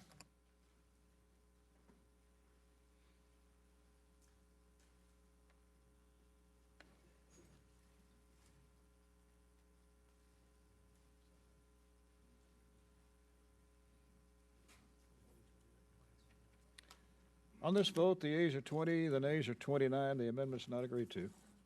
Dr. Cole. Mr. Chairman, I have an amendment at the desk, and I request that be accepted as read. And offered by Mr. Cole. Without objection. This is a partial solution to a vexing problem.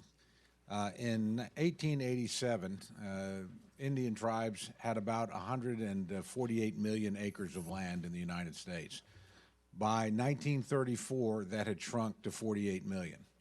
Congress at that point took an important action and took Indian-owned land into trust and retained the right to add to that land base. In the time since then, tribally owned land has moved up modestly from 48 million to 56 million acres. In 2009, the Supreme Court, in a very narrow interpretation of the original rule, said you had to be listed in the 1934 Indian Reorganization Act to be eligible for land being taken into trust. Now, the reality is we have tribes that are hundreds of years old. The Narragansetts come to mind. They were actually the subject of that case, that have treaties with the colony of Rhode Island. They've been in the same place for a long time. They're not listed in the Indian Reorganization Act. They were a state-recognized tribe, not a federally recognized tribe.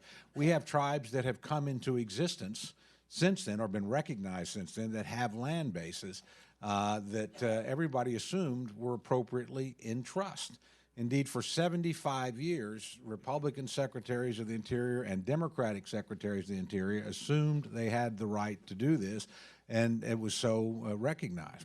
This court changed that, effectively creating two different kinds of Indian tribes, a group that the federal government could put land in trust for, and a group that they could not put land in trust for.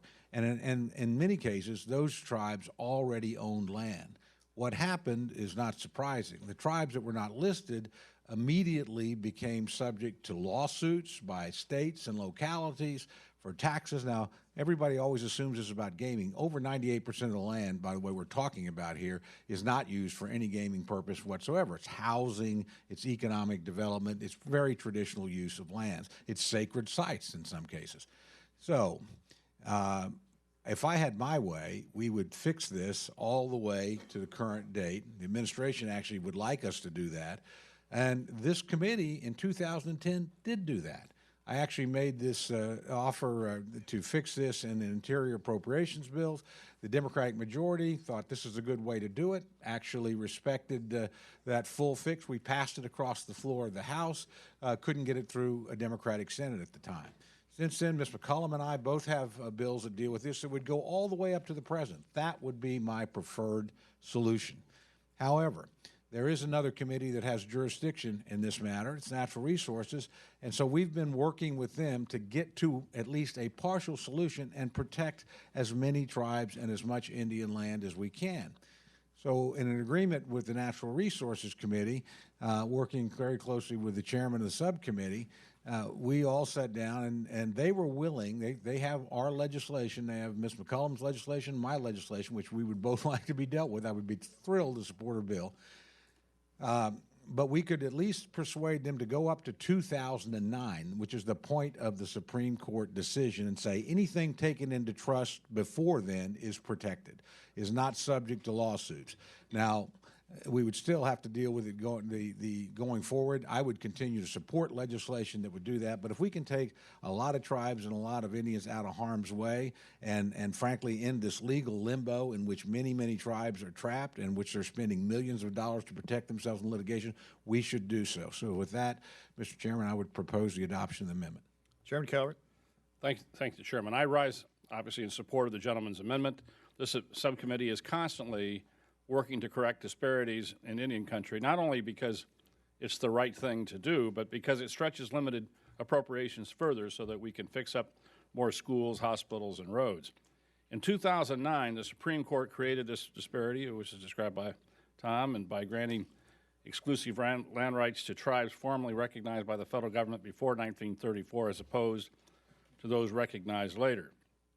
The ruling puts at risk millions of acres taken into trust since 1934, many of which have been developed to provide tribes with basic human services and sources of revenue. The revenue and tax implications of taking these lands back out of trust would be devastating to the tribes and would place additional burdens on this bill. The amendment reaffirms that any land taken into trust for any federally recognized tribes before the Supreme Court ruling may be continued to be held in trust. Let me be clear. The amendment only pertains to lands taken into trust from 1934 to 1939, or 2009, excuse me, 1934 to 2009. The amendment does not touch the controversy surrounding the surge of lands taken into trust under this administration in order to meet acreage goals without regard to local concerns. This is a compromise forged within the authorizing committee, and I applaud Mr. Cole for working to find some common ground on this, and I certainly encourage a yes vote on the Cole amendment. Ms. McCollum. Thank you, Mr. Chair. I rise to just share my concern on the record about this provision. Mr. Cole and I and many of you are members of the Native American Caucus. We do share a deep concern about the turmoil many tribal nations are facing due to the challenges of the status of their land. Along with many of you in this committee, we have been working on bipartisan legislation that would fix the misinterpretation of congressional intent in the Carcieri decision, which created this crisis. And also, as been pointed out, there are bills that would reaffirm the status of land that have already been put into trust for tribal nations. And as been pointed out, it's the intent of the Indian Reorganization Act of 1934 to turn a page on a disastrous, divisive policies that strip tribes of their lands and instead recognize the right of all federally recognized tribes to restore their homelands. Trust lands, as Mr. Cole has pointed out, are fundamental to a tribal's ability to self-govern, to provide housing, to build health care facilities, and otherwise support their communities using the very BIA and IHS services we fund in this bill. The congressional reaffirmation of this status of lands placed into trust should be unequivocal, and it should say, once a government has placed land into trust for a tribal nation, we will honor that promise. Now, this amendment, however, places a condition on that reaffirmation of land trust, and I have concerns with that. By only going up to those lands prior to February 22nd, 2009, we, with the best of intentions, would be creating further divisions that declare trust lands before a certain date are to be respected and others are left to be questioned. Well, this is the dilemma we're faced with today, and Mr. Cole is trying to do his very best to at least move things forward. So I hope that we can continue a dialogue as we do move forward, so all of us acting together with all of Indian country can come to a situation, a solution that everyone can support. I look forward to working with the chairman. I look forward to working with Mr. Cole. I look forward to working with all of you, and most importantly, everyone in Indian country. And with that, I yield back. Mr. Cole is recognized to close. Thank you, Mr. Chairman. I couldn't agree more with my good friend, and I want to state emphatically that we ought to go all the way through. We ought to do that. We have tried for years to move this across the floor. We've had bipartisan support, bipartisan opposition. Any administration, I will tell you, Republican or Democrat, would be for this legislation because no administration wants to administer two different kinds of Indian tribes. It's just ridiculous, and it's a trial lawyer's dream come true. And frankly, we have lots of we have states and localities that sometimes exploit this to try and get tax revenue and things that they're really not entitled to. They're supposed to go to tribes so they can run their government. They don't have the power to tax. This is at least a partial solution. This would protect many, many tribes, but it's not the final solution. It should not be considered the final solution. And I'm going to continue to work with my friends on both sides of the aisle so that we can get this thing settled. But if we can make this much progress, protect this many tribes, take this many millions of acres out of being subject to dispute, I think we ought to take the opportunity to do it. With that, I yield back, Mr. Chairman. Question is on the Cole amendment. All in favor say aye. Aye. All opposed say no. The ayes have it. Amendment is agreed to. Are there other amendments? Mr. Amadei. The amendment at the desk, Amadei number 4. I request unanimous consent to dispense with the reading. Without objection. I think I'm going to be in favor, but let me see how I feel after I talk about it. Mr. Chairman, the amendment basically does three things. The first thing you need to know, though, is that this deals with that favorite issue of my colleague from California. Is the some people call it the sage grouse in Nevada. We call it the sage hen. First and foremost, it doesn't apply. None of the proposed three things we want to do apply unless a state has a management plan for that species. So it doesn't wipe everything out and say, here you go, pretend like it didn't happen. State has to have an approved management plan for the species by the governor. And if it does, what it does for 1 year is it says to the Department of Interior, you cannot use funds to do three things. Conduct mineral withdrawals in the sagebrush focal areas. For those of you familiar with mineral withdrawals, it usually goes through a certified minerals examination process. There are 4 of those in the BLM right now. And none of them are as young as I am. That's not going to happen in the next year if you play by the rules. So it says you can't basically forfeit those mineral rights in the next year. Puts that on hold. Second thing it does is it says you cannot conduct any further determinations under the Endangered Species Act in the next year because you've already determined it's not warranted based upon the 98 resource management plans, not the year 98, the number 98, resource management plans that you've amended throughout 11 western states to deal with that issue. So it says you cannot conduct anything else based on those. And the final thing is, the third one is it says you cannot administer under any of those resource management plans if the state has an approved management plan for dealing with the species. And so therefore we have tailored it to deal just with the coming fiscal year in those 3 areas. Doesn't abolish the resource management plans, doesn't abolish the sagebrush focal areas, 10 million acres of restriction throughout 11 western states. So I think it's a measured approach compared to some other things going on that are longer in time. It gives the states a chance to do the true collaboration that we've talked about with governors. As a matter of fact, recently, just 2 days ago, Western governors meeting with the Secretary of the Interior, Democrats and Republicans. We would like some real collaboration. This fosters that, and I urge your bipartisan nationwide support. Chairman Calvert. I thank the gentleman for offering this amendment. It's an improvement to the provision we included in the base bill, given the continuing concerns with the Department of Interior's heavy-handed approach to sage grouse conservation. I believe this amendment is necessary and certainly very appropriate. I urge my colleagues to support Mr. Amadei's amendment. Thank you. Mr. McCollum. Mr. Chairman, I rise in opposition to this amendment.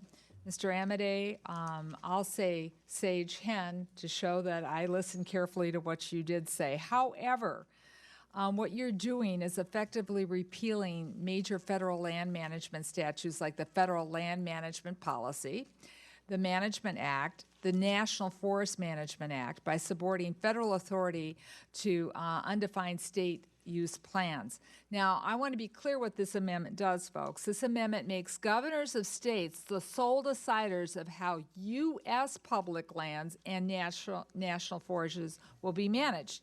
Now, this amendment would undermine years of collaboration, conservation work with private landowners and states and other stakeholders where there has been agreement reached between the United States government, private landowners, states, and other stakeholders.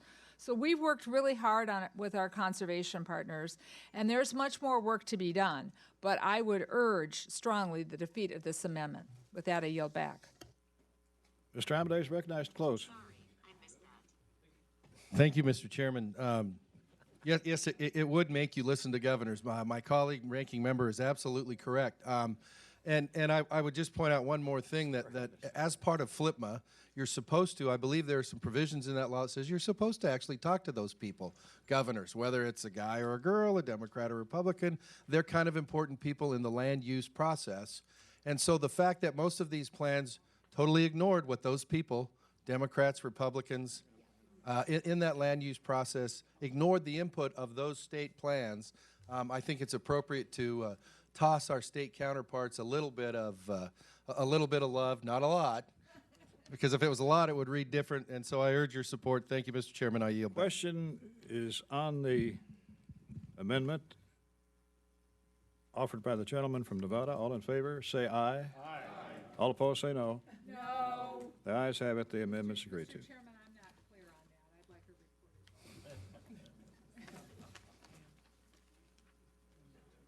report. Clerk will call the roll. Mr. Adderholt. Mr. Adderholt, aye. Mr. Amadei. Mr. Amadei, aye. Mr. Bishop. Mr. Bishop, no. Mr. Calvert. Aye. Mr. Calvert, aye. Mr. Carter. Aye. Mr. Carter, aye. Mr. Cole. Mr. Cole, aye. Mr. Crenshaw. Mr. Crenshaw, aye. Mr. Cuellar. Mr. Cuellar, no. Mr. Culberson. Mr. Culberson, aye. Ms. DeLauro. Mr. Dent. Mr. Dent, aye. Mr. Diaz-Balart. Mr. Diaz-Balart, aye. Mr. Farr.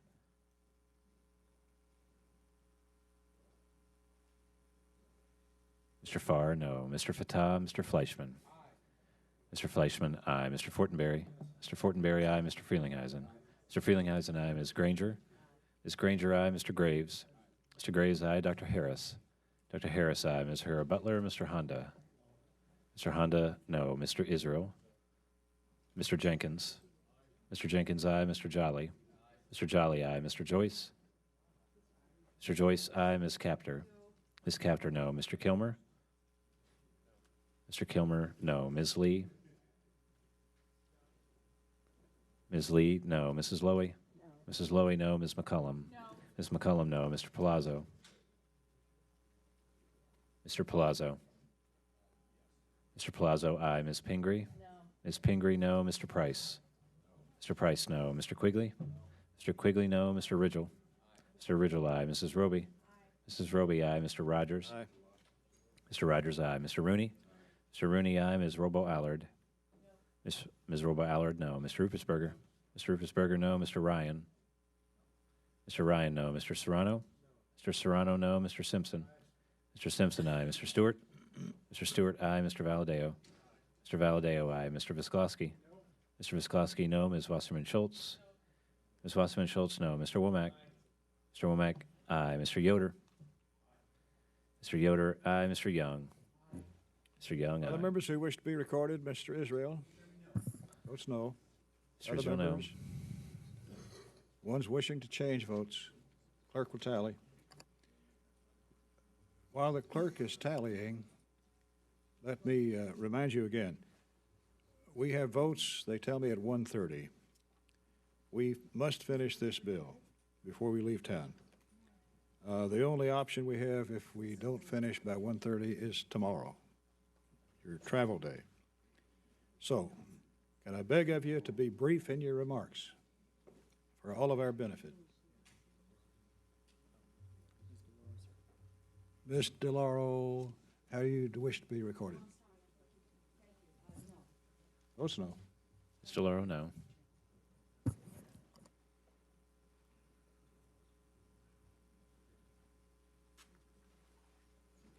On this vote, the yeas are 29, the nays are 20. The amendment is agreed to. Mr. Yoder? Thank you, Mr. Chairman. I have an amendment at the desk. And Clerk will read. Amendment offered by Mr. Yoder. Reading. Without objection. Thank you, Mr. Chairman. I rise today on behalf of farmers, ranchers, and hardworking families in Kansas. I also rise on behalf of all of our constituents who buy groceries and electricity and deal with the expenses and the basic needs of life. This is the lesser prairie chicken.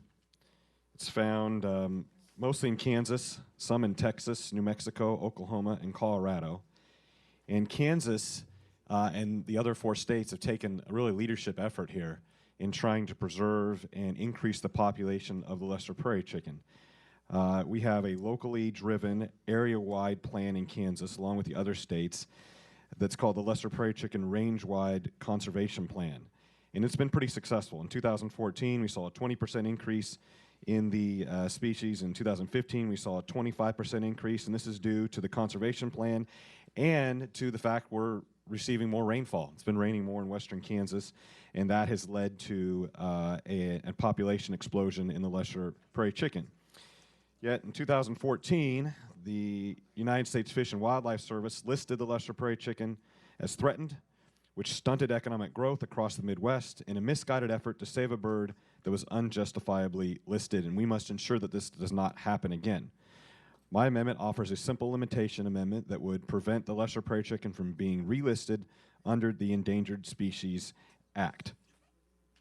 Now, when this act was implemented, when it was listed as a threatened species, it had a marketable disruption on oil and gas exploration, wind energy products, and increase to farmers and cost to farmers and ranchers across the Midwest.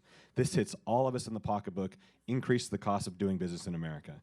So my amendment would be consistent with the ruling of a court last year that required the species to be delisted because the Fish and Wildlife Service had not taken into account the efforts of the conservation districts in states like Kansas. And so with that, Mr. Chairman, I would yield back and would ask the committee to adopt the amendment. Chairman Calvert. I rise in support of the gentleman's amendment. The courts have already delisted lesser prairie chicken, and Fish and Wildlife Service has publicly stated that it will not appeal the ruling. Since that's the case, the amendment doesn't really do anything except provide insurance from overzealous litigants with a history of abusing the Endangered Species Act.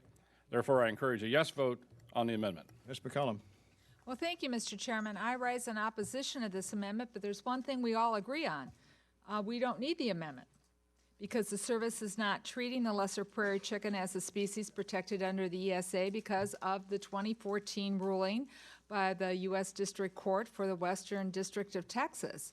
A request to reconsider that ruling was denied in 2016. So this amendment would just simply be putting on the record a restriction for the service statutory requirement to implement the ESA. And therefore, I strongly urge my colleagues to oppose this amendment because right now, this lesser prairie chicken cannot be listed.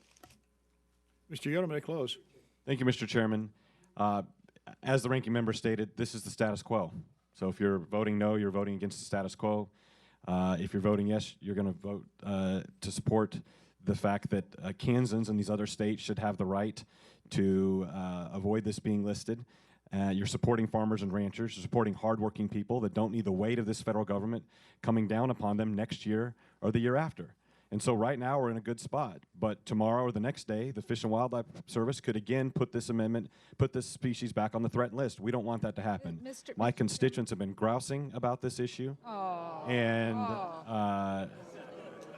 we are not just winging it in Kansas. Mr. We're Chairman. not just winging it. We're trying to do the right thing here. Mr. Chairman, with that, I would yield back. Mr. Chairman. Question is on the Yoder amendment. A point of parliamentary inquiry. Gentlelady will state. The gentleman stated that my opposition to his amendment would not be supporting the status quo, and that would not be a correct reading of what that is. So I appreciate the gentleman recognizing his mistake. Question is on the Yoder amendment. All in favor say aye. Aye. All opposed say no. No. The ayes have it. The amendment's agreed to. Are there other amendments? Mr. Fortenberry? Are we finished? Mr. Chairman, I have an amendment at the desk. It's a Clerk will Fortenberry number read. 1, and I ask that we dispense with it. Offered by Mr. Objection. Fortenberry. Reading is dispensed with. Mr. Chairman, about 75 miles north of the city of Omaha, along the hardwood river bottoms of the Missouri, nestled within the gentle start of the rolling hills of America's Great Plains. Let me finish. Let me finish. I request a yes vote. There are two Native American tribes, the Omaha and the Winnebago. And I'm proud to represent these people. They have worked very hard to overcome structural poverty and the residue, frankly, of structural racism. About 20 years ago, the federal government built a hospital there. It's a modern facility, very nice facility, but it has now been decertified by another federal agency. Why? Because people have died there. There's an inadequate health care system there. So my amendment is fairly simple in that it proposes for these tribes and others who have had similar experiences a new governance structure that would allow a board to be set up to work with the Indian Health Service to allow outside experts to assist the tribes and the service to create metrics for better health care outcomes and structures, frankly, that are consistent with other higher quality health care facilities. That, Mr. Chairman, ask consideration. Chairman Calvert. Thank you, and I certainly rise in support of the gentleman's amendment. I recognize the need for Indian Health Service funding is tremendous, and that's why this bill contains a larger increase for the Indian Health Service at $271 million than any other agency in this bill. But the GAO and others have documented there is also a crisis of management and accountability at IHS. Mr. Fortenberry's amendment puts a novel idea on the table that involves and empowers the tribes without compromising federal employee and patient privacy laws. I applaud him for his leadership and his creativity. I certainly urge a yes vote on this amendment, pledge to work with the gentleman, the subcommittee, the Congress, and the administration in the coming weeks to further flesh out the details, resolve concerns, and perfect the language in time for conference. So with that, thank you. Ms. McCollum? Mr. Chairman, I concur with my chairman. Good. Mr. Fortenberry may close. I ask for a yes vote. Thank you, Mr. Chairman. Question is on the Fortenberry amendment. All in favor say aye. Aye. All opposed, no. The amendment is agreed to. Mr. Valadeo. Mr. Chairman, I have an amendment at the desk, and I ask the reading be dispensed with. Amendment offered by Mr. Valadeo. Members, I've got an amendment today to be offered. This language has actually been passed off the House floor a number of times. It's actually come through this committee a number of times as well. It has to do with water and the movement of water around California, and it asks the Secretary of Interior to bring some common sense to the process. I have one little graph that I want to show. My speech will be short. Blue is how much water's gone through the Delta last year versus this year. Red is how much was actually exported. The blue number is quite a bit larger, as you can easily see. The difference in the red is a big deal because that water that was wasted, the opportunity to pump a little bit more water, we're not asking to pump at all. We're asking just a little bit of an increase so we can help the communities in my district. We've got people who are out of work. We've seen unemployment numbers touch as high as 50%. We've seen actual communities out of water where there was no water to these homes, where they've actually had to truck in water, install tanks and plumbing systems to deliver water to these houses because their wells have gone dry. So we're asking for a little common sense there. This language is something that's been debated and passed out of the authorizing side as well. We need our senators to act, and this is another way for us to put this in front of them and hope to bring them along. So I ask for a yes vote. Chairman Calvert.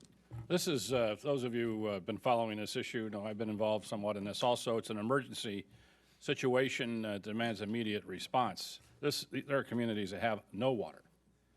The House has passed numerous bills in the last two Congresses, but lack of movement in the Senate has put us in a position of needing to try as many options as possible to enact legislation that will provide relief to those who are suffering.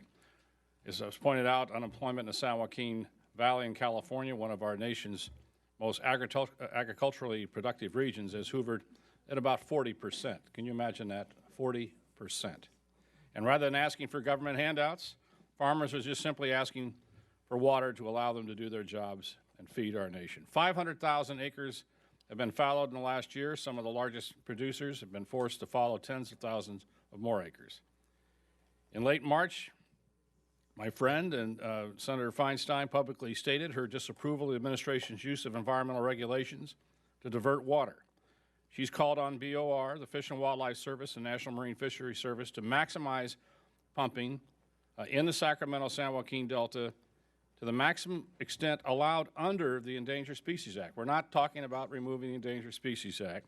And within the biological opinion, within the biological opinions that are already on board. I'm talking about the latest biological opinion, Sam, not the 2005 biological opinion, to ensure that water is available to the users of the Delta. I just want to make one point. If we had pumped water up to the biological opinion last year, this year, under the El Nino situation that we had, probably no fish, none, zero, nada, would have been destroyed in those pumps, and an additional 1 million acre-feet of water could have gone into storage. And many of you, 1 million acre-feet, you maybe don't know what that is, but it's a hell of a lot of water. And that would have given relief to a lot of these communities that Mr. Valadeo represents, and certainly to all Californians. So with that, I urge the support of this amendment. Thank you. Ms. McCollum. Thank you, Mr. Chairman. I rise in opposition to this amendment. Folks, this amendment stretches the boundaries of authorizing on an appropriations bill. We're basically telling the authorizers, take a vacation while we'll do their work. Now, I realize, and I've spoken with the chairman and many of you from California, and I am empathetic to the water crisis in the West. I really am. But the Interior bill is not the vehicle to solve that problem, nor is it the place to legislate water flows, develop new standards, or jeopardize the sustainability of an endangered species. The real issue here is a lack of water. And we should be focusing on boosting the EPA's ability to address the impacts of climate change, like extreme weather patterns, which both lead to drought and increased temperatures, both harmful to humans and wildlife. Now, our focus on the Interior bill should be ensuring that we have the adequate funding for critical programs to protect our resources. It's inappropriate to use this bill to incorporate the proposed policy changes. We should not use an annual must-pass appropriations bill to tack on legislation. Now, we know what happened. These provisions were included in the energy and water bill. We are not looking for reasons to defeat the Interior bill on the House floor, nor to set this bill up to be vetoed by the President. So time and time again, we hear Republicans argue that our amendments are authorizing, or you know, my amendment on Flint wasn't enough of an emergency. So what are the authorizers supposed to do? They're supposed to do their work. So my question is, why is this amendment any different? Why is this rider suddenly acceptable on this bill when it was placed on the energy and water bill, where it was appropriate on the energy and water bill? So I encourage my colleagues not to set up another double standard here. We need to reject this amendment. It was already placed on the one bill, the bill it said it was appropriate on. With that, I yield back. Mr. Valadeo may close. Mr. Chairman. Mr. Farr. Thank you very much. I'm very sympathetic. I'm ranking member on the Ag Committee. I'm from California. I represent a large, probably the largest agricultural part of California. It's the coastal part, and we don't get a drop of water from this project. California did some very bright things. They decided with 36 million people that, it wasn't that long ago, but the majority of those people did live in Southern California, that we would build a canal system from Northern California to Southern California, and the feds decided to partner and do one of their own. We have 2 canals. This takes water from Northern California and brings it to Southern California, not only for all the domestic use, Los Angeles Basin, but also along the way, the arid San Joaquin Valley. It was never intended to be an agricultural giant, but with the water, it made it such. And Mr. Valadeo's success has always has benefited from that. The problem here is you've got to manage these natural systems. And there is another billion-dollar industry called coastal tourism, which is a fisheries industry. And salmon fishing is probably the Cadillac of the fisheries. And you think of all the sport people that go after salmon fishing like they do striped bass fishing here on the East Coast. All of those little harbors and ports and gas stations that sell gasoline and so on, and the restaurants and the motels and so on support it. So we've made this battle into whether the coast is going to survive with a fishery or the inland farmers are going to get their water. And there's no easy solution. The biggest solution is we can solve these problems. It's engineering solution, but it isn't robbing Peter from pay Paul. And that's what this language does. It sort of robs Peter to pay Paul, and so you have losers. Some winners and losers. The state of California, through all its politics and all these years since the 60s when these canal systems were built, has worked out a management scheme, and they're not asking Congress to tweak it. They think they have enough flexibility in the law to manage it, and I would suggest that, along with what Mrs. McCollum said, this is not an issue that we ought to be tacking onto the appropriations bill. It's a serious issue. Both sides are right. But it's not going to get solved by helping one at the disadvantage of another. So I would ask for a no vote, and I'm going to work with you on your bill and all the other things. So it's just not here.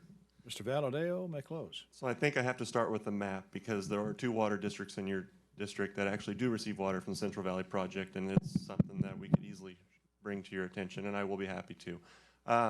So the issue that we face here, this is not robbing Peter to pay Paul. Like that graph showed earlier, there's a lot of water going through the delta, and that water continues to go out into the ocean, and none of that water is being pumped to help. And it's not just my district. This goes all the way into Southern California, so LA, Metropolitan Water District, all the farm communities I represent, but this is half of California. If you look on a map today, you'll see that every reservoir north of the delta is full, 90% of capacity, over 100% of average.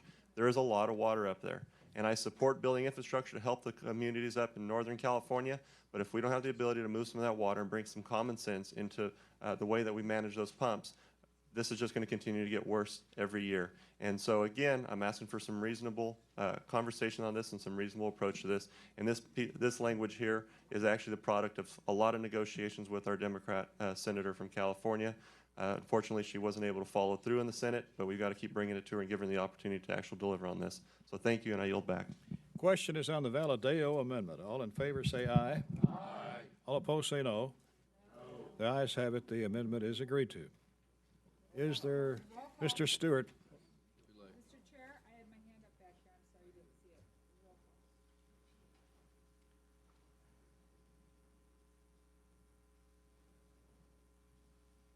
call. Clerk will call the roll. Mr. Adderholt. Mr. Adderholt, aye. Mr. Amadei. Mr. Amadei, aye. Mr. Bishop. Mr. Bishop, no. Mr. Calvert. Mr. Calvert, aye. Mr. Carter. Mr. Carter, aye. Mr. Cole. Mr. Cole, aye. Mr. Crenshaw. Mr. Crenshaw, aye. Mr. Cuellar. Mr. Cuellar, aye. Mr. Culberson. Mr. Culberson, aye. Ms. DeLauro. Ms. DeLauro, no. Mr. Dent. Mr. Dent, aye. Mr. Diaz-Balart. Mr. Diaz-Balart, aye. Mr. Farr. Mr. Farr, no. Mr. Fatah. Mr. Fleischman. Mr. Fleischman, aye. Mr. Fortenberry. Mr. Fortenberry, aye. Mr. Frelinghuysen. Mr. Frelinghuysen, aye. Ms. Granger. Ms. Granger, aye. Mr. Graves. Mr. Graves, aye. Dr. Harris. Dr. Harris, aye. Ms. Hero Butler. Mr. Honda. Mr. Honda, no. Mr. Israel. Mr. Jenkins. Mr. Jenkins, aye. Mr. Jolly. Mr. Jolly, aye. Mr. Joyce. Mr. Joyce, aye. Ms. Captor. Ms. Captor, no. Mr. Kilmer. Mr. Kilmer, no. Ms. Lee. Ms. Lee, no. Mrs. Lowy. Mrs. Lowy, no. Ms. McCollum. Ms. McCollum, no. Mr. Palazzo. Yes. Mr. Palazzo, aye. Ms. Pingree. Ms. Pingree, no. Mr. Price. Mr. Price, no. Mr. Quigley. Mr. Quigley, no. Mr. Ridgel. Mr. Ridgel, no. Mrs. Roby. Mrs. Roby, no. Mr. Rogers.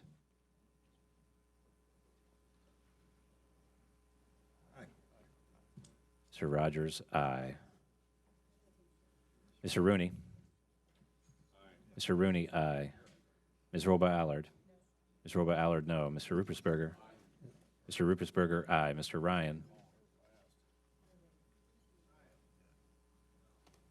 Mr. Ryan, no. Mr. Serrano. Mr. Serrano, no. Mr. Simpson. Mr. Simpson, aye. Mr. Stewart. Mr. Stewart, aye. Mr. Valadeo. Mr. Valadeo, aye. Mr. Visklosky. Mr. Visklosky, no. Ms. Wasserman Schultz. Ms. Wasserman Schultz, no. Mr. Womack. Mr. Womack, aye. Mr. Yoder. Mr. Yoder, aye. Mr. Young. Yes.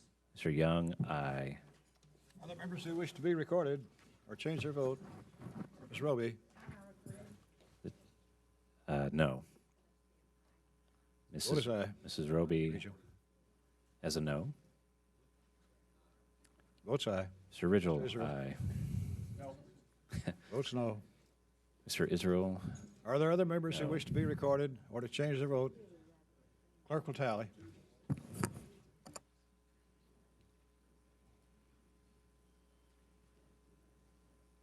We are approaching votes on the floor. We're asking the floor to give us a few minutes in case we need it. So bear that in mind as we proceed here. Every word that you use is words taken away from time on the floor by the entire Congress.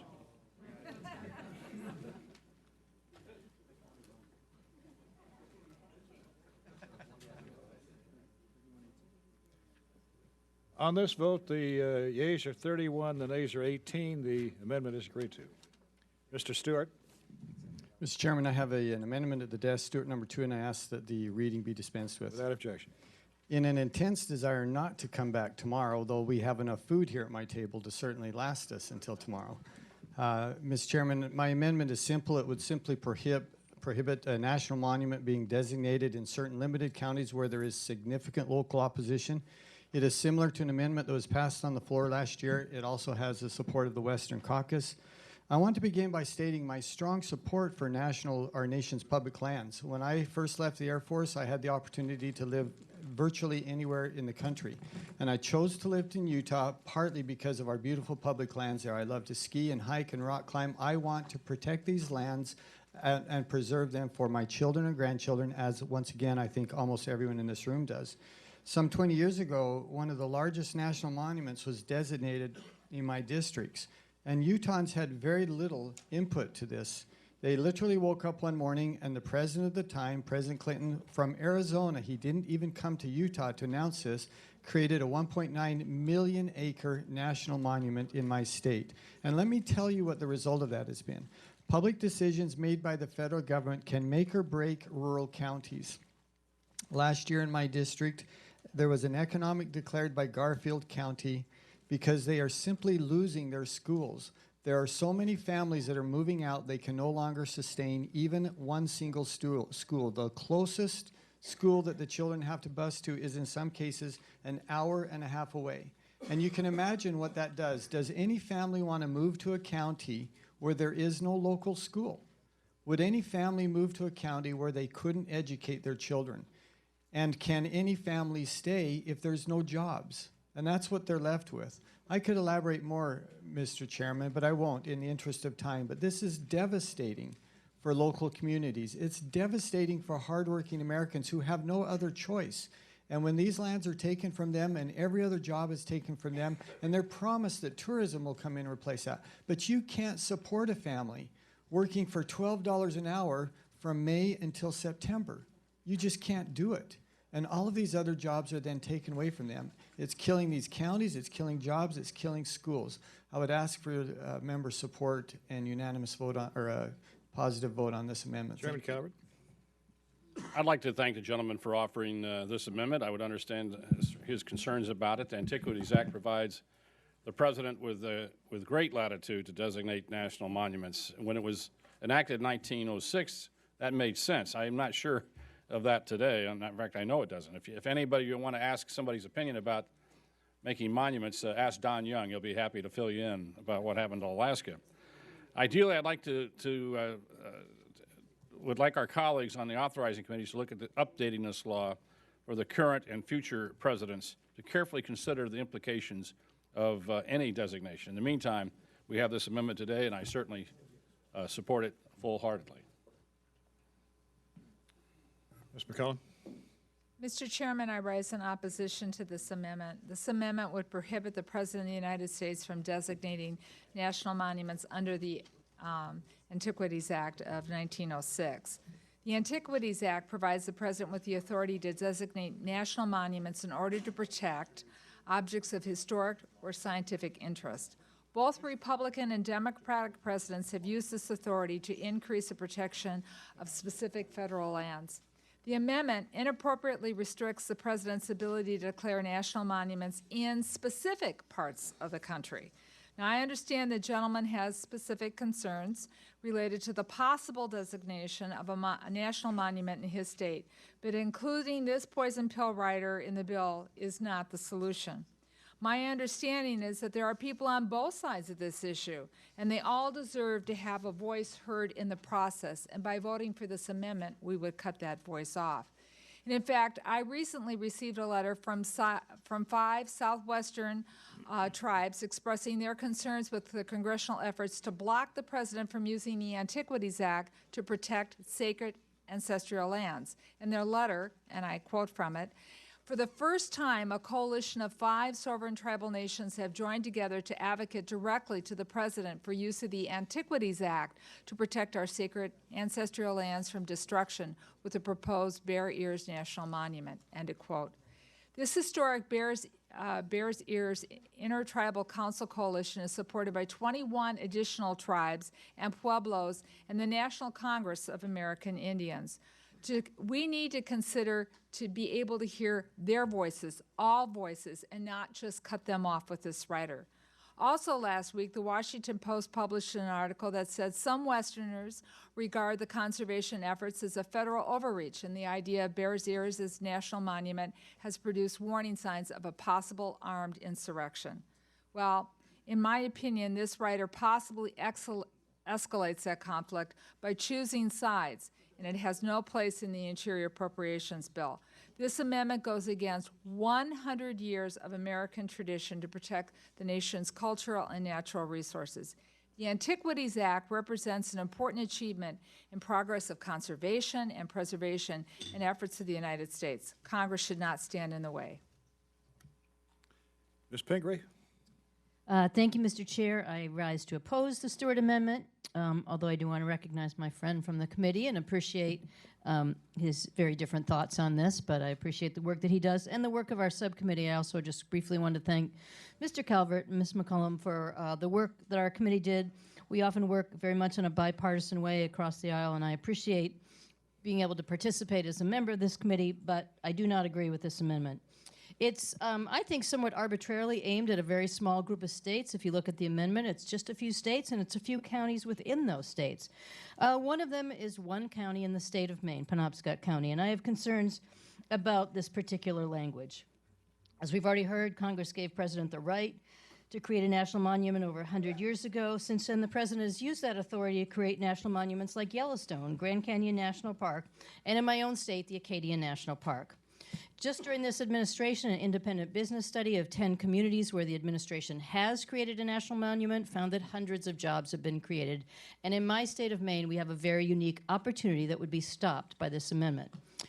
In Penobscot County, a private landowner has offered to donate nearly 90,000 acres of land and provide a $40 million endowment to create a national monument. The land is one of the most economically challenged areas of our state, where the forest products industry has lost hundreds of jobs as one mill after another is shut down. A national monument in our state would bring new visitors to the area and create jobs, not just in the region, but throughout the state. We already have one national park in Maine, the Acadian National Park, which I hope you'll all visit this year as it celebrates its 100th anniversary along with the national parks. Businesses within my district and throughout the state see increased business from Acadian National Park every summer. Earlier this month, the House Natural Resources Committee held a field hearing in East Millinocket, Maine, where this national monument would be created. At the hearing, 56 people lined up to tell the members of that committee what they thought about a national monument, and of those, 47 of those people were in favor of it, as the polling says is true throughout our state. So, Mr. Chair, this amendment would block the creation of this national monument in areas where one might be supported by the local communities. So I urge my colleagues to oppose this particular amendment. And I yield back. Mr. Stewart may close. Mr. Chairman, thank you. And to the members, look, we just disagree on this. Ms. McCollum, as you said, this was intended to preserve historic and scientific interests, not to create 2 million acre national parks. And these other national parks were created with the consent and with working with Congress. They didn't go against the will of Congress, and they didn't go against the will of the local people. And you're right, there are some tribal interests who support Bears Ears. But for every one of those, I can show you others, one for one or more, that do not support Bears Ears. And the tribal interests there have been vocal with me in saying their opposition to it.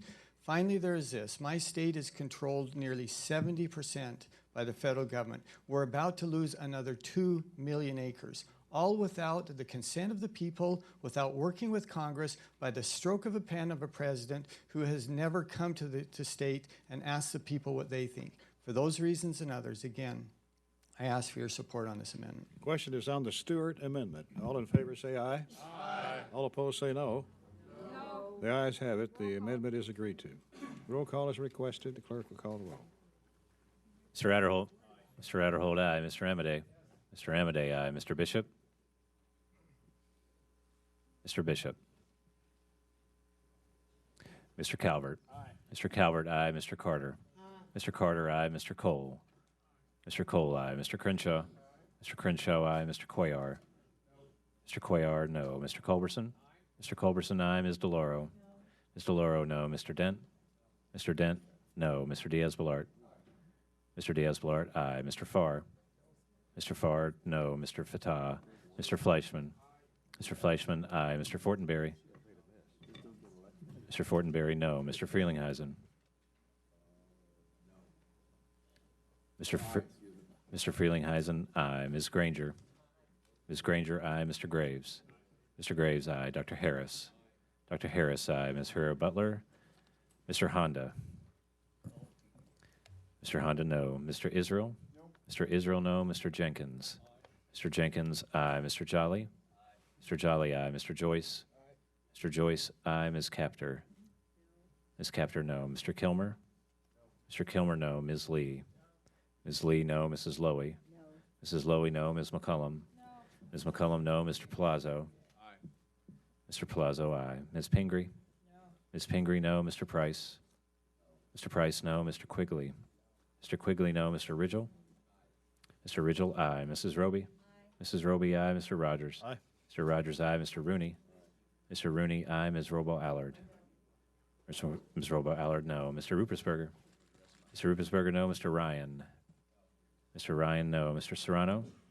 Mr. Serrano, no. Mr. Simpson? Mr. Simpson, aye. Mr. Stewart? Mr. Stewart, aye. Mr. Valadeo? Mr. Valadeo, aye. Mr. Visklosky? Mr. Visklosky, no. Ms. Wasserman Schultz? Mr. Womack? Mr. Womack, aye. Mr. Yoder? Mr. Yoder, aye. Mr. Young? Mr. Young, aye. Are there members who wish to be recorded? Mrs. Wasserman Schultz?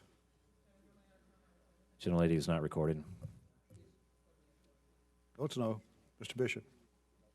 Votes no. Mr. Bishop, no. Any other members wish to be recorded or change their vote? Clerk will tally. While the clerk's tallying, the chair notes that one of our valued members, Mrs. Roby, has with her today her chief advisor. And I wonder if she would introduce her advisor to us. To introduce my daughter, Margaret Roby. She has attended more appropriations markups than any child should ever be subjected to, but it's a good learning experience. So.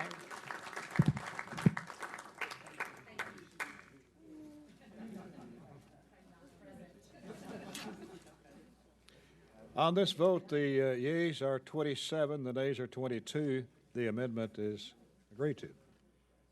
Are there further amendments? Hearing none, I recognize Mr. Frelinghuysen for a motion.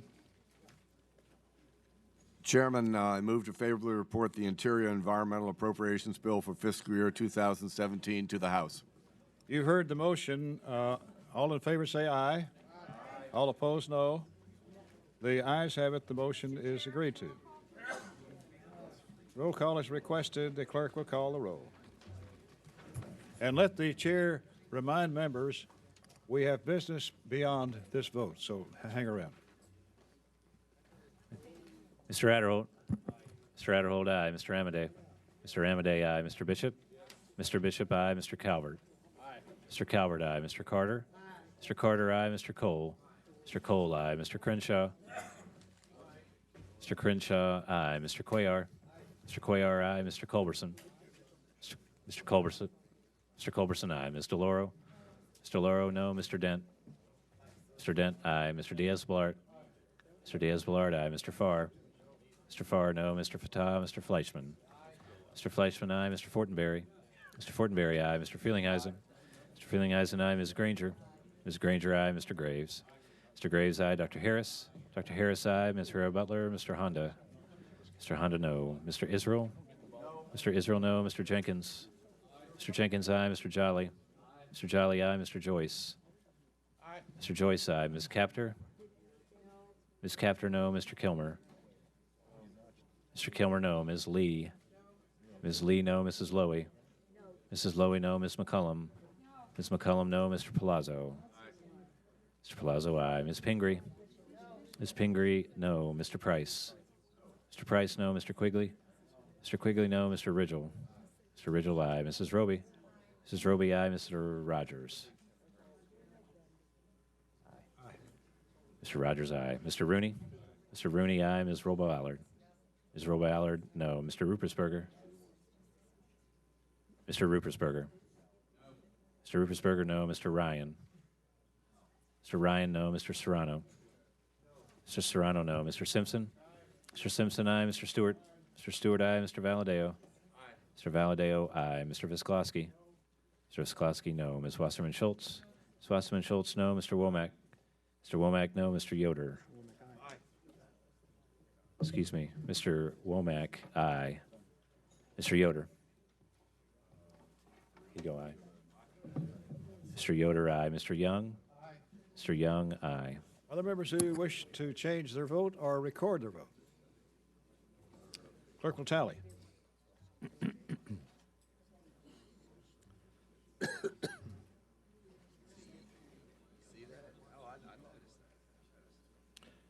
Chair appreciates the committee being expeditious in its work today, passing a good bill, but also doing it in a fairly timely way so as to avoid undue circumstances.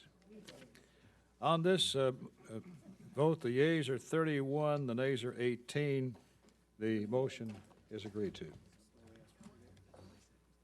And the gentle lady will have 3 days to record. Our last order of business today is to approve the revised report on the interim suballocation of budget allocations. The report you have before you provides a suballocation for both the Interior bill we just approved and the Homeland Security bill that we will consider next week, as well as the 8 suballocations approved previously. As we move forward with these very important appropriations bills, approval of this report will allow these bills to be brought to the floor. We intend to continue work on our remaining bills and update these numbers as they come up, and I ask for your support. Ms. Lowy. Mr. Chairman, here we go again. We're faced with another piecemeal allocation. I am really worried that the last 2 bills, State Foreign Ops and Labor HHS, face cuts below last year's level. Why can't we see a complete allocation? It seems we are hamstrung because House Republicans can't adopt a budget resolution this year. That, along with the defense bill, essentially breaking the caps as of next April, raise serious questions about whether the majority is committed to the 2-year agreement we reached in December. Will the majority lower the non-defense cap to pay for a defense increase? Will the last bills have enough room under the caps to meet the serious challenges America faces?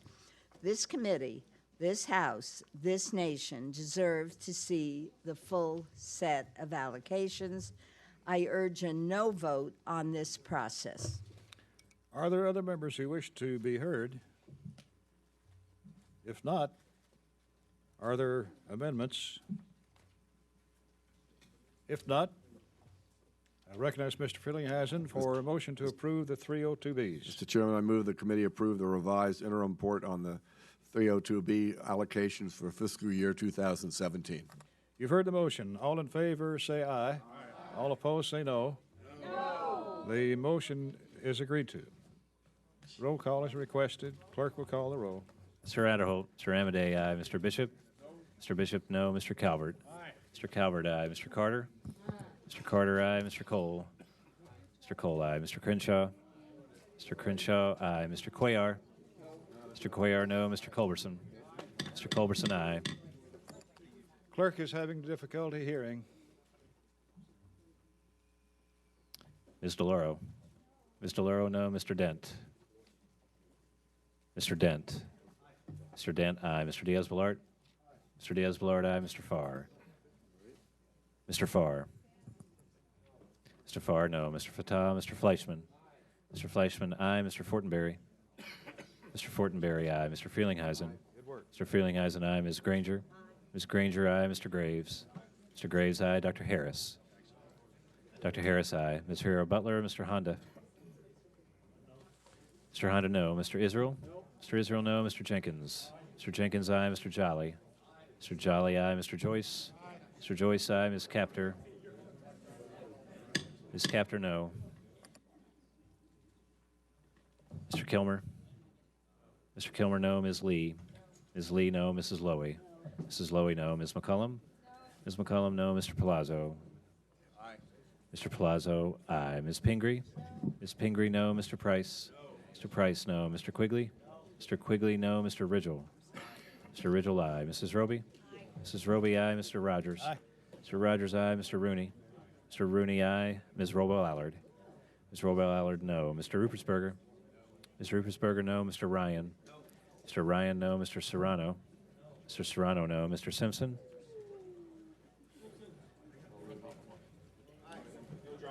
Mr. Simpson, aye. Mr. Stewart? Mr. Stewart, aye. Mr. Valadeo? Mr. Valadeo, aye. Mr. Visklosky? Mr. Visklosky, no. Ms. Wasserman-Schultz? Ms. Wasserman-Schultz, no. Mr. Womack? Mr. Womack, aye. Mr. Yoder? Mr. Yoder, aye. Mr. Young? Mr. Young, aye. Are there members who wish to be recorded or to change their vote? Clerk will tally.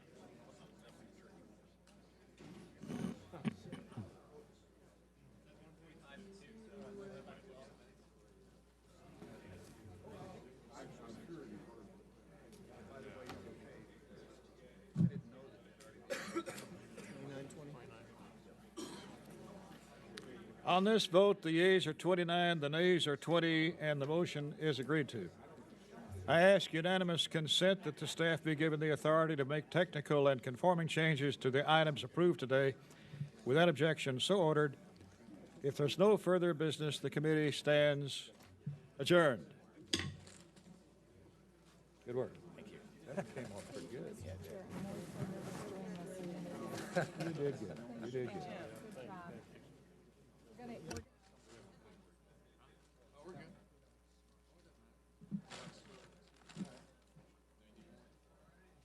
We have enough. We got plenty. Hey, this was Alicia's first. Yeah, I meant to introduce myself. Hi, I'm Michael. Committee Markup. She do okay? Nice to meet you. She did a wonderful job. Nice to meet you. She was making a lot of jokes, but we kept her under control. We need some help with chicken over there. Oh yeah, that was great. If you